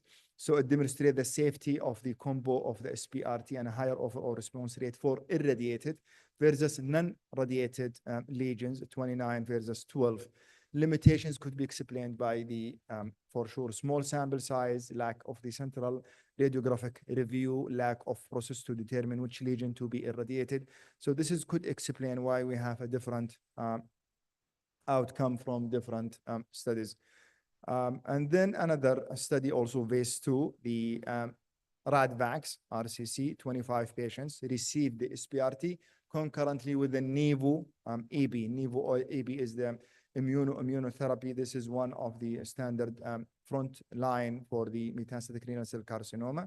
Was given in a 10 grade times 5 to 1 to 2 lesions, and the overall response rate increased to 56. So the landmark study for the CheckMate, for that study without radiotherapy, the overall response rate was in the range of 40 to 44%. So at least increased by 10% in the overall response rate, and the median progression also increased to 8.2 months. And then changing the sequences, we've talked about the Nivo, then the radiotherapy. Here are 30 patients with a oligometastatic clear cell 1 to 5 lesions. So initially they started with the SPRT 20 gray times 1 to all the sites, and then followed by a Pembro for 8 cycles. 4 patients discontinued the Pembro due to pneumonitis, and other 2 due to disease progression. This is the baseline characteristics for those patients. And 64 received the SPRT, and other received the conventional, 23%, no grade 4 or 5. This is the duration of response. Now we can see a difference into the outcome after changing the sequences by SPRT followed by the immuno.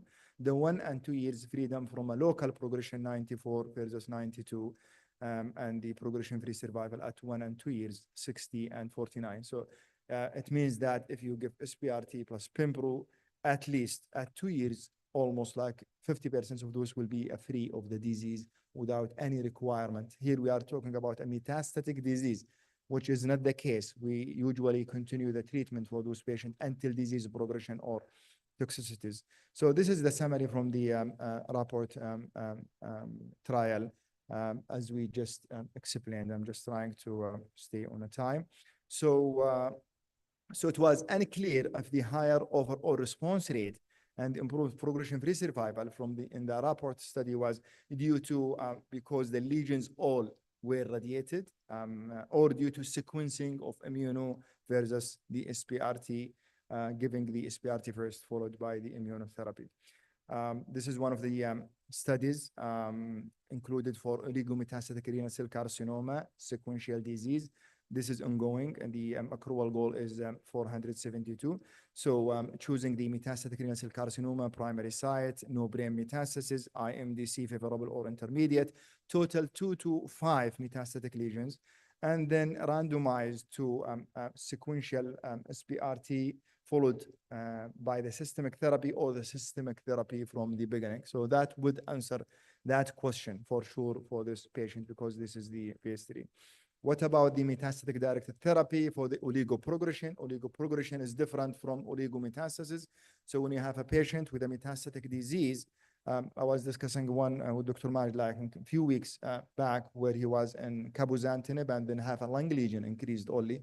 So we've sent him for the SPRT. So this is the oligoprogression when you have the rest of the disease is stable or responding to the treatment while a 1 or 2 lesions increased in size.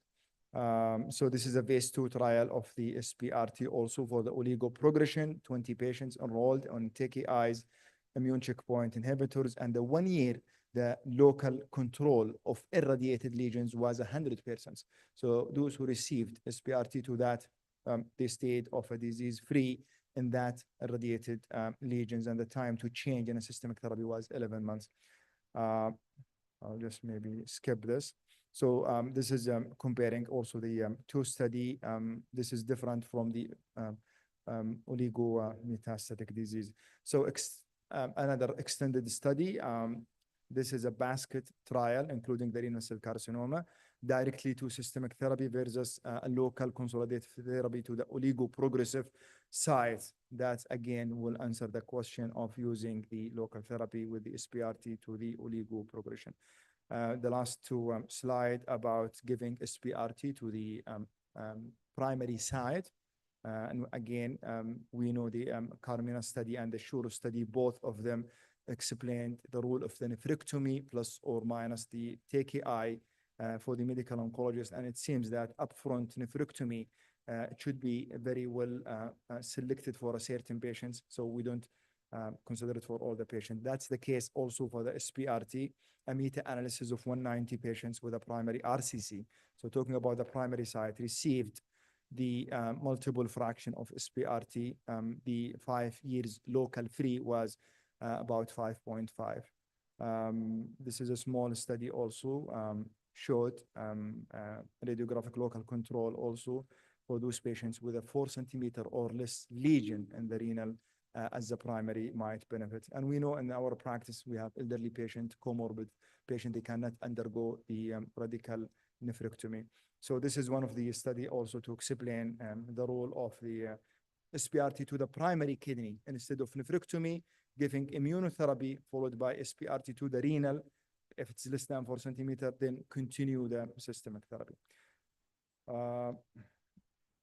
I have to just skip. So in conclusion, the metastatic directed therapy to defer systemic treatment for RCC, 2 prospective studies explained that it can defer the treatment for more than 1 year, and a metastatic directed therapy-based approach are generally less toxic, less expensive, and require less hospitalization. For the oligoprogression, 2 trials have demonstrated also a potential to defer the systemic treatment. The benefit of controlling the primary in a metastatic RCC is unclear. However, it can be considered in a certain selected patients if they are not fit for radical nephrectomy. Thank you.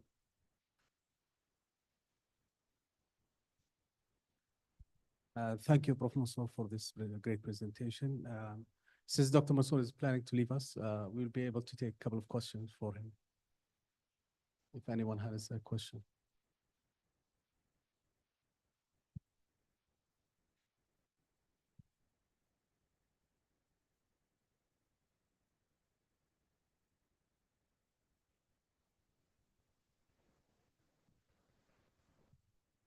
Thank you very much.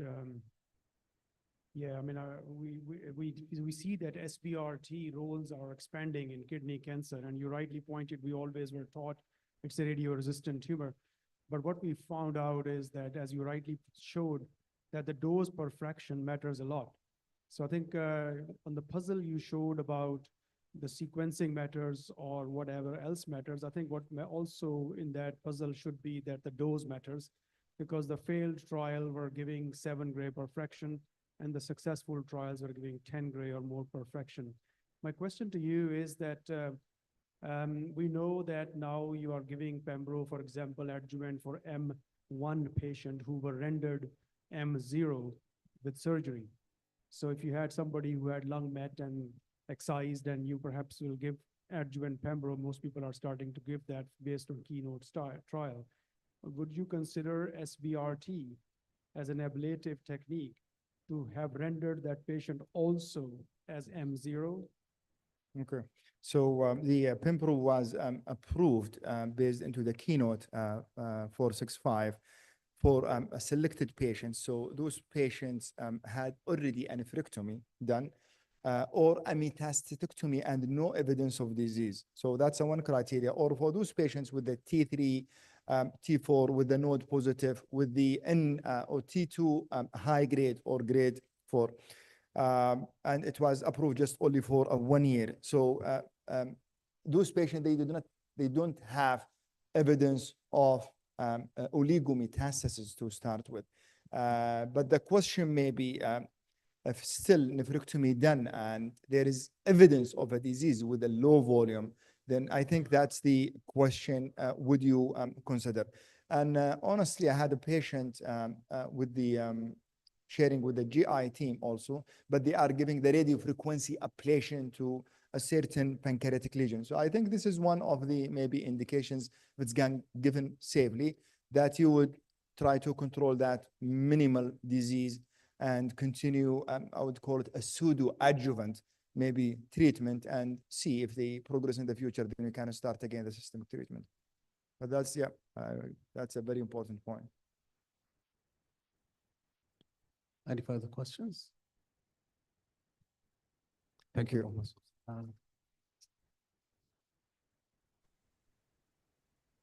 I would like to introduce our next speaker, Dr. Hussam Hijazi.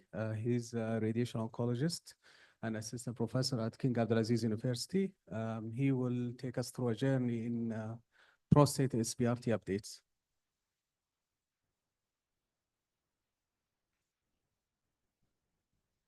Thank you very much, Dr. Khalid, and thank you for the organizing committee for this invitation. And thank you actually for those who made it actually until this time.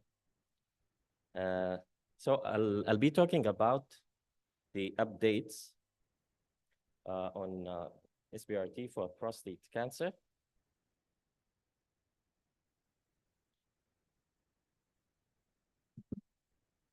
As you can see, the evolution of radiotherapy in prostate cancer actually started with the conventional fractionation as 1.8 to 2 gray per fraction over a span of 7 to 9 weeks. And this has been actually shown by multiple studies and confirmed actually the efficacy of this fractionation regimen. So historically, this was the gold standard with long term of data. And then with the era of moderate hypofractionation, we moved to 2.5 to 3 gray per fraction over 4 to 6 weeks. This has been actually studied in multiple phase 3 trials like CHIP trial, HYPO, and RTG 0415, and it was a proven efficacy in treating localized disease. However, in the era of SBRT, we moved further to the SBRT regimen with 5 to 7 fractions, typically delivered every other day. And this is because we believe that the radiobiological rationale for prostate cancer is here with a low alpha beta ratio around 1.5 gray. So this was supported actually by many studies, phase 3 randomized studies like PACE-B trial and a hypo-RT PC, as well as PACE-C trial.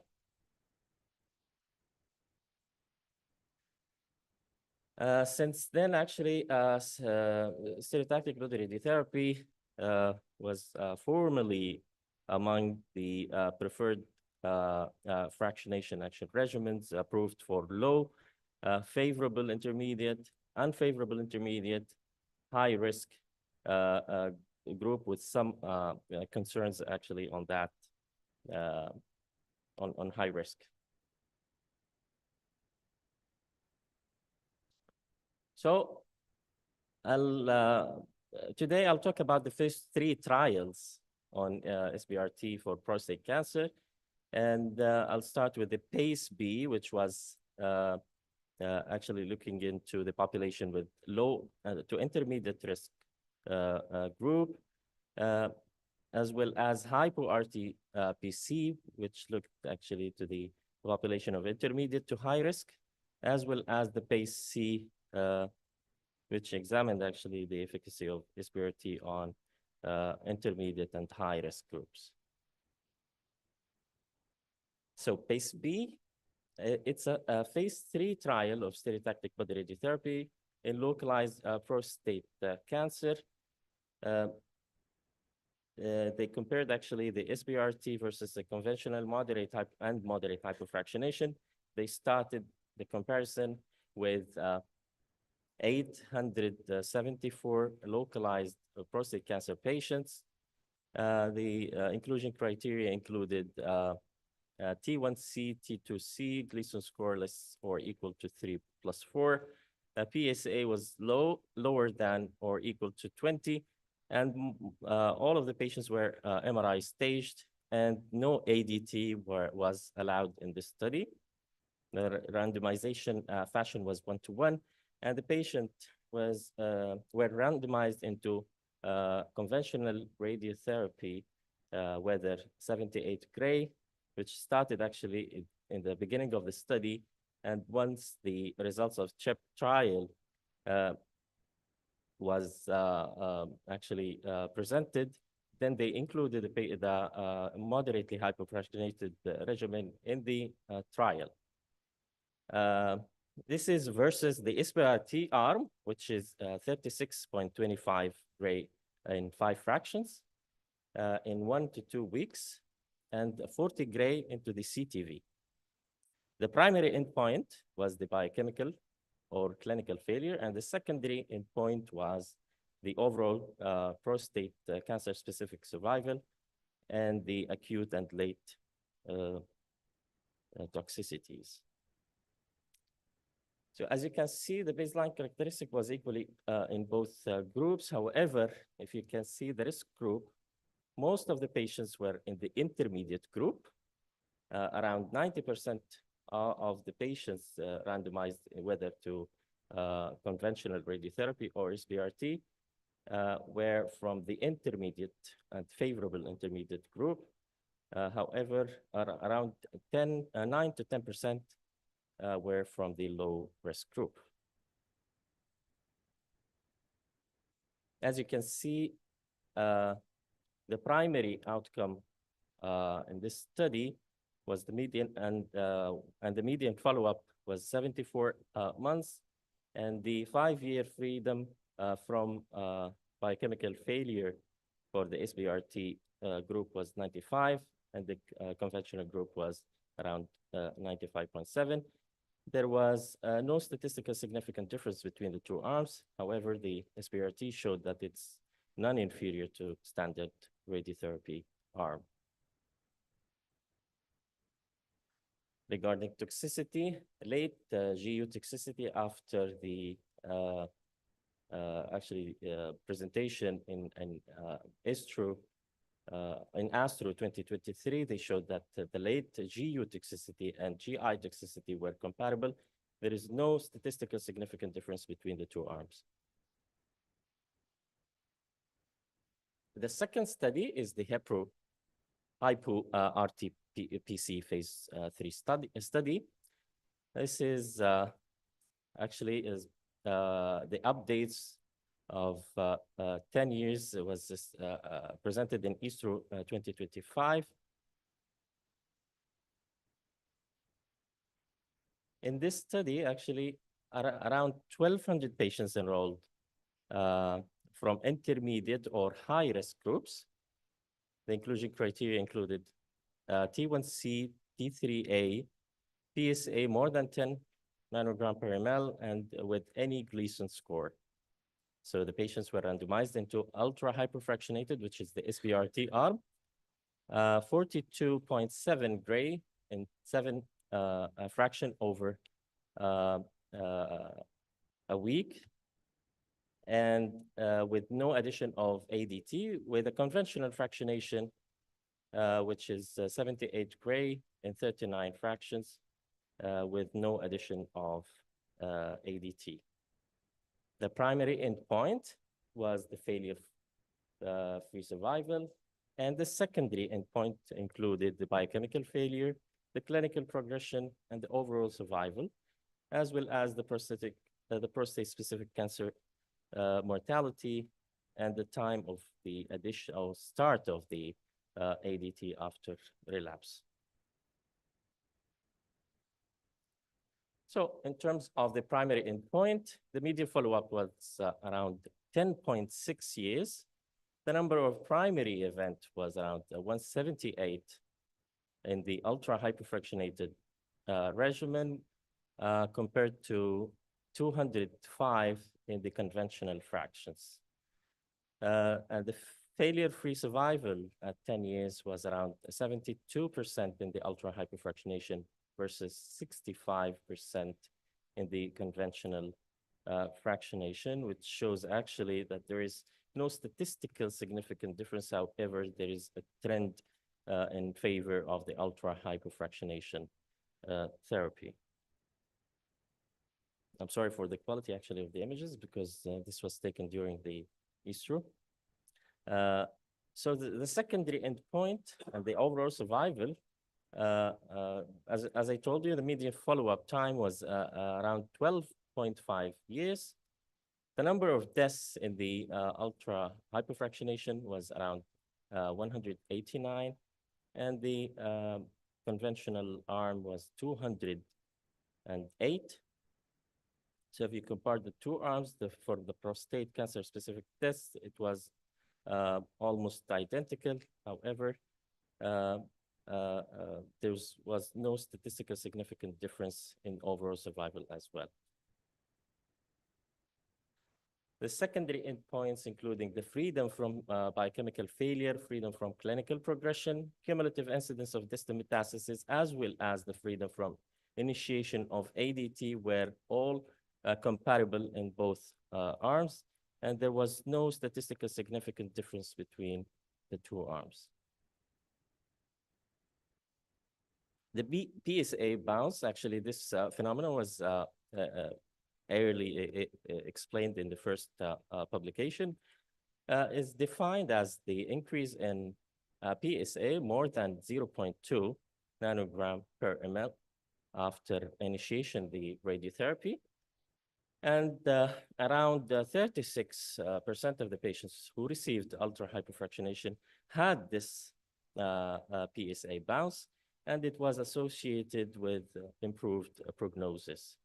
These data from the ISRO 25. So in summary, 10-year results of HypoRT PC at ISRO 2025, the hyperfractionated prostate cancer with 42.7 versus conventional fractionated radiotherapy was non-inferior to for the freedom from failure-free survival, and it was a little bit even better, but not statistically different. It was also similar in other aspects like the biochemical progression-free survival, distant metastasis, and ADT use, as well as the overall survival. The toxicity was also comparable in both arms, except the actually the transient flare-up, which was at 1 year for patients who received the ultra hypofractionated regimen. This is a recent study, actually, which was also presented in Easter 2025. And it was PACE-C trial, which is a phase 3 multi-center international open-label randomized trial, which included 1,200 patients with almost high-risk group and intermediate group as well. The inclusion criteria included T1 to T3A with Gleason score less than or equal to 4+4, PSA less than or equal to 30, and the nanogram per ml, and ADT was allowed actually in this group, in this study. The randomization fashion was 1-to-1, and the patients were randomized into 60 gray in 20 fractions for over 4 weeks, and 36.25 in the SBRT arm, with 40 gray prescribed to the CTV in 5 fractions over 1 to 2 weeks. The primary endpoint was the biochemical clinical progression-free survival, and the secondary endpoint was the acute toxicity. And the most important difference actually between PACE-B and the other studies, that around 35% of the cancers of the patients actually who were included in the study had high risk prostate cancer, and around 28% of patients had T3A disease staged by MRI. So we are treating here in this study, we are looking at a good number actually of high-risk group of prostate cancer, unlike the other 2 studies. So the SBRT arm as well, only 45% of patients had fiducial insertion in these groups, with around 84% of patients being treated on conventional linac.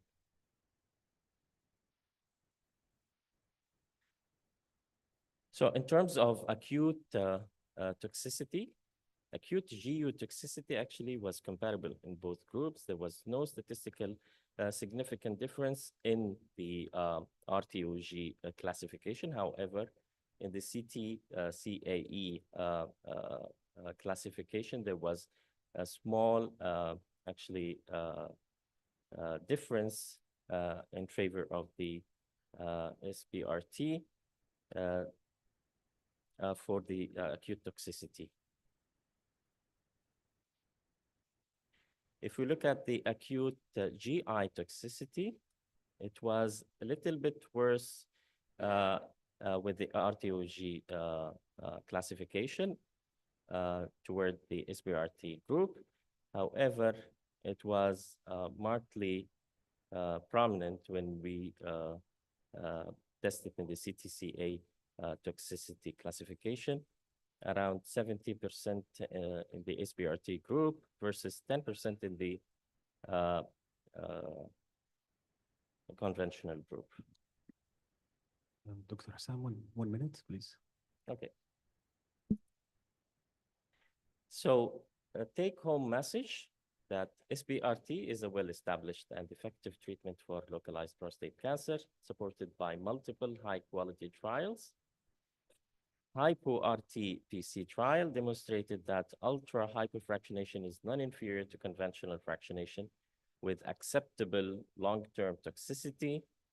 PACE-B trial confirmed that SBRT offers equivalent disease control, but slightly higher late GU toxicity compared to conventional. And the PACE-C adds valuable data on SBRT in higher risk patients with promising early outcomes and tolerance in terms of side effects. We will be waiting, actually, the long-term results of PACE-C to apply, actually, the SBRT regimen on high-risk group of patients. So in general, SBRT looks like safe and effective and efficient in patients with prostate cancer, especially in the low and intermediate risk. I would be a little bit more cautious about treating a high-risk group with SBRT without adding any ADT or hormone therapy. So thank you very much.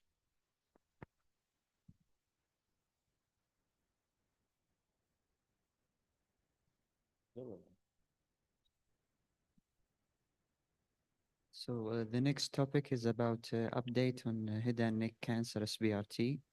Will be presented by Dr. Isa Mohammed, who is a consultant radiation oncologist at King Hussein Cancer Center in Jordan. He's joining us virtually. Thank you for your introduction. Can you please play the slides from your side? We don't see the slides yet. Okay, do you want me to share the slides?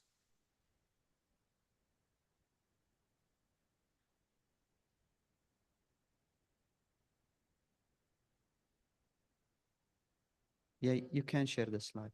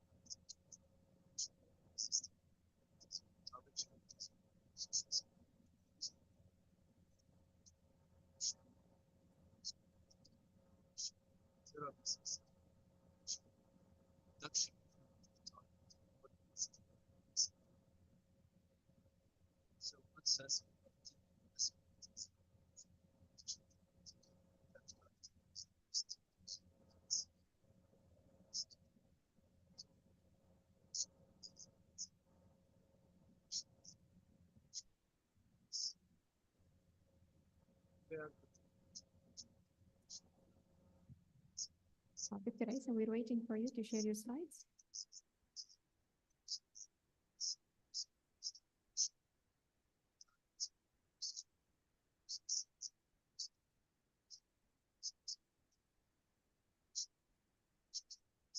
Dr. Isa, you can share your slides. Dr. Isa, can you hear us? Yeah, I hear you. I shared the slide and I sent them. You should have them. No, can you share it from your Okay, side, please? so just give me a second.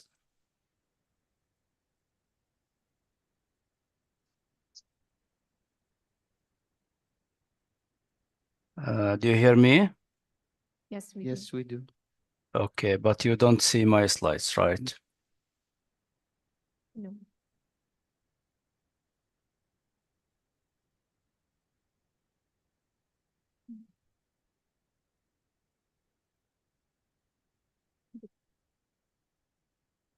We can see your desktop, but we cannot see your slides. So you just open your slides. Right. Do you see them now? Yes.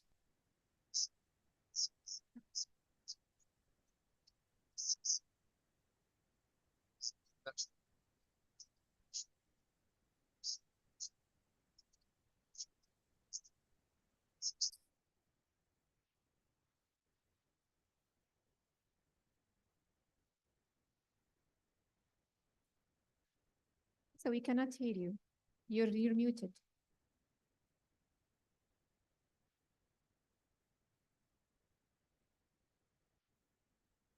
We still cannot hear you. If you can please unmute yourself.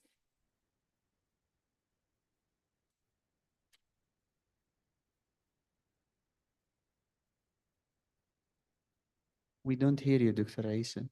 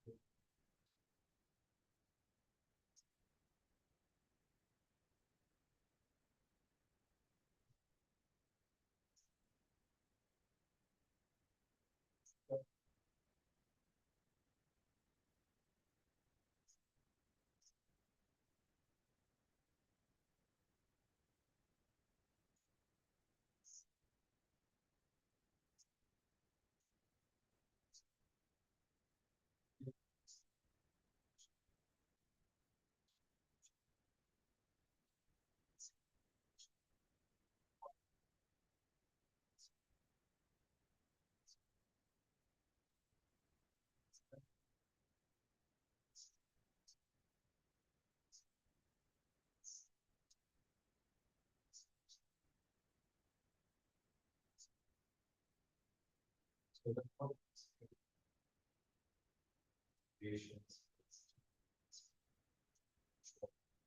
is this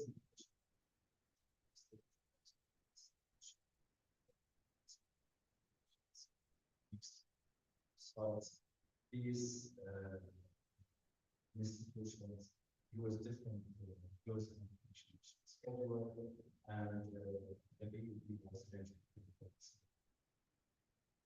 during the median well, they work when year of control of games between 7% in studies.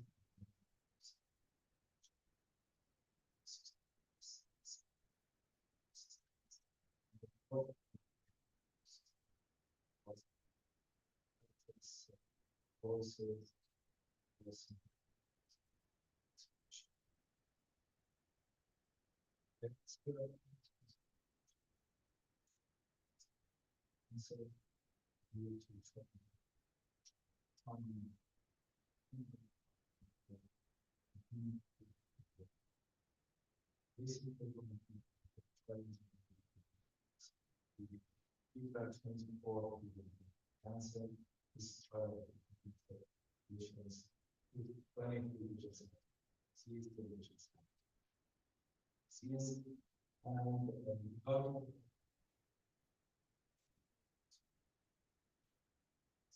here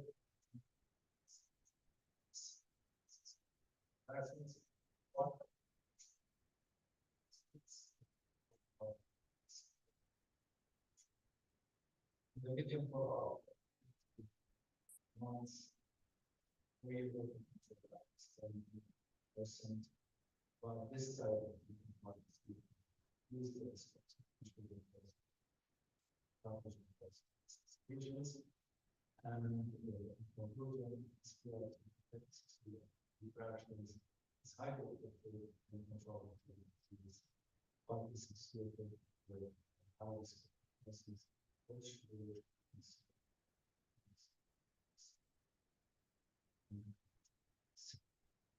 Another trial evaluated the role of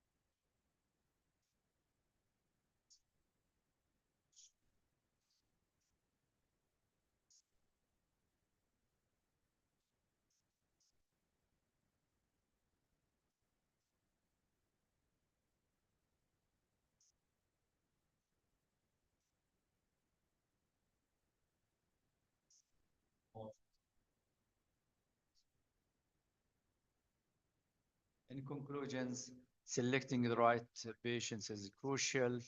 SBRT should be reserved for head and neck cancer patients who are not suitable candidates for conventional radiotherapy. It should not be considered as a first-line treatment option or used as a boost. Its use should be limited to the context of a clinical trial. And thank you for your attention. Thank you for your kind introduction. Today, I will be presenting recent advances in SBRT for head and neck SCC. As introduction, you all know that the duration of radical course radiation or concomitant chemoradiation therapy is typically 6 to 7 weeks. However, some of our patients cannot tolerate long course concomitant chemoradiation. Okay, thank you, Dr. Isa, for this great presentation. We'll move on to the next topic. Will be presented by Dr. Luca Boldrini, who will give us an update on lung SBRT.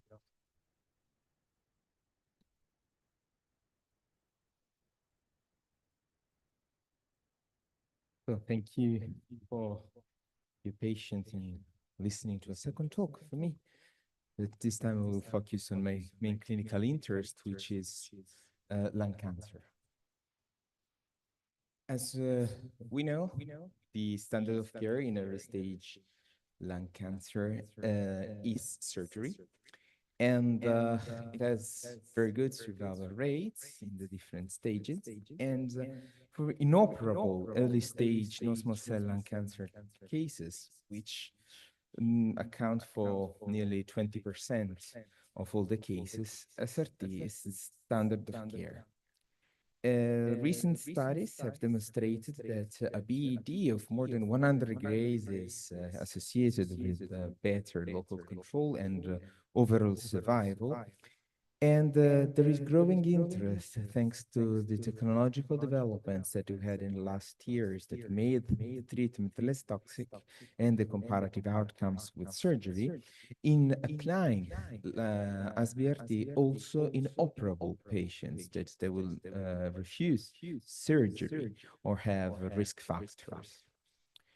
As for the primary cancers, the same can be said for lung metastasis, in which there is an increasing interest and evidence in application of SBRT in the treatment of lung oligometastasis for different primary cancers, with literature data showing a local control rate that can go up to 95% in 1 year. And we have seen also in the previous lectures the importance in doing this kind of, applying this kind of approach in oligometastatic setting.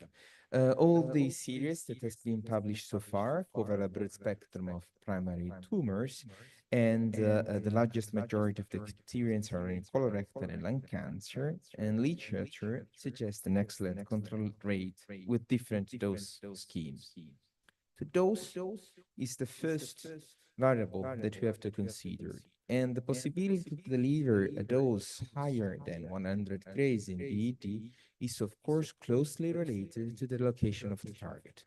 We know since years now that the location is associated with different levels of toxicities can be supported by the patient. The major difference between the location is, of course, peripherally and centrally located masses in the spatial relationship with critical organ at risk that may be hampered by the dose distribution. So we moved from the very beginning from an anatomy-based prescription to more advanced way of prescribing our treatment in SBRT. Risk adaptation, isotoxic prescription, and isodose prescription. Let's say the first two are mainly related to the patient characteristics, while the isotoxic and isodose prescription relies more on the technological equipment that we have. Interestingly, we can just use the same paradigm and rationales also for lung metastasis, as a dose-effect relation do not differ between primary cancers and lung metastasis. So we can give for granted the tables of the NCCN that suggest very practical guidelines in order to define the best dose solution using the location as main rationale. And as you can see, we could have the same curves in terms of control and survival. The prescription dose, as I said, has had an evolution in the last year, moving from a no-fly zone, which was considered historically 2 centimeters from the ultracentral structures, to a risk-adapted approach, in which, so far, we have an isodose prescription, usually between 60 and 90% of the isodose covering the PTV.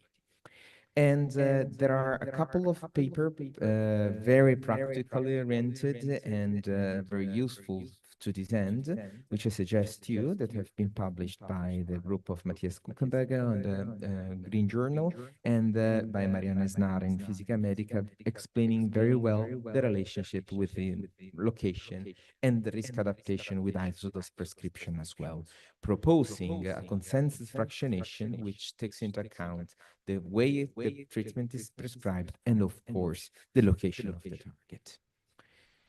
It is so important to understand the dose distribution and the location because we do have mandatory constraints that are linked with quite high historical data of toxicity of grade 3 or more. And several cohorts of patients, especially the ones treated 15 years ago, have registered also death related to the treatment. And this has discouraged a lot also our colleagues of medical oncology department to send the patients for this kind of treatment. There is still a stigma on the use of SBRT in ultracentral location. We do have now the technology to do it very safely. And as you can see here, for historical records, grade 3 toxicity have an impact between 10 and 30%, which is something that we do not see in current publications. A very practical guide about those constraints for thoracic target can be the UK consensus constraints for lung cancer, published in 2022 by the group of DX. And as you can see, we do have several one, mainly related to proximal bronchial 3, heart, and of course lungs, which can be most life-threatening conditions. But the respect of those constraints for those organ at risk cannot be done if we do not have an appropriate and particularly efficient motion management strategy.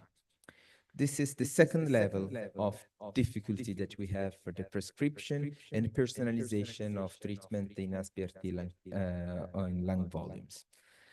We have to have in mind that almost half of the tumors in lung move more than 5 millimeters. Usually, not always, the treatment is in the superior inferior axis and is together with the normal breathing cycle motion. About 12% of the lung volumes move more than 10 millimeters. This means that we need very large margin if we do not have an appropriate motion mitigation strategies, and sometimes we will not be able to deliver radical doses. We will just have toxicity for free to the patient. So this is something that we cannot stand anymore, and we have to send patients to centers that have experience and equipment able to reduce this kind of issues. The amplitude of the motion is, of course, associated with different factors, such as, for example, the location of the nodule, the size of gross tumor volume, this stage of disease, of course, when it is a primary cancer, or the location of the metastasis, whether it's secondary one. And also the type of breathing that the patient has. In these publications that we have done with the group of Rome, we described 4 different ways of breathing during direct gating SBRT of lung cancer treatments. And you can see here we can have different approaches of the patients, the breathing cycle. You can have one direction drift when the patient starts to be tired of doing the breathing or controlling the breathing. Sign-like drift, which is pretty usual, have to say. The baseline shift, so maybe the patient was trying to have a rhythm at its own pace, then he sees he's not able to keep it anymore, and it completely changes the scale of the breathing, but remains more or less stable in the amplitude of the breathing acts. And then you have the chaotic breath, especially when the patient is not well trained by the RTT for keeping the inspiration and for having an active approach, an active control of his breathing cycle. And this is, of course, the most demanding situation because all your efforts for managing the movements are useless. So maybe lung cancer is just SBRT, it's just a matter of technology. If you have a good technology to cover your target, to spare the organ at risk, that we have solved all our problems. It's not that easy because we do have a lot of characteristics coming from the patients that have to be taken into account.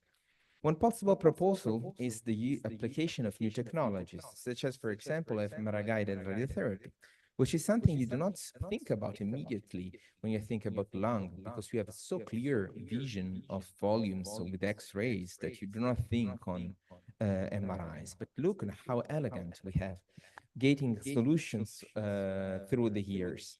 This is one of the first cases that we have done in an operable lung cancer in an 85 years old man, otherwise pretty healthy. And it was with a CineMRI 4 frames per second, in which you see the red area going inside and outside the green boundary to have a direct gating. Then, after some years, in our MR-Linac units, we doubled the quality and the morphological detail of the image, moving to 8 frames per second image. And as you can see here in another case of a very young, unlikely patient, a 24 years old patient, we have this wonderful breathing control with the patient putting the lesion inside the boundary. This time the boundary is yellow, but the principle is just the same. So this, of course, solves a lot of problems in terms of motion management, but we still have to face the patient-related problem.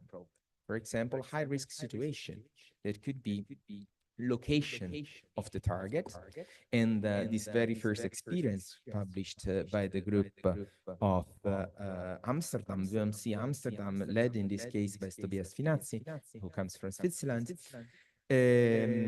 explored the central lung tumor irradiation in a very first exploratory cohort of 25 patients using mainly 2 fractionation, 60 in 8 fraction and 55 in 5.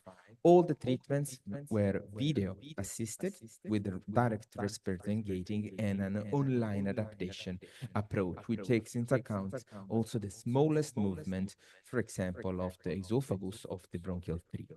And the re-optimized plan, so online adapted one, was chosen in more than 90% of the fractions. And this led to an improvement of the PTV coverage in 61% of the fraction, which translated means also a reduction, of course, of the overall risk constraint violation.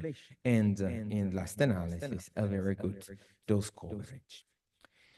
Similar situation on a slightly different cohort of patients, with 50 patients in this case, 29 primary cancers and 21 metastases, presenting high-risk toxicity factors, something with which you will not be very comfortable to deal with using standard technologies. High-risk toxicity factors such as central tumor location, previous thoracic irradiation, just think about, for example, a patient who had a previous lymphoma, or a breast cancer patient who has been irradiated and has developed lung metastasis candidate for SBRT, or interstitial lung disease, which is something we're seeing always more commonly due to the increasing age of the patients being diagnosed with the primary lung cancer. The BED was more than 100 grays, and the overall grade 2 and 3 toxicity were between 30 and 8% for grade 3 or more. So almost 1/3 of the maximum rate that we have described before. And this is something particularly intriguing for us. Same approach can be also used on peripheral lung nodules, where the online adaptation maybe could be less effective because we do not have that many organ at risk to be safeguarded. And the toxicity profile was very favorable, just a couple of cases of grade 2 toxicity and only 1 grade 3 with pneumothorax.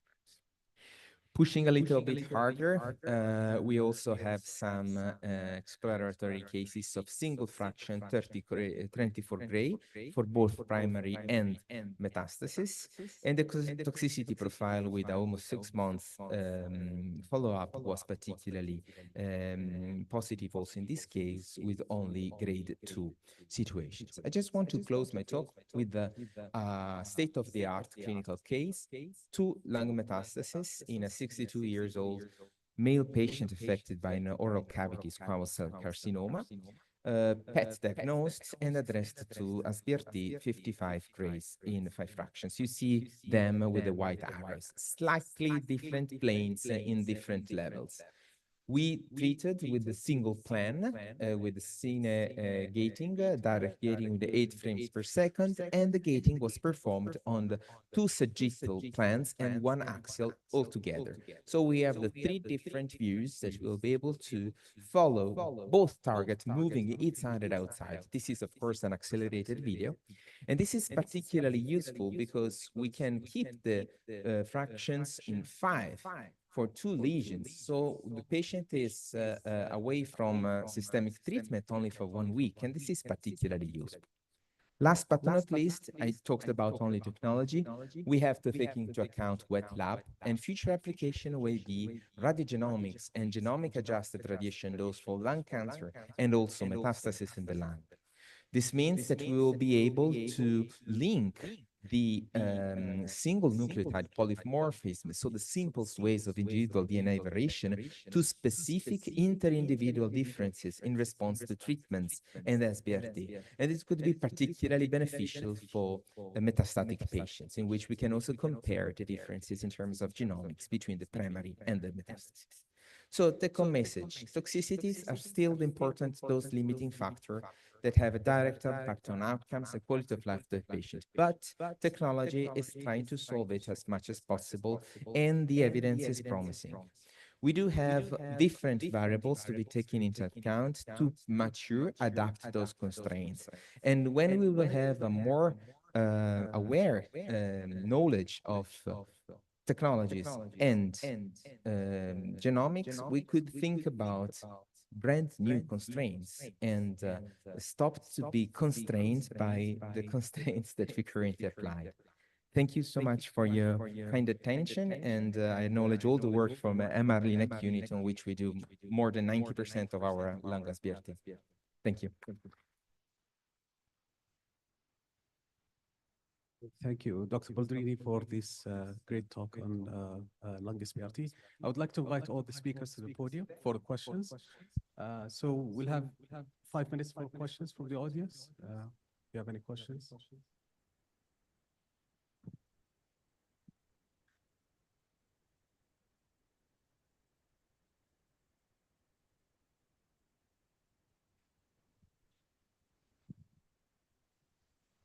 Hi, how are you? My question is for Dr. Hussam, a good friend. So it's regarding the SBRT in prostate cancer. So what do you think about SBRT in adjuvant treatment post-operative? My second question is about SBRT including pelvic lymph nodes or not. And the third one, patterns. I'm sorry, the second question? Including pelvic lymph nodes in SBRT. Okay. And third question, into low or intermediate or high risk. The high risk specifically differs between locally T-stage or Gleason score. There's different patterns of spread and feature-wise and all of these issues. So does it differ in SBRT if you consider one or any time to go for high-risk patients for SBRT? Does it differ if this patient is high risk because of local disease or because of Gleason score, for example? Thank you. Thank you very much, Dr. Shamil, for your questions. Actually, all of your questions are excellent questions. So I'll, for the first question regarding the post-operative SBRT, right? Right?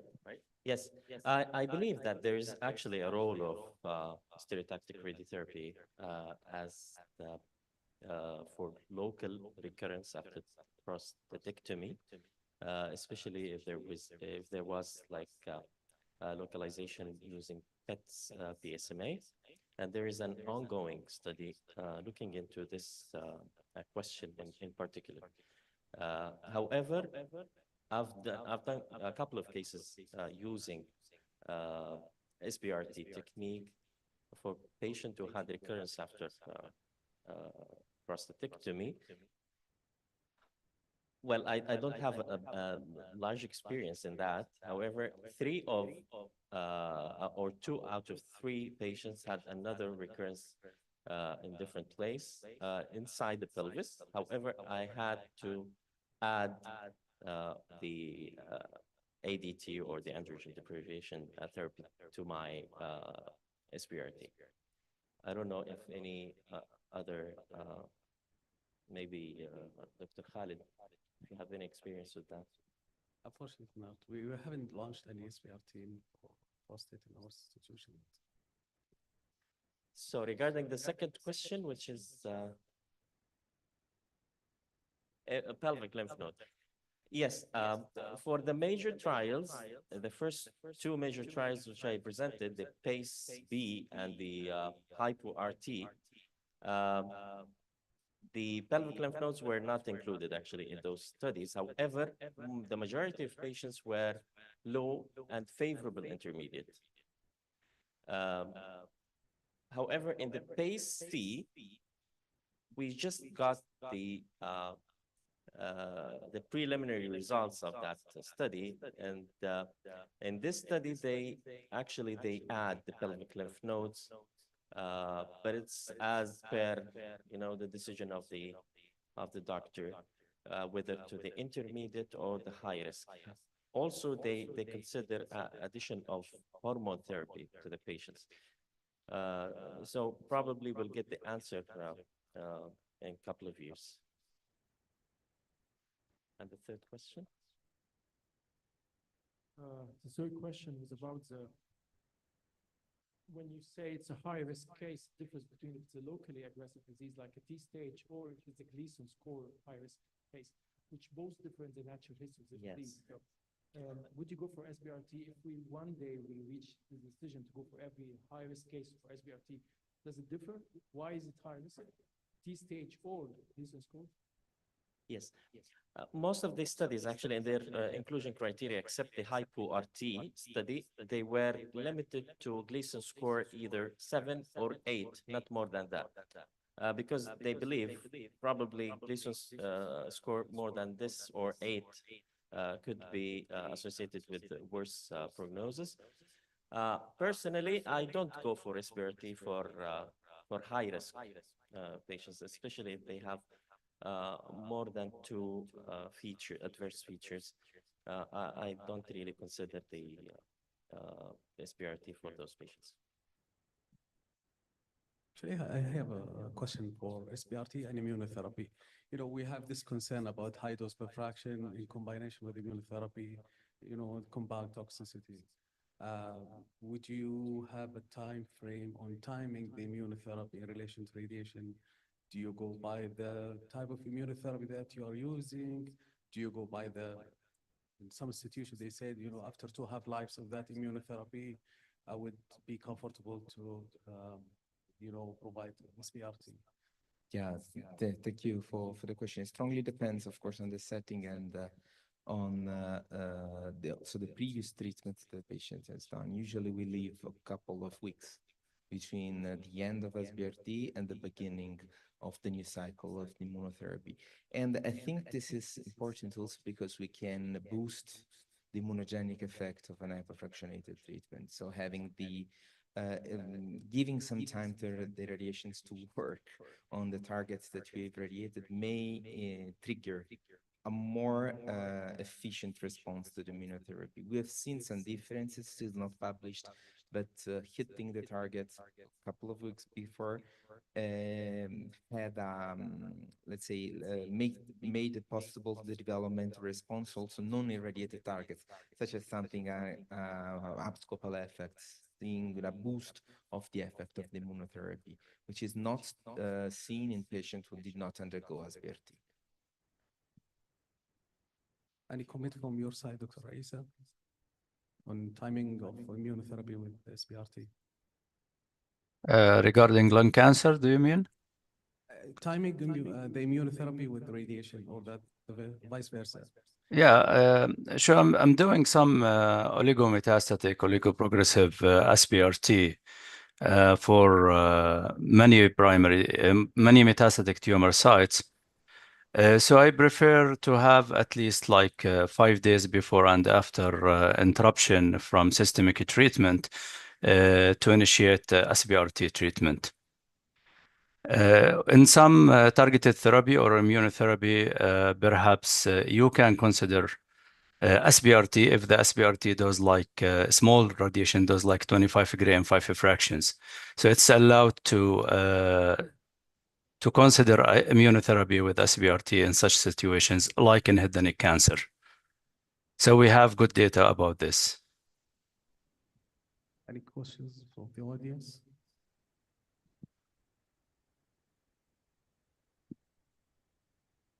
Okay, so thank you, everybody, and thank you for the speakers, and we'll conclude the session. So we'll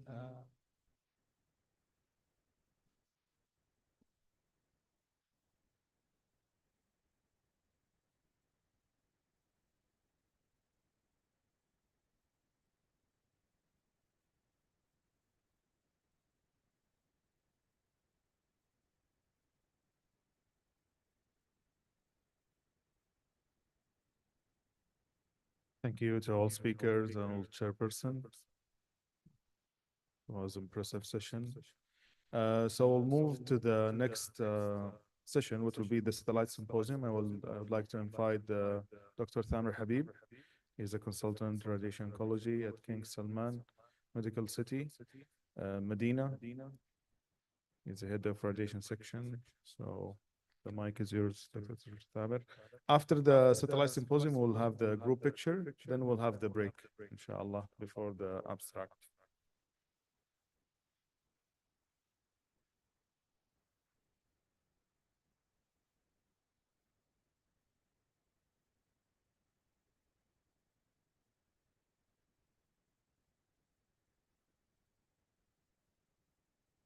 Thank you, Dr. Yusuf. Good afternoon, ladies and gentlemen. I would like to start by thanking Saro, as well the scientific and the organizing committee, for the excellent conference. It's a great pleasure to welcome you all at this Electa satellite presentation. Electa is a leading company in the field of MRI LINIAC, helping improving cancer treatment through real-time adaptive radiotherapy.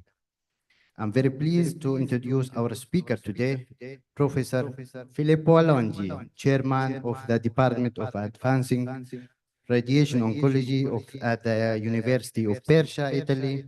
Professor Alongi is a well-known expert in MRI-guided radiotherapy, stereotactic treatment, and adaptive planning. He will share with us his experience from working with the Electa Unity MRI LINIAC. Professor Alongi, the mic is yours. Thank you. Thank you for this kind invitation. It is a pleasure for me to stay here for the first time in your country. Thanks to Electa to support my talk and for the organization, the scientific committee. I would like to talk about my experience using Electa Unity as an MR-guided approach for modern radiation treatment. These are my disclosure and conflicts of interest. This is my agenda, and I would like to start briefly with the evolution of modern radiotherapy. As you know, it was the past. We were working with this kind of images. Now our standard of care is IMRT, guided by images as well as COM-beam CT. But I think that the future that is reality is present in most of the modern advanced department worldwide is the use of MR-guided approach, because with the MR-LINAC we can see more and better a lot of things, and we can manage a lot of situations that are difficult to manage, as I will show you. As you know, there are different kind of machine. I will talk about my experience using Electa Unity with 1.5 Tesla imaging. We are able to see in the best way, I think, the entire anatomy of the region of interest. As you can see here, the quality of image is very high, and we can see the details regarding the relationship between our target and surrounding organ at risk.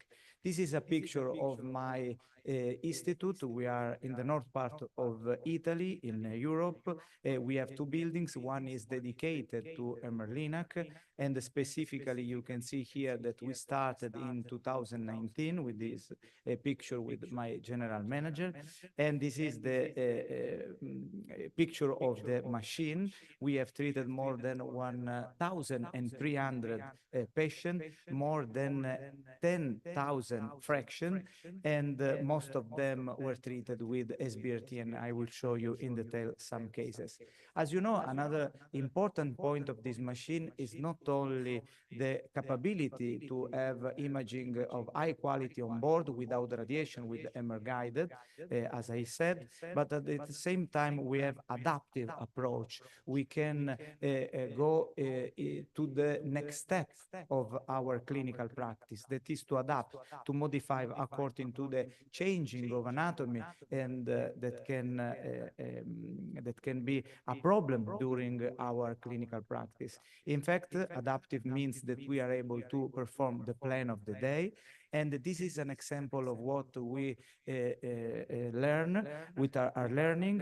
As you know, for prostate, that is a typical scenario, we can have different positioning of the status of the bladder as well as the rectum, but for us it's not so important. We can perform the plan of the day, as you can see here, and day per day, even if prostate can move related to the different position of the bladder or the rectum, we are able to offer to our patient the plan of the day. It means that every day we can offer a treatment that is personalized according to the anatomy that we can see, and correcting the plan we can deliver as we would like to do for each patient. This is the paper that we published in 2020 regarding the first 25 patients that we have treated with this approach with an optimal tolerability. And this is the paper regarding the first 100 patients that we treated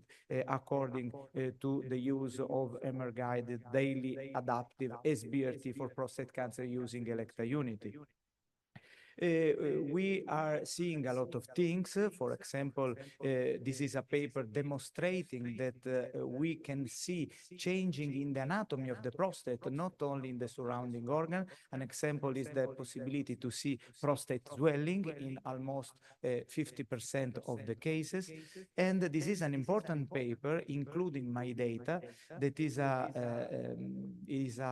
study with a systematic review and meta-analysis regarding the use of MR-guided approach for prostate cancer, demonstrating that this approach is able to reduce toxicity, especially in gastrointestinal and genitourinary district. These are some of the papers that we published regarding our experience using MR-Linac Elekta Unity. And another scenario very important in which I think this kind of machine, this kind of combined approach could be used is the setting of oligometastatic disease. You can see here in detail a very challenging case when we treated this lesion that was very close to the lower part of the kidney, as you can see here. And we obtained a complete response in this case, but we are treating also a lot of other oligometastatic patients. This is an example of a patient with two different sites of oligo recurrence in pelvis, two lymph nodes that we treated, and you can see for each site, day per day, how we can approach this patient. We can treat as well without specific concerns. And this is a paper regarding our experience in oligometastatic approach using this kind of disruptive technology. Another case here for a bone metastasis that obviously is very easy, but we can see in detail how those distribution could be done with adaptive daily performance. And here you can see another case in the thorax when we treated a patient with internal mammary nodes that obtained a complete response after this treatment when the plan was done, obviously guided by MRI in adaptive mode.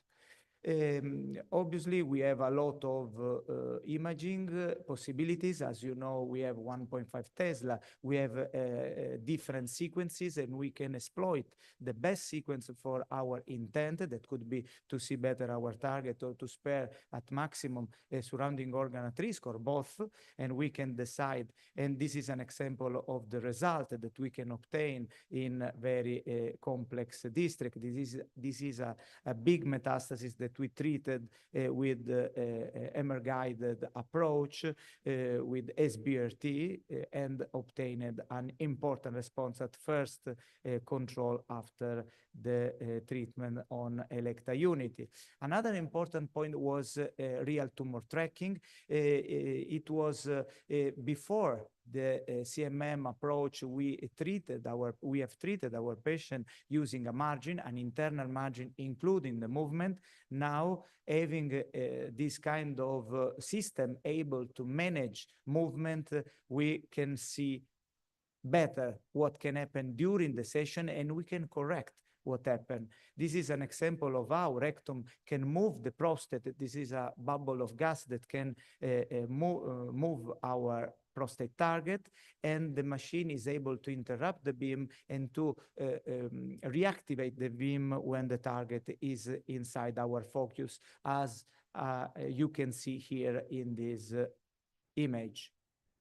We were the first center to test together with the University of Iowa this kind of technology, and we presented our experience in Estro. We have different modality to manage movement, especially for breath. This is an example of a liver metastasis when using Emerlinac, we are able to check and manage the movement, because as you can see here with the orange bar, we have an interruption of the beam during the movement outside our target. You can see here in detail the orange bar and the interruption of the beam. So we are able to perform a very accurate treatment following the movement, seeing better using 1.5 Tesla on board.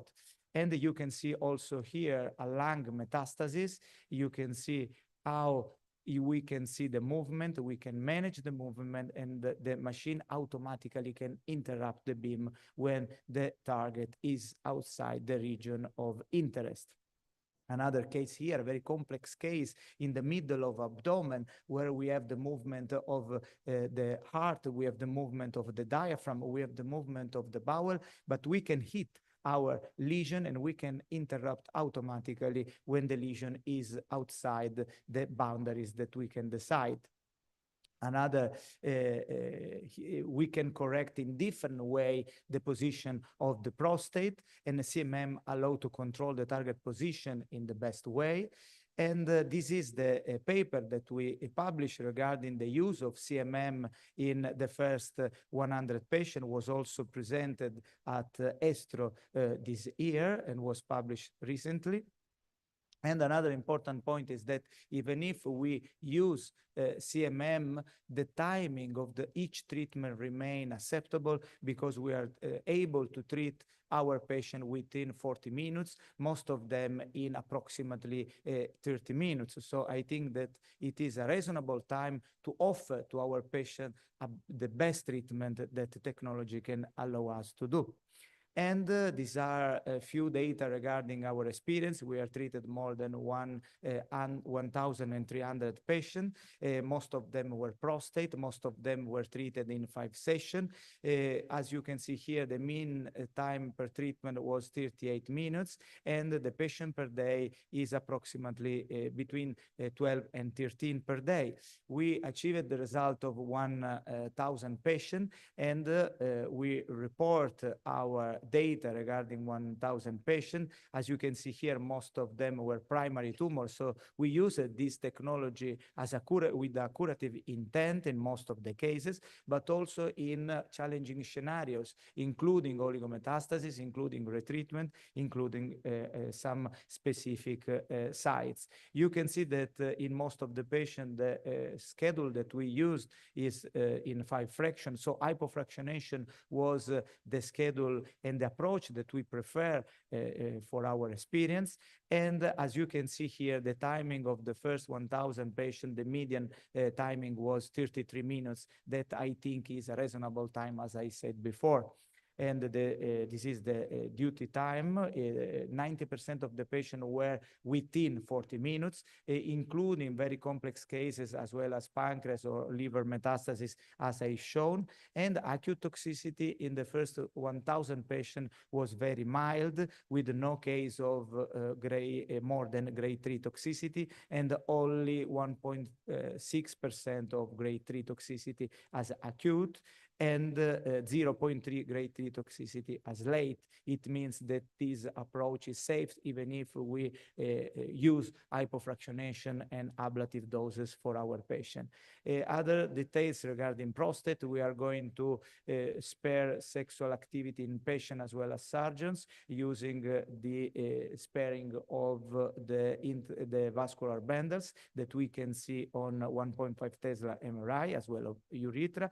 We can increase the dose on macroscopic disease in the dominant lesion with a simultaneous boost, as hypoflame and other studies are doing now, are demonstrating that this approach could be very promising.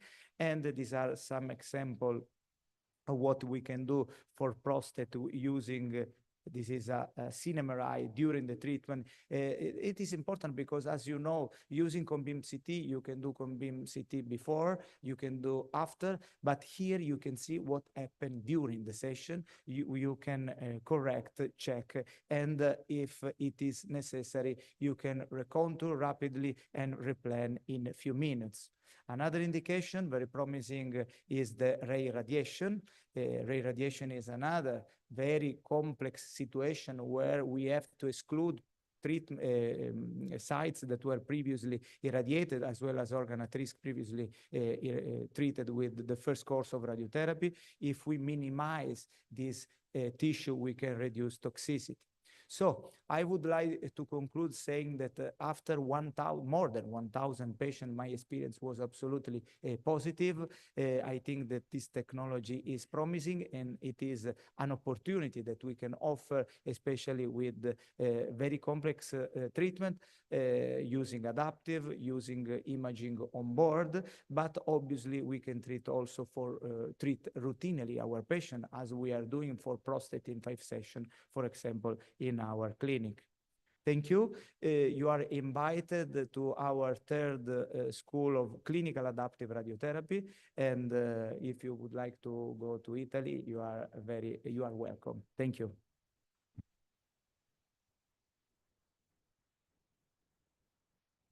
Thank you very much, Professor Alonji, for this clear, inspiring presentation. Actually, you show us how can MRI linear change the way we treat the cancer. Please show me. Comprehensive motion management, true tracking, safe doses escalation, less side effect. What do we need more? I think we need to create evidence, not only obviously there, but in general, radiotherapy. I think that it is really effective, it is safe, and these tools are demonstrating that the future of radiotherapy, radiation oncology, is absolutely promising. I think that Elekta Unity is an example of what we can do in the most advanced setting. And I think that this kind of machine, especially in very clinical, complex cases, can do something more very important. Very nice. We will have some questions from the audience.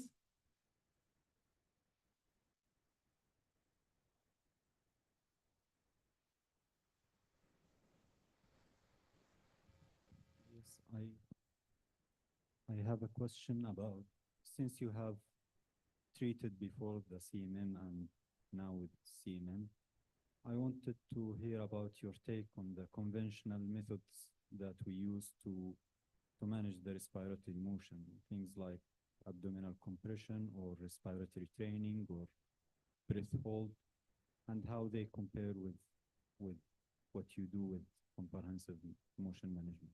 Yes, thank you very much. Obviously, we are very happy to have this tool on board because with the CMM we can really now treat as we would like to do. So we can see the movement, we can follow the movement, we can correct some anatomical situation, we can interrupt the beam when obviously is not useful, and in this way we can hit our target and spare at maximum organ at risk. And obviously this is our gold standard now, having this kind of technology on board. Before that, obviously we try to utilize different kind of approach. In some cases, for example, in abdomen, we try to utilize the abdominal compression. In thorax, we use the free breathing with an ITV that include this volume, the movement of the lesion. Obviously, the volume was larger than now. In fact, our endpoint using CMM now, especially for example, for prostate, we have a study trying to reduce step by step for the margins between CTV and PTV in order to minimize the involvement of rectum and bladder. But this is only an example of the direction that we are going to do. We can take a second question.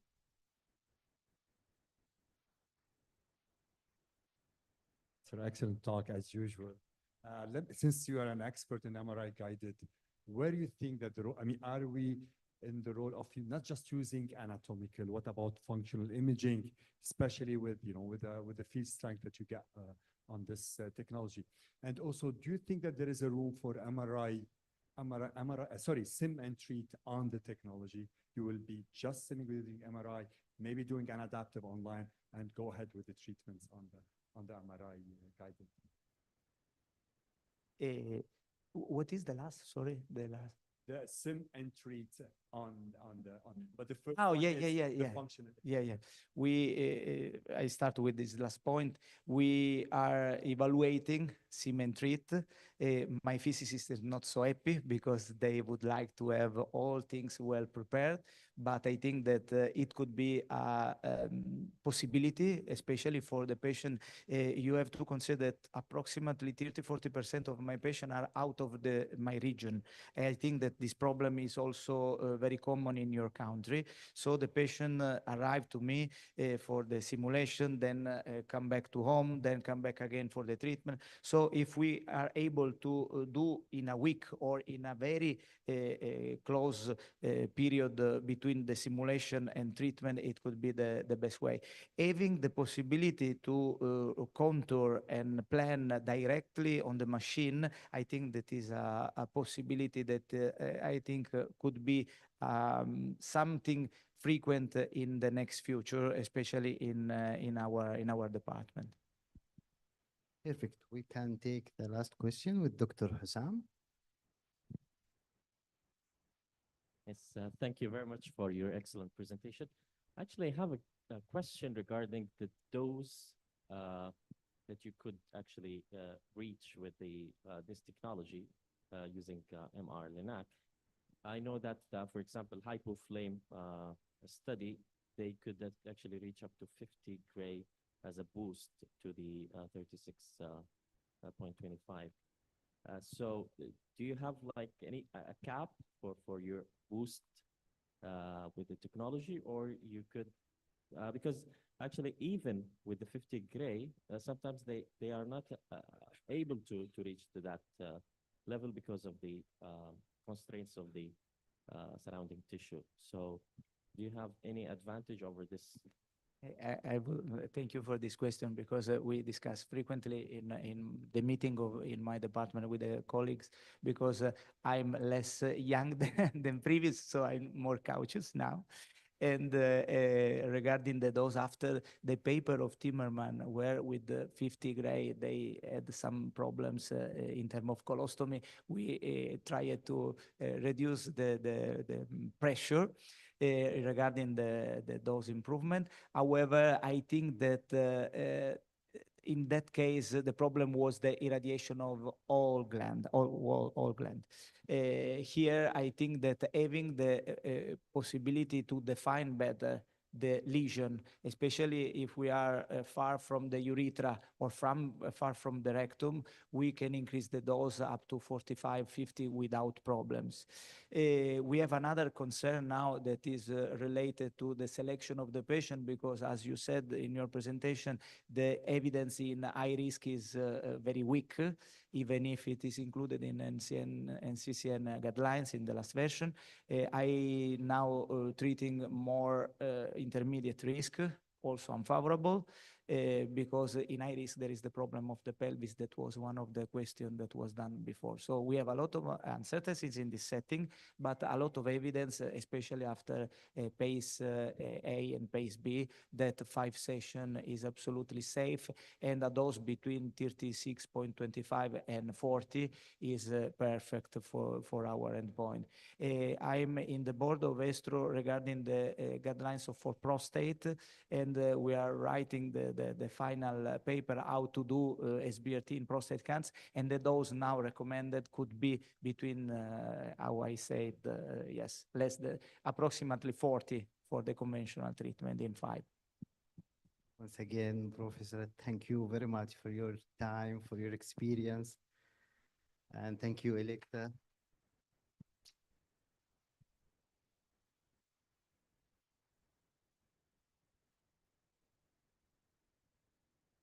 Can we have all speakers for the photos?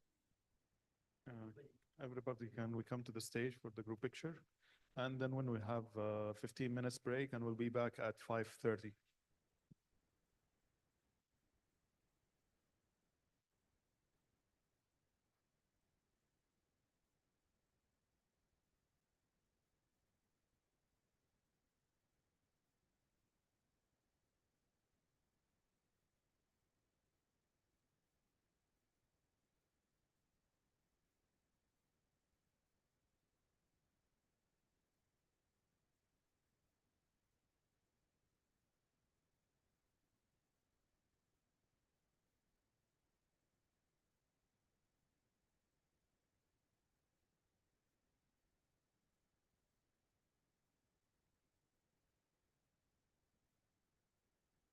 تبينا كده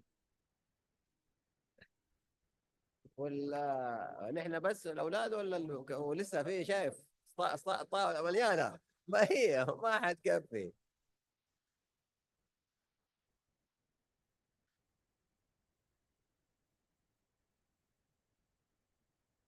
ايوه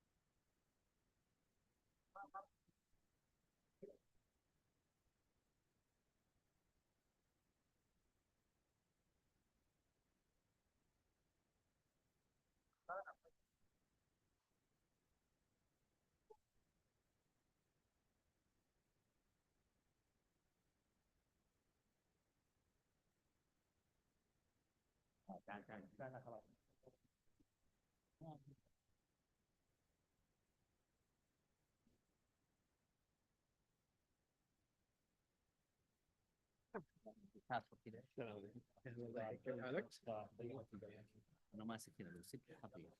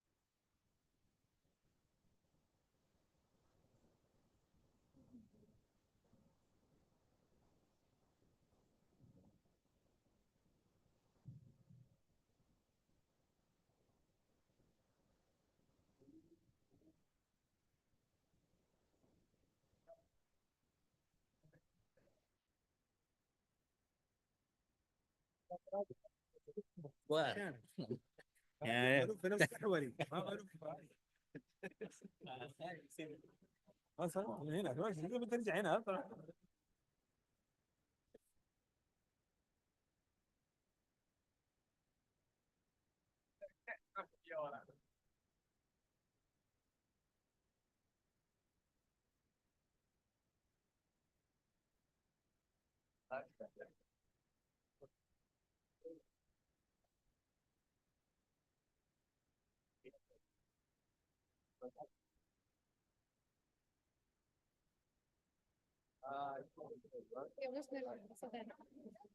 Everybody, please, we have a very important, the most important session of the day at 5:30, so please be back at 5:30. This is not the end. At 5:30, we're coming here again. Announcement. Please, this is not the end. Come here at 5:30 for the most important session of the day, the abstract presentations. Thank you.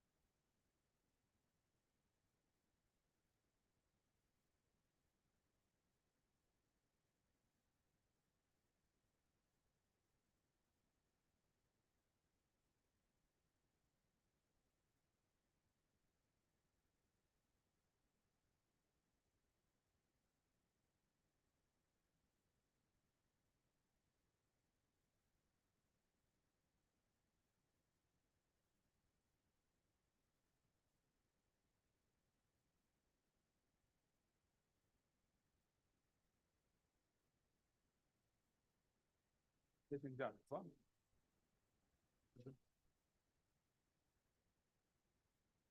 هاي ولا يهمك خذ اكثر من دقيقتين.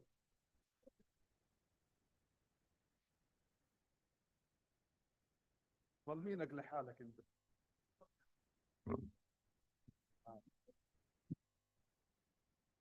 يعطيك العافيه.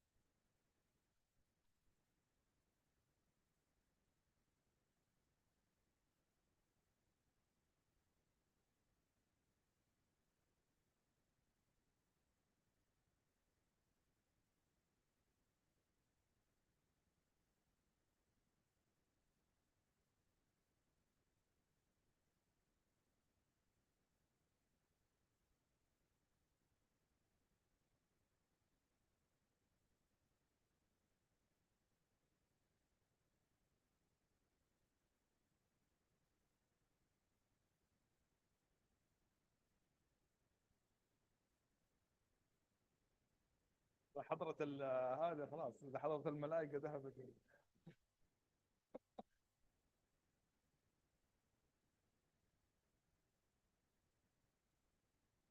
خلاص زميلتك مثلا.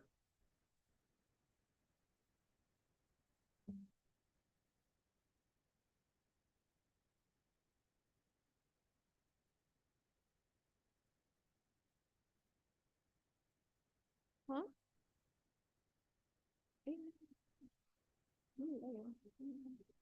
خلاص نبدأ. يلا.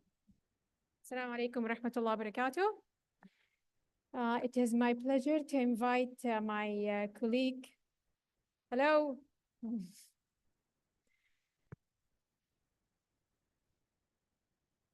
Announcement, please. It is my pleasure to invite my colleague and dear friend, Dr. Anan Makhrama, a consultant radiation oncologist from King Faisal Specialist Hospital in Jeddah. Dr. Anan and the team of the abstract committee did a great job on the abstract session.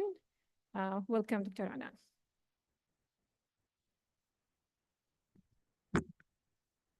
Assalamu alaikum, Jum'ah Mubarakah.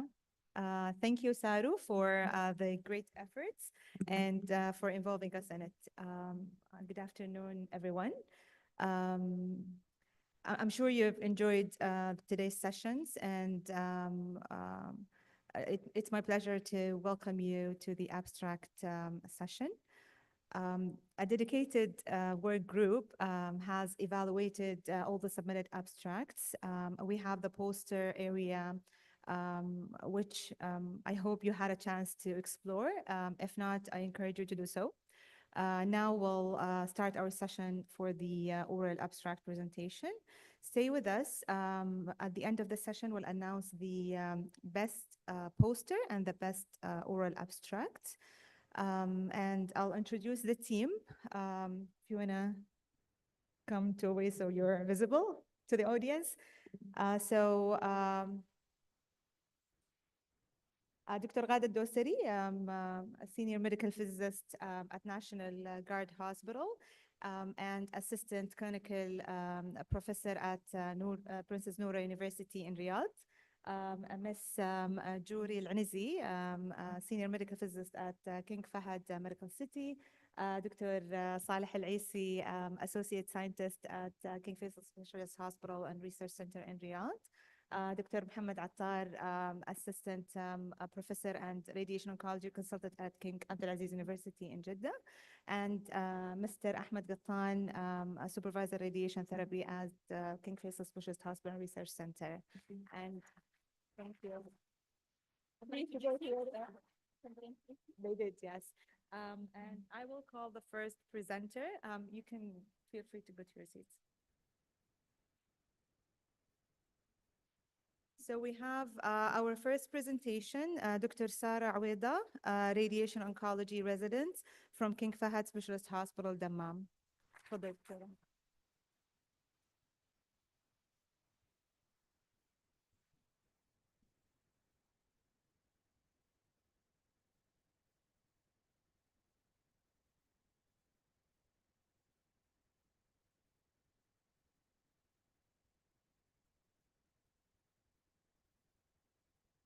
evening, everyone. Thank you for having me. I am Saro, radiation oncology resident, PGY2 from King Fahad Specialist Hospital, Dammam. And I'm here today to gladly share our paper titled Oncologists' Insights Towards Detailed Prognosis Disclosure. Generally speaking, prognosis is an essential part of any oncologist's daily practice, as it has implications on treatment decisions, patient satisfaction, and overall psychological well-being. Now, this topic had been explored extensively globally and nationally, whether in regards of oncologists' practices and opinions or from patients' point of view. However, we have not found any paper nationally that examined the extent of information communicated during prognosis discussions. And for that, the aim of this paper is to investigate insights of oncologists in Saudi Arabia towards detailed prognosis disclosure to patients with poor prognosis. In other words, the question is, when you have a patient with poor prognosis and have very minimal good news to share, what information would you share and what would you try to avoid? A self-administered survey was distributed randomly among oncologists from various centers in Saudi Arabia. The survey itself consisted of two parts, the first one assessing the current practice and the second one assessing opinions, perceptions, and barriers. A total of 106 participants completed the survey. Around 1/3 were radiation oncologists, and the other 1/3 were medical oncologists. Around 16% were hemato-oncologists, and the remaining 25% were from various surgical specialties. We started by asking a general question. So 77% of participants reported always discussing the general prognosis with their patients, while 21% would try to avoid it. Whenever a patient expresses desire to know about their prognosis, so consent is established, the majority, more than 86% of participants, reported discussing staging and its implications, likelihoods of cure, and disease-related complications. While to a lesser extent, around 71% would discuss recurrence rate, the least discussed component was survival statistics. So only 38% would usually mention it, and 35% would only do so if asked specifically by the patient.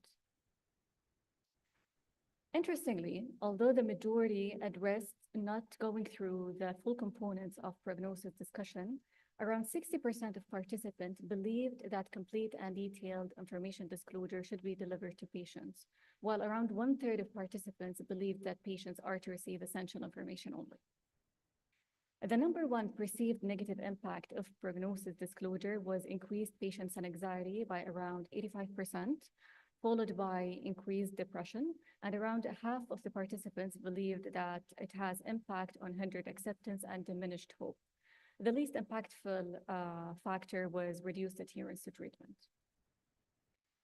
Barriers were further subcategorized into oncologist, culture, and patient-related. The most common one of each, respectively, was limited counseling and social services by around 67%, the protectiveness of families towards the patient by around 90%, which ranked the most common barrier among all the categories, followed by strong emotional responses from patients by around 85%, and low patients' educational level by 66%. In conclusion, although oncologists think that prognosis discussion is taking place, in reality, there is discordance between the current practice and general international guidelines. Expected survival statistics are specifically seldom discussed. Addressing barriers to detailed prognosis disclosure by tailoring prognosis disclosure guidelines to the Saudi population, of which family dynamics are considered unique. So families do influence the decision-making process of patients, which would encourage physicians to go more in depth during such discussions. Also, establishing prognostic disclosure training courses would help in unifying the practice throughout the kingdom.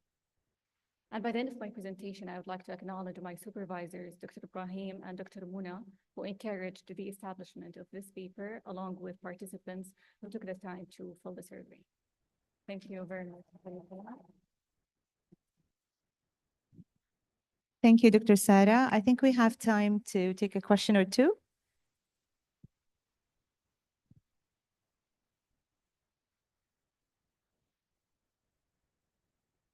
Thank you for this nice presentation, and this is really important.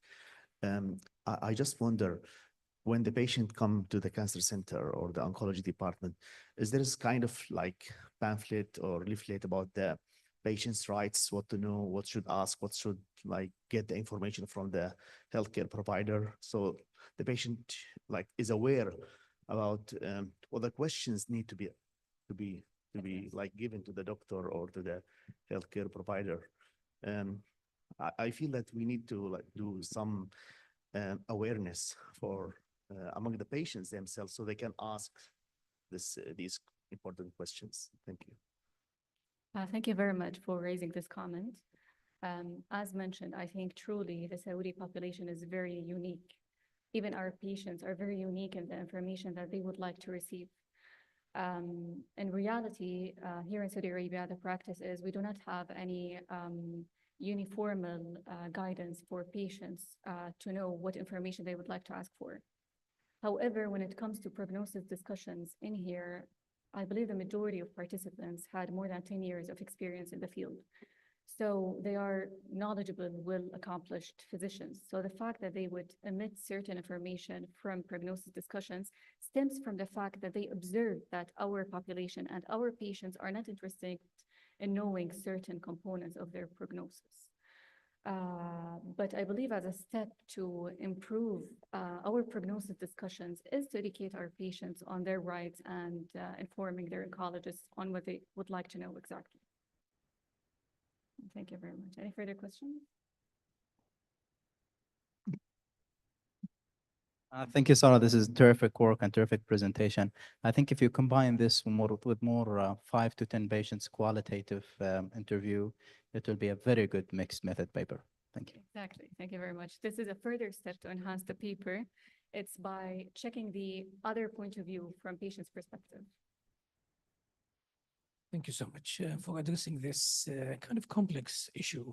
And again, like, no matter how senior in your practice, you would still have to negotiate that, how much the patient would like to know and the family.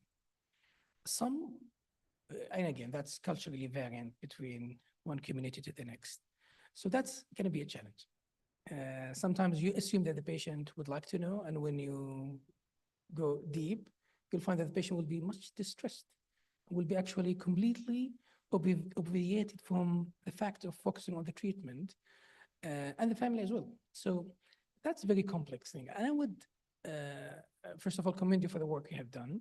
But if I would take that, if you're interested, and I think it would be greatly useful piece of information to take it to the next level, where each, and you define the encounters on these specialties, radiation, medical, surgical, oncology, and make that, instead of me reporting how did I do when it came to discussing the prognosis, I would tell you how much I have done and purpose to make it in a measurable scale and ask the patient at the same time, in the same encounter.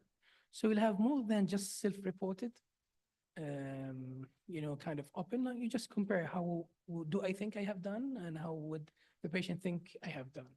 And I think if you get that and try to search for the literature about the scales that you could use to further answer that question, and it will still be complex, but again, you would have at least know how much of self-awareness between the patients and the gap between the patients and the practitioner. Thank you so much for the great work. Thank you for your recommendations.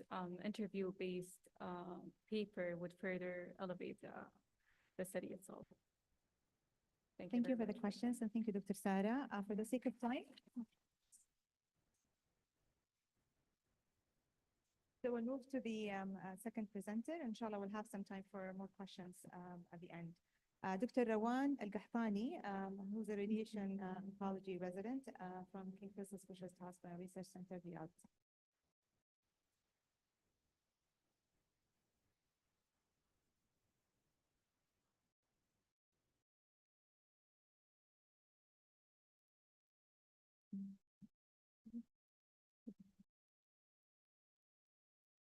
السلام عليكم جميعا. أنا الدكتورة روان القحطاني. I'm a radiation oncology resident, PGY2 at King Faisal Specialist Hospital at Riyadh. It's an honor to present my research as oral presentation at Saro this year, titled as Outcome of Patient with Unresectable Oral Cavity Cancer Treated with Radical Concurrent Chemorad. It's a 15 years experience at King Faisal. I will thank my supervisor, Dr. Nasser Rajhi and Dr. Mohammed Al-Dahaim. Yes, this is my outline for my presentation. So as a brief introduction, as you know, that unlike other head and neck cancer, oral cavity cancer is a different and unique in terms of management and treatment outcome. Why? Because the surgery still is the standard of care with post-operative radiotherapy. However, the optimal management of inoperable patient and OCC remain largely unknown, especially when the surgical management is not an option. Why? Either due to the patient factor or tumor factor. In clinical practice, we have two approaches in such cases, either to go with a palliative intent with best supportive of care, palliative chemo, palliative radiation, or to go and give the patient a chance of a cure with radical intent treatment with a concurrent chemorad. Unfortunately, in the literature, there is only a handful publication in such cases describing or addressing this question. That is it worth to treat patients with curative intent in unresectable or inoperable oral cavity cancer? So our objective or our aim of our study is to review our 15 years experience at King Faisal Specialist Hospital in Riyadh in treating unresectable oral cavity cancer with definitive concurrent chemorad with or without induction chemo. So our study was a retrospective study. The data collected through a comprehensive review of a head and neck cancer database at King Faisal to identify all patients with head and neck cancer who presented to the clinic of head and neck combined clinic between the duration from January 2009 to December 2023. Our primary outcome was to evaluate the treatment efficacy in terms of local, regional, distant, control rate, and also to assess the 2 years overall survival and progression-free survival. Our statistical analysis was using the Kaplan-Meier method and multivariable.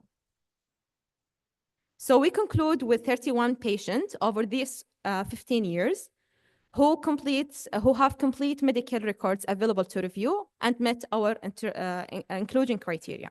So briefly, what was our inclusion and exclusion criteria? We include all adult patients who diagnosed with a primary oral cavity cancer, squamous cell carcinoma, from any subsite from oral cavity cancer with any stage who treated with radical intent concurrent chemorad.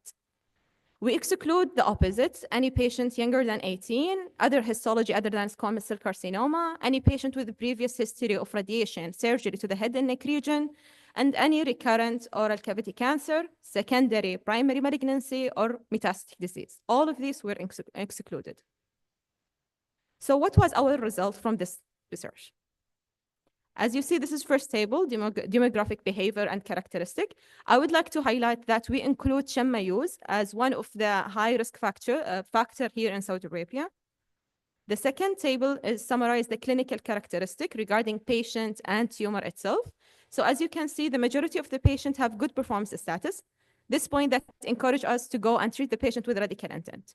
The most common site was the tongue.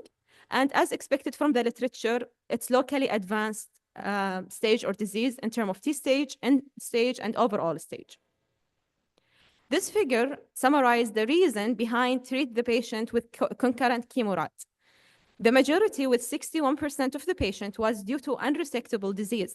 That means that the disease itself, it's extensive. The surgery, it's not option in such cases. On the other hand, 32% was due to patient preference. The surgery was an option for these patients. The surgery was offered to the patient, but the patient refused that. Lastly, 6% only was the patient inoperable, either due to significant comorbidity or poor performance status. So induction chemotherapy was given in majority of the patients, 77% of the patients. The most common regimen was CPF. The treatment response was assessed based on post-induction chemo CT scan. Majority of the patients did CT scan, 67%. Based on RECIST criteria, majority with 81% have partial response. Yeah, however, in other sites, only few patients who did 25 did beta scan. So this is the major outcome from our research. So 2 year survival based on Kaplan-Meier, it was 50%. The progression-free survival was 21%, 21 at 2 years. And regarding local, regional, distant, free survival was 19, 50, and 66 at 2 years. So to conclude, we conclude that unresectable oral cavity cancer treated with radical concurrent chemorad have poor outcome in terms of survival and high local and regional failure. For future, we highly recommended to conduct some research that compare between two approach, the palliative approach and curative approach for these patients, not the surgical and non-surgical, because most of the patient, it's different in selection criteria. Thank you so much. This is my end. Thank you, Dr. Rawan. We'll allow for one question before moving to the next presentation. So very nice project, I love it. So one question, one advice. Did you only include patient with concurrent chemotherapy with radiation or only radiation derivative with high dose? If not concurrent chemo, probably you can include patient with radiation to increase your sample size. And the advice for the stat analysis, it's when you evaluate the local region distant control, it's better to use a cumulative incidence function with competing risk rather than using a Kaplan-Meier. And I can help you with this. Thank you. Regarding the first question, first of all, thank you for your question. Regarding first question, we review all patients who were unresectable, and most of them was receiving concurrent chemorad. We assess, yani. So 90% receive concurrent chemorad, only 10% proceed with only radical radiation. So the majority already received concurrent, yani was tolerable. Yeah. We have more questions, but for the sake of time, maybe we'll move to the following presenter. Thank you, Dr. Rawan, and then we'll have, inshallah, some time for more questions. So our next presenter is Dr. Mohammed Al-Muhaid, radiation oncology resident at King Faisal Specialist Hospital Research Center in Riyadh.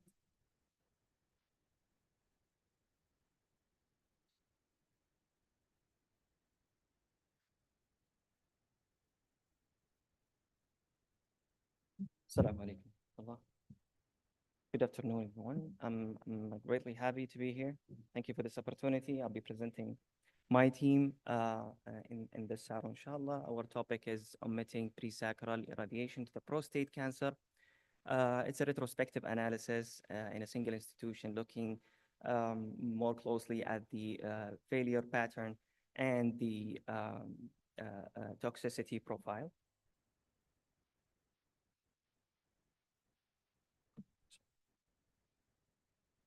Here are my outlines. A quick background, prostate cancer is a highly prevalent malignant disease globally within men. Radiation therapy is a key factor treatment option in terms of radical treatment. The pelvic irradiation is an essential part of radiation therapy when it comes to the higher risk categories. We hypothesized that the omission of pre-sacral lymph node irradiation can maintain the oncological outcomes and at the same time can keep a favorable profile in terms of toxicity and exposure. So when it comes to the literature, honestly, despite the vast literature available data, there is very little descriptive data when it comes to the distribution of a pattern of failure when it comes to the lymph nodes, specifically pre-sacral lymph nodes. This is one of the probably the most descriptive study within the literature, describing 2,700 patients who had failure, and among the isolated pelvic failures, 6 patients only had a pre-sacral lymph node involvement accounting for this less than 1% of the entire cohort. When we talk about the prospective data, there are many studies describing the failure in general. However, not a single study that showed a clear image toward the presacral lymph node failure. And most of them concluded with either benefit or none. Generally, here, the shown studies have concluded with benefit of pelvic irradiation, and on the other hand, it is showing significant toxicity as well when adding pelvic irradiation in general speaking. So yeah, this part of the literature is showing the how toxicity have risen after the addition of pelvic irradiation. So it's a retrospective study of 124 patients. We included patients non-metastatic with radical intent radiation therapy. All risk groups were included, with excluding the prior surgerized patient or profoundly lacking clinical or follow-up data.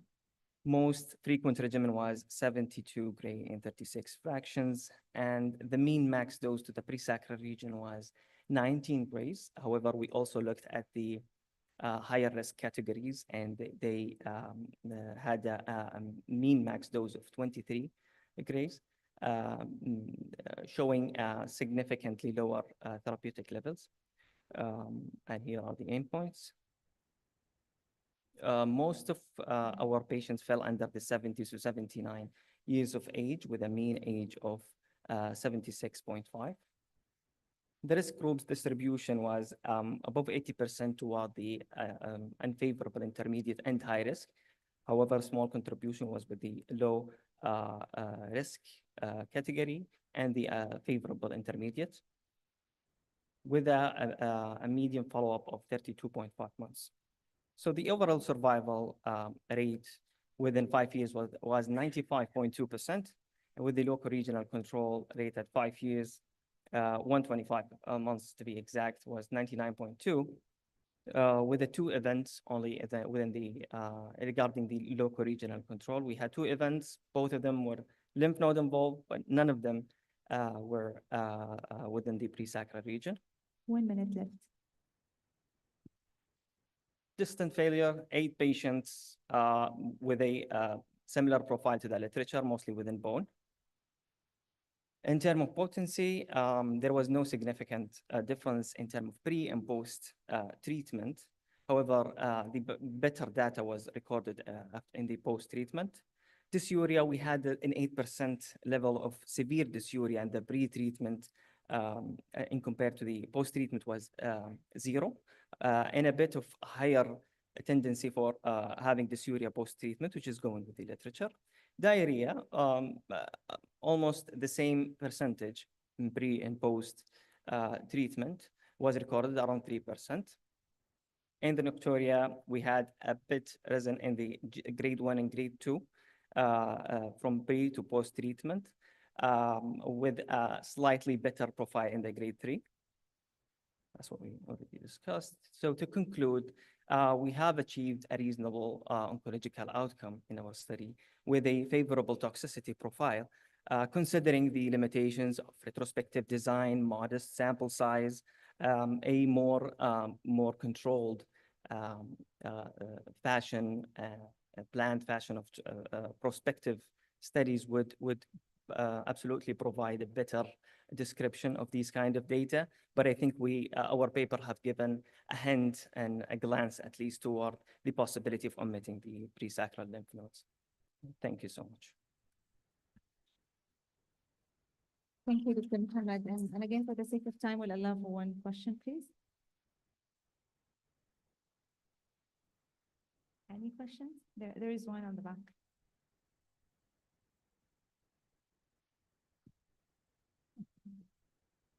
Thank you very much. It's very interesting data, challenging the concept of atlas-based pelvic nodal management right now.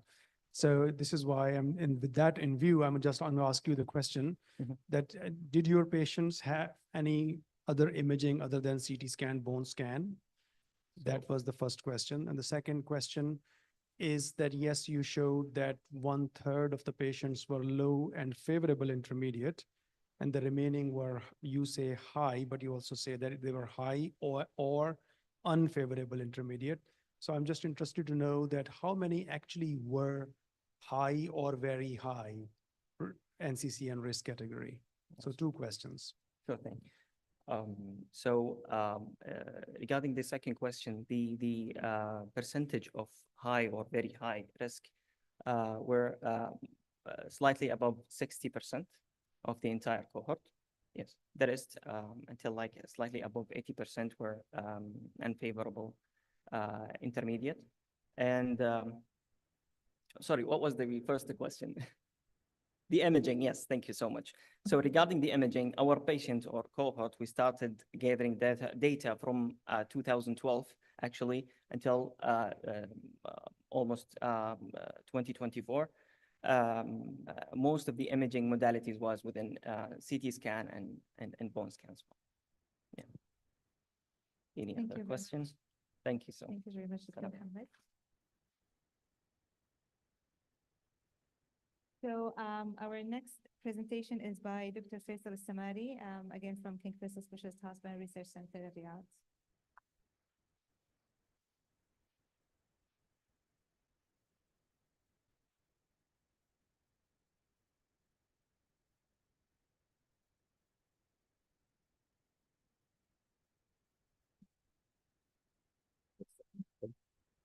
Thank you for Saro Scientific and Organizing Committee for giving us this opportunity. I'm Faisal Smari, and today I'm presenting our work titled Correlation of Metabolic Response Assessed by PET-CT Matrix with Survival in Locally Advanced Nasopharyngeal Carcinoma. So a little bit of introduction. Nasopharyngeal carcinoma is the most common head and neck cancer in Saudi Arabia. Locally advanced nasopharyngeal carcinoma is the most common presentation of nasopharyngeal carcinoma. To give a little bit of numbers, in our KFSH registry in 2023, nasopharyngeal carcinoma was 4% of all treated cancers, and about 2/3 of these patients presented with the locally advanced disease. Treatment overview. This is what this is our protocol in our hospital. Of course, after establishing the diagnosis, we start these patients on induction chemotherapy, 2 cycles of platinum and Taxol based chemo, which is followed by concurrent chemoradiation. And the dose is 70 gray and 33 fractions. And all of these patients were treated utilizing tomotherapy. So the current parameters in risk stratifications, of course, the TNM staging, EBV level, which gives an idea about the tumor burden, and the histological subtypes. As we know, the non-keratinizing undifferentiated type is the most common presentation, fortunately, in our population, and it shows the most favorable prognosis. So our study aim, we measure the PET-CT matrix, like the SUV, which is the most commonly reported. Also, we measure the MTV and TLG, which we will define in a moment, and evaluated their prognostic value on overall survival, relapse-free survival, and as well as metastasis-free survival. The standardized uptake value, as we know, it is a quantitative measurement that reflects the uptake of radiopharmaceutical, typically FDG in the tissues. It is used to evaluate the metabolic tumors and compare to the radioactivity in a region of interest to the injected dose. Higher SUV values indicate greater metabolic activity, and they may correlate with higher tumor aggressiveness. The SUV max, it reflects the highest SUV point within a specific region, while the SUV mean averages the SUV across the entire tumor or for a defined volume. Of course, it is significant in assessing metabolic activity and tumor aggressiveness. The second parameter is the metabolic tumor volume, or MTV. It is a measure of the volume of tissue that shows significant metabolic activity. So in contrast to the SUV max that measures a specific, the highest point in the tissue, the MTV takes into account the whole volume of the tumor. It provides an assessment of the tumor burden. A larger MTV, as the SUV max, may indicate tumor extensive or aggressive tumor, which could be associated with worse survival. It is calculated using imaging techniques that quantify the volume of metabolically active tissue. Higher MTV values may indicate a worse survival. The last thing, which is the total lesion glycolysis, it takes into account the both of the above dimensioned parameters. So it combines the SUV and MTV to quantify the overall metabolic activity of the tumor, and calculated by multiplying the mean SUV with the tumor volume, and it reflects both the extent of the tumor as well as the metabolic activity, and also higher TLG values are often linked with poor prognosis. So our methods, these were 107 patients who were recruited in a prior study, in a prior trial in our institution. All of these patients had a pre-treatment PET scan and another PET scan 2 weeks after induction chemotherapy, and a third one at the first follow-up after concurrent chemoradiation, which is 12 weeks after chemoradiation. And at each stage, we collected the SUV max, MTV, and the TLG. Correlation between the metrics and survival outcomes assessed using statistical methods, including Cox proportional hazard and Kaplan-Meier. Statistical significance was set at a p-value of less than 0.05. There were a significant correlation between PET-CT metrics of the involved lymph node after induction chemotherapy, specifically the TLG, total lesion glycolysis, with relapse-free survival, metastasis-free survival, but not with overall survival, as evident by these Kaplan-Meier curves. And similarly, PET-CT metrics measured by SUV max in the involved lymph nodes after definitive chemoradiation correlated significantly with worse relapse-free survival, but not with metastasis-free survival or overall survival. And also we used our own metric, which we named it a clinician-assessed PET response, and the response was classified as follows.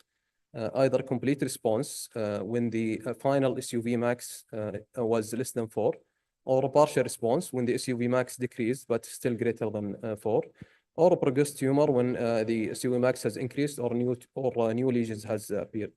1 minute left. And the clinician assessed PET strongly correlated with both of the metrics we measured. In conclusion, our findings support the use of PET-CT metrics after chemotherapy as available early prognostic markers for risk stratification in locally advanced nasopharyngeal carcinoma. PET-CT metrics can guide therapeutic decisions, leading to improved personalized treatment strategies. Clinician-assessed PET response outperformed interval-specific PET measurements in providing survival outcomes. The study indicated a strong correlation between PET-CT metrics and survival rates. Further research is warranted to optimize the use of PET-CT metrics in diagnosis and therapeutic monitoring of locally advanced nasopharyngeal carcinoma. And we know that the clinician-assessed PET is more of internal metric, a subjective metric that we use in our hospital. It is yet to be validated, but now we are working on gathering the response assessed using the PERSIST criteria, which is similar to the RECIST criteria, but it assesses the response based on the metabolic activity rather than the size. Thank you.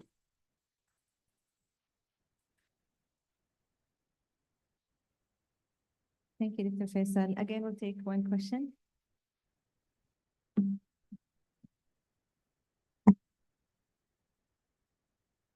I'm very biased for this session because she's the next generation radiation oncologist in the kingdom. So I'm happy for this. Wonderful. And also head and neck, and it looks a lot of work in head and neck. So couple of questions. One, you did not specify if you used the duration between the chemo and the PET scan. Probably you need to do that because if you give them more time between the end of chemo and PET scan, it may impact the metabolic response. So that's one thing you need to do. Two, you used a clinician assessment and you're planning to use the PRESAST, but probably use the Hopkins score. Hopkins score is the most widely internationally used for assessment of metabolic response, and the nuclear medicine can do that for you, so it's an easy thing. Number three, the most important thing in this study that you would like to introduce in the future, based on the response on the PET scan, probably you can de-escalate the treatment, use lower dose of radiation treatment. Yes. In this case, you need to define a cut point. You use the metabolic volume, use the SUV, you with the TLG, but that's a general. But which SUV? It could be 3.6, could be 4.2. Is the change? I need to speak with your biostats to define using an ROC, RPA analysis, minimum p-value approach. Then at that point, your manuscript can go to Red Journal or Great Journal. Thank you so much, Doctor. For the first question, the PET after chemo was defined, it was done after 2 weeks after chemotherapy. So there was a specific time. For all of them. For all of them. You're doing a great job. Thank you. For the third question, sorry, Doctor, I forgot about it. What is it? The others are actually more advice rather than a Okay. question, something to consider in the Thank you. manuscript. Thank you so much. Thank you. Thank you very much. We'll Thank you. move to the next presentation. So our last presenter is Dr. Abdullah Swalim from King Faisal Specialist Hospital Research Center in Riyadh, radiation physiologist. Really? I think I got used to one after the other. So King Saud University Medical City. My bad. صحيح. السلام عليكم. I don't mind.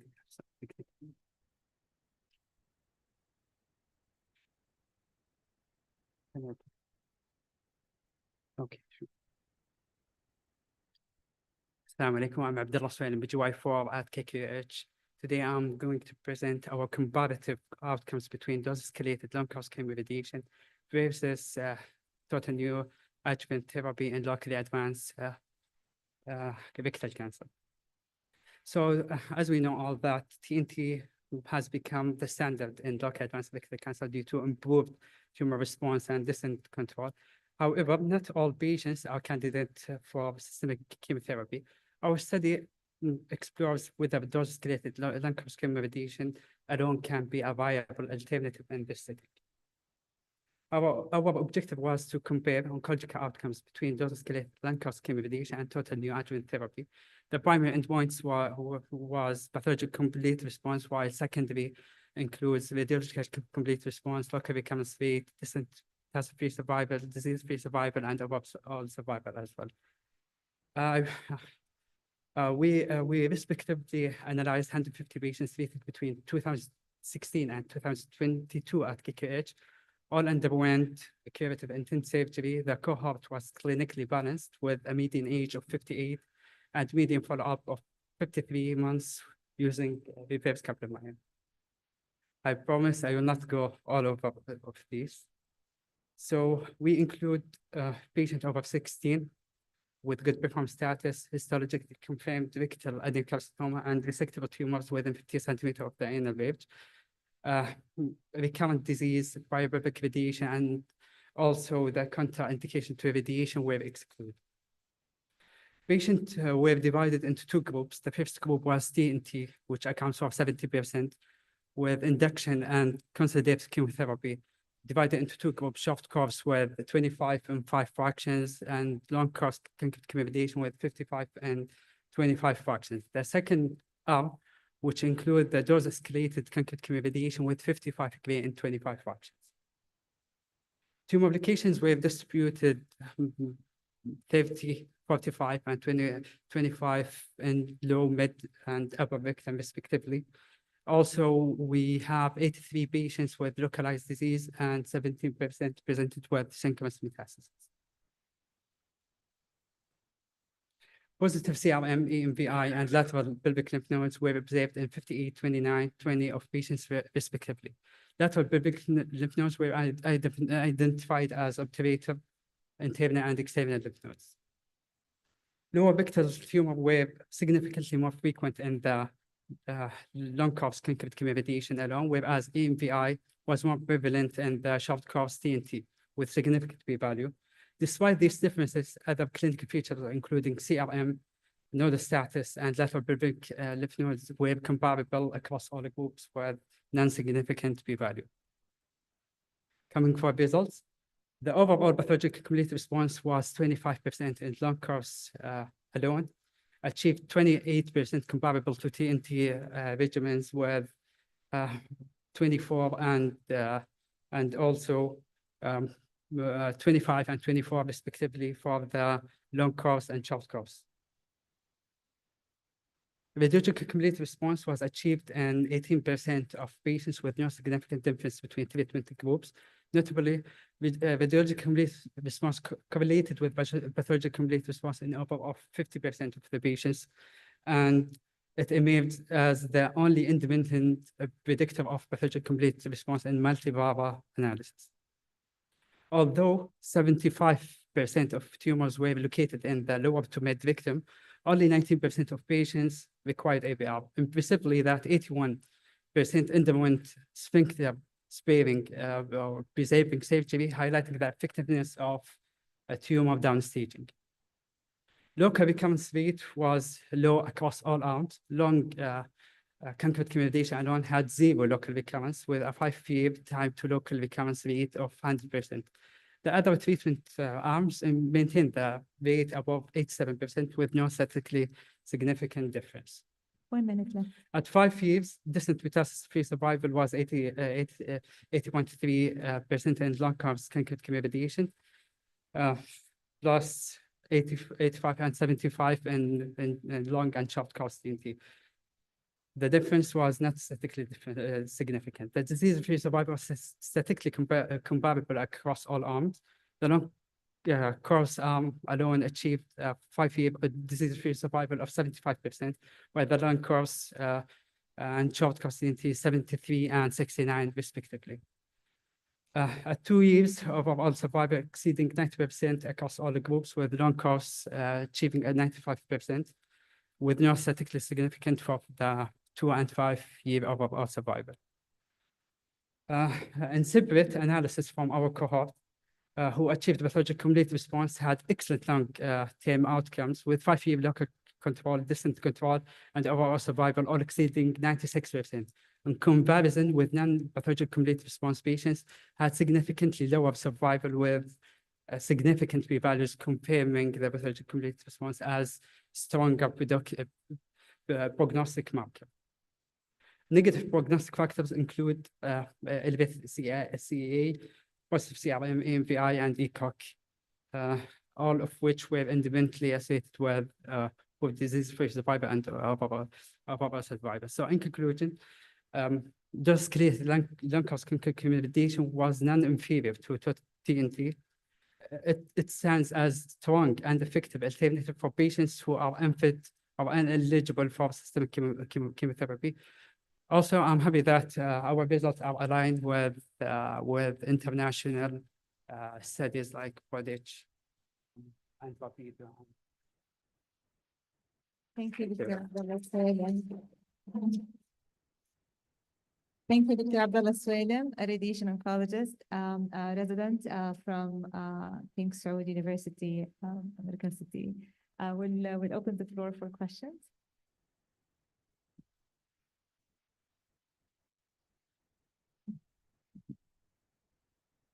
Yes, thank you, Doctor, for your excellent presentation and excellent results.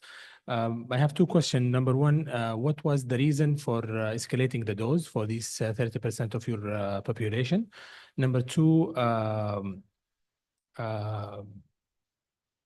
for the long course patients, it was an upfront concurrent chemoradiation, or there was like an induction chemotherapy among these patients?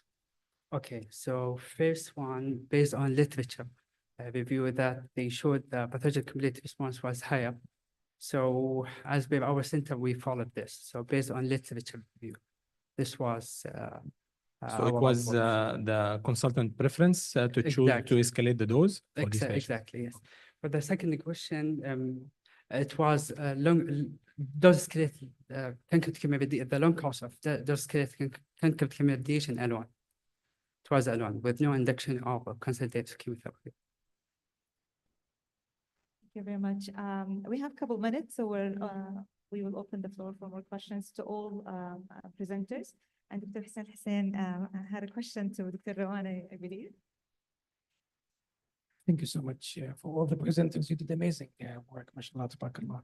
So glad to see these quality work in research and the presentations. I have a query to Dr. Rawan for the work that you have presented. First of all, I would like to congratulate the team at King Faisal Special Hospital for doing this work. I wonder about the grade 3, grade 4 toxicity for your group, and if there were any grade 5 toxicities around. I couldn't listen for the first So, of your question. The risk of grade 3 and 4 toxicity in your 15 years cohort? What is the risk of a grade 3 and 4 toxicity? And did you have any grade 5 toxicity for those who did have concurrent chemoradiation for unresectable oral cavity cancer? Regarding the data collection, we don't include the toxicity because most of the case that we reviewed over 15 years based on paper records and electronic. So for the paper, it was limited. Yani we couldn't have these details. So we don't include the toxicity. I would encourage you to try to dig deep, if you could, for whatever cases that you do have some information to do. Because if you do have that, I would like to quote you and the work that you've done on that. If you did have that, that would be great. And maybe Dr. Abdulrahman. Future.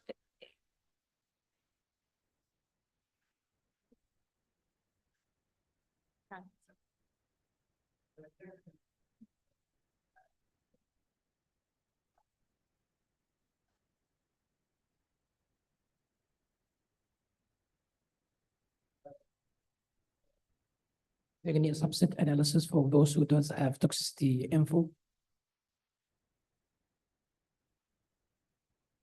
To dosimetric analysis based on BTV volumes, based on the subsites of oral cavity. But because of the small number size of the study, we could not allude to a certain point of that. Amazing work. Thank you so much. Dr. Hassan, just I would like to add, we are planning to expand this project to include more number with other center. Also, we would like to compare between palliative and curative. So we would like to expand this project more. Now we have limited data.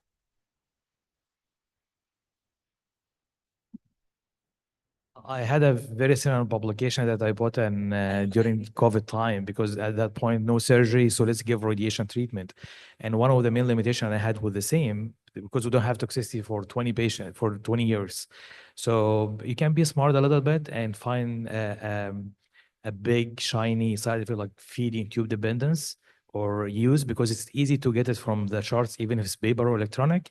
Then you can enhance your manuscript as the doctor mentioned. And it's easy to pick up. So you still put the toxicity, even if it is limited, but have something. Thank you so much.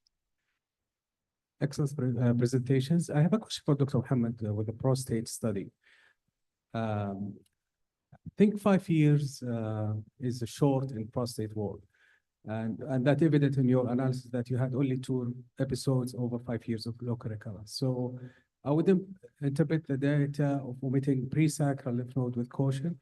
I think you need more episodes of recurrences so you can make a conclusion and compare the size of recurrences so that you would know for sure that pre-sacral is least site for recurrence or not. So 5 years in prostate world is very, very short. Thank you. Absolutely. If I'm allowed to comment on that. Well, in the prostate world, we always see the 10 years intervals. I'm aware of that, yes. However, the modest follow-up time that we have almost forced us to report the 5 years and focus on that, because after that, there is a kind of a dramatic drop in the follow-up rate. So to come up with valid data, we had to stick to the 5 years to use the data that we have and get the most out of it. But you are absolutely making perfectly sense. Assalamu alaikum, Dr. Faisal. Your research was a really brilliant project. However, just did you take in consideration the chances of develop chemotherapy hepatitis after the first cycle of chemotherapy before doing the PET-CT scan? Because it might affect the reading. Okay, you mean to measure it as a region? No, if there is any documentation of the patient develop any kind of chemotherapy-induced hepatitis, this is highly chances after the first 2 cycles of chemotherapy usually. Yes. No, actually, we have not looked at that, but maybe we need to review the data and look at all these patients and report this if this happened. Absolutely. Any more questions? If no, then we'll move to the most exciting part, I believe. Great presentations, and it makes me super proud and happy to see you presenting today, being program director, and I'm sure everybody is sharing the same feeling. I'd like to call up to the stage Dr. Rima Jamie, the chairman of the conference, to announce the best selected poster and the best selected oral presentation.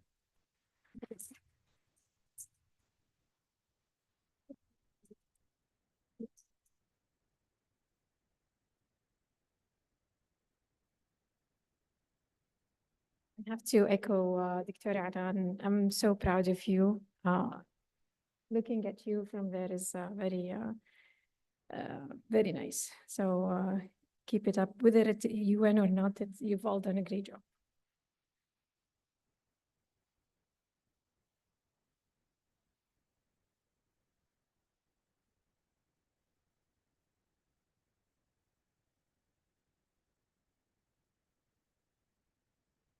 طيب الأورال presentation. طب دكتور عنا أورال.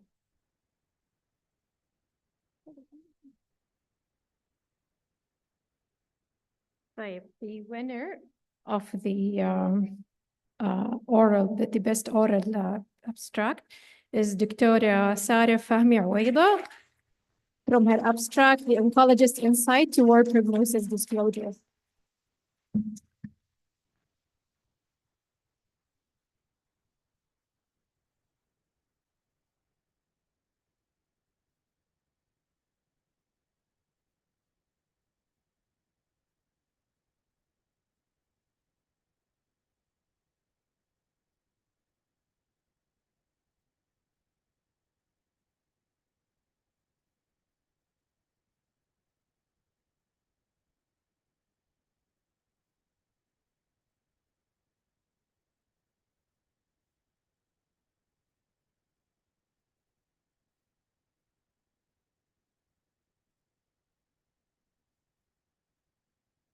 Have all the abstract, the poster abstract presenters here? Okay, good. So the winner for the best poster abstract is Miss Zahida Mullah. For her abstract, the winner, the right protocol for the right patient, optimizing bladder filling and patient experience with an individualized hydration protocol in prostate cancer radiotherapy.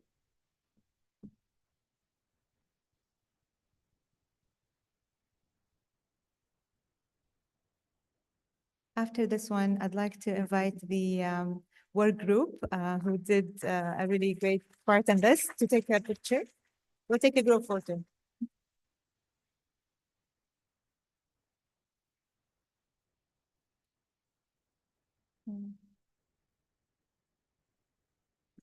Dr. Reem asked for a group photo with the team. Jana,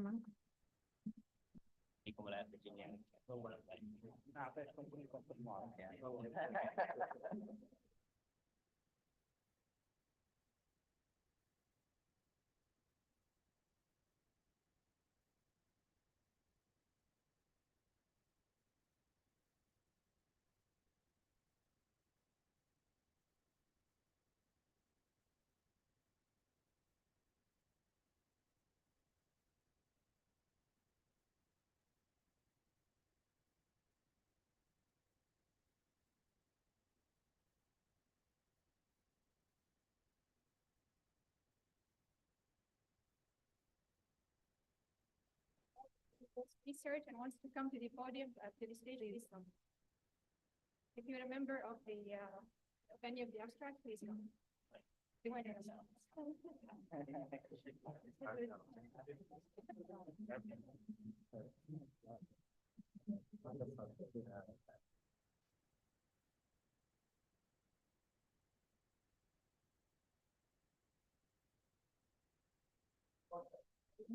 yes.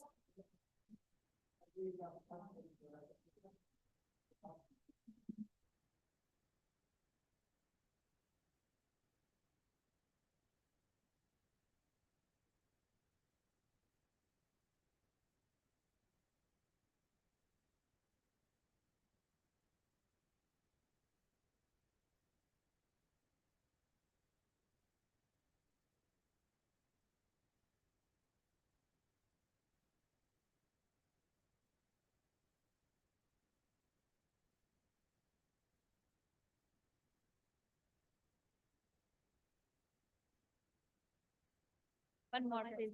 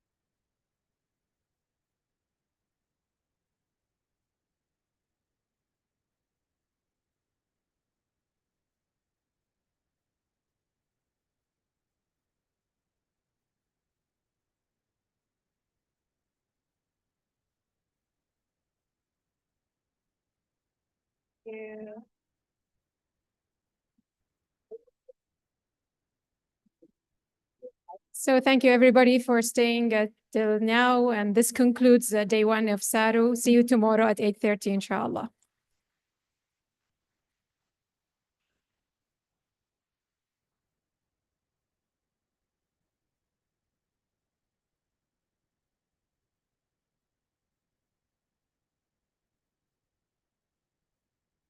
Allah.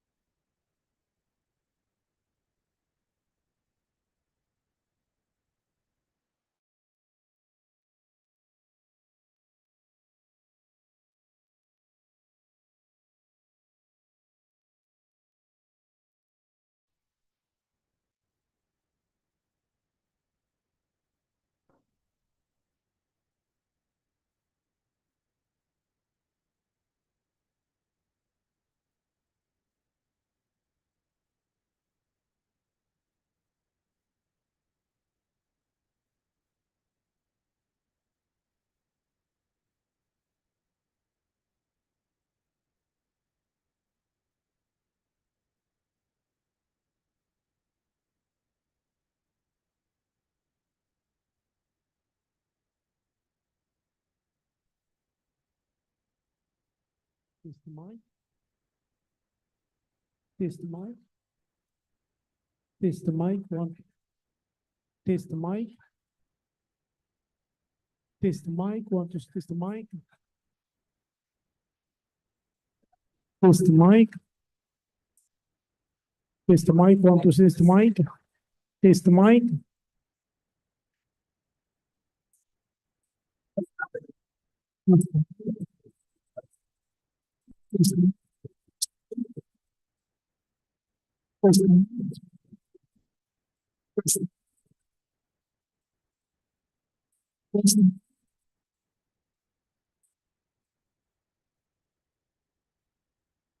Test the mic.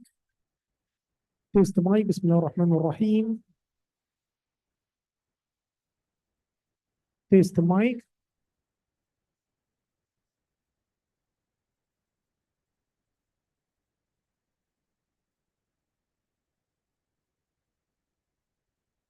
Test the mic.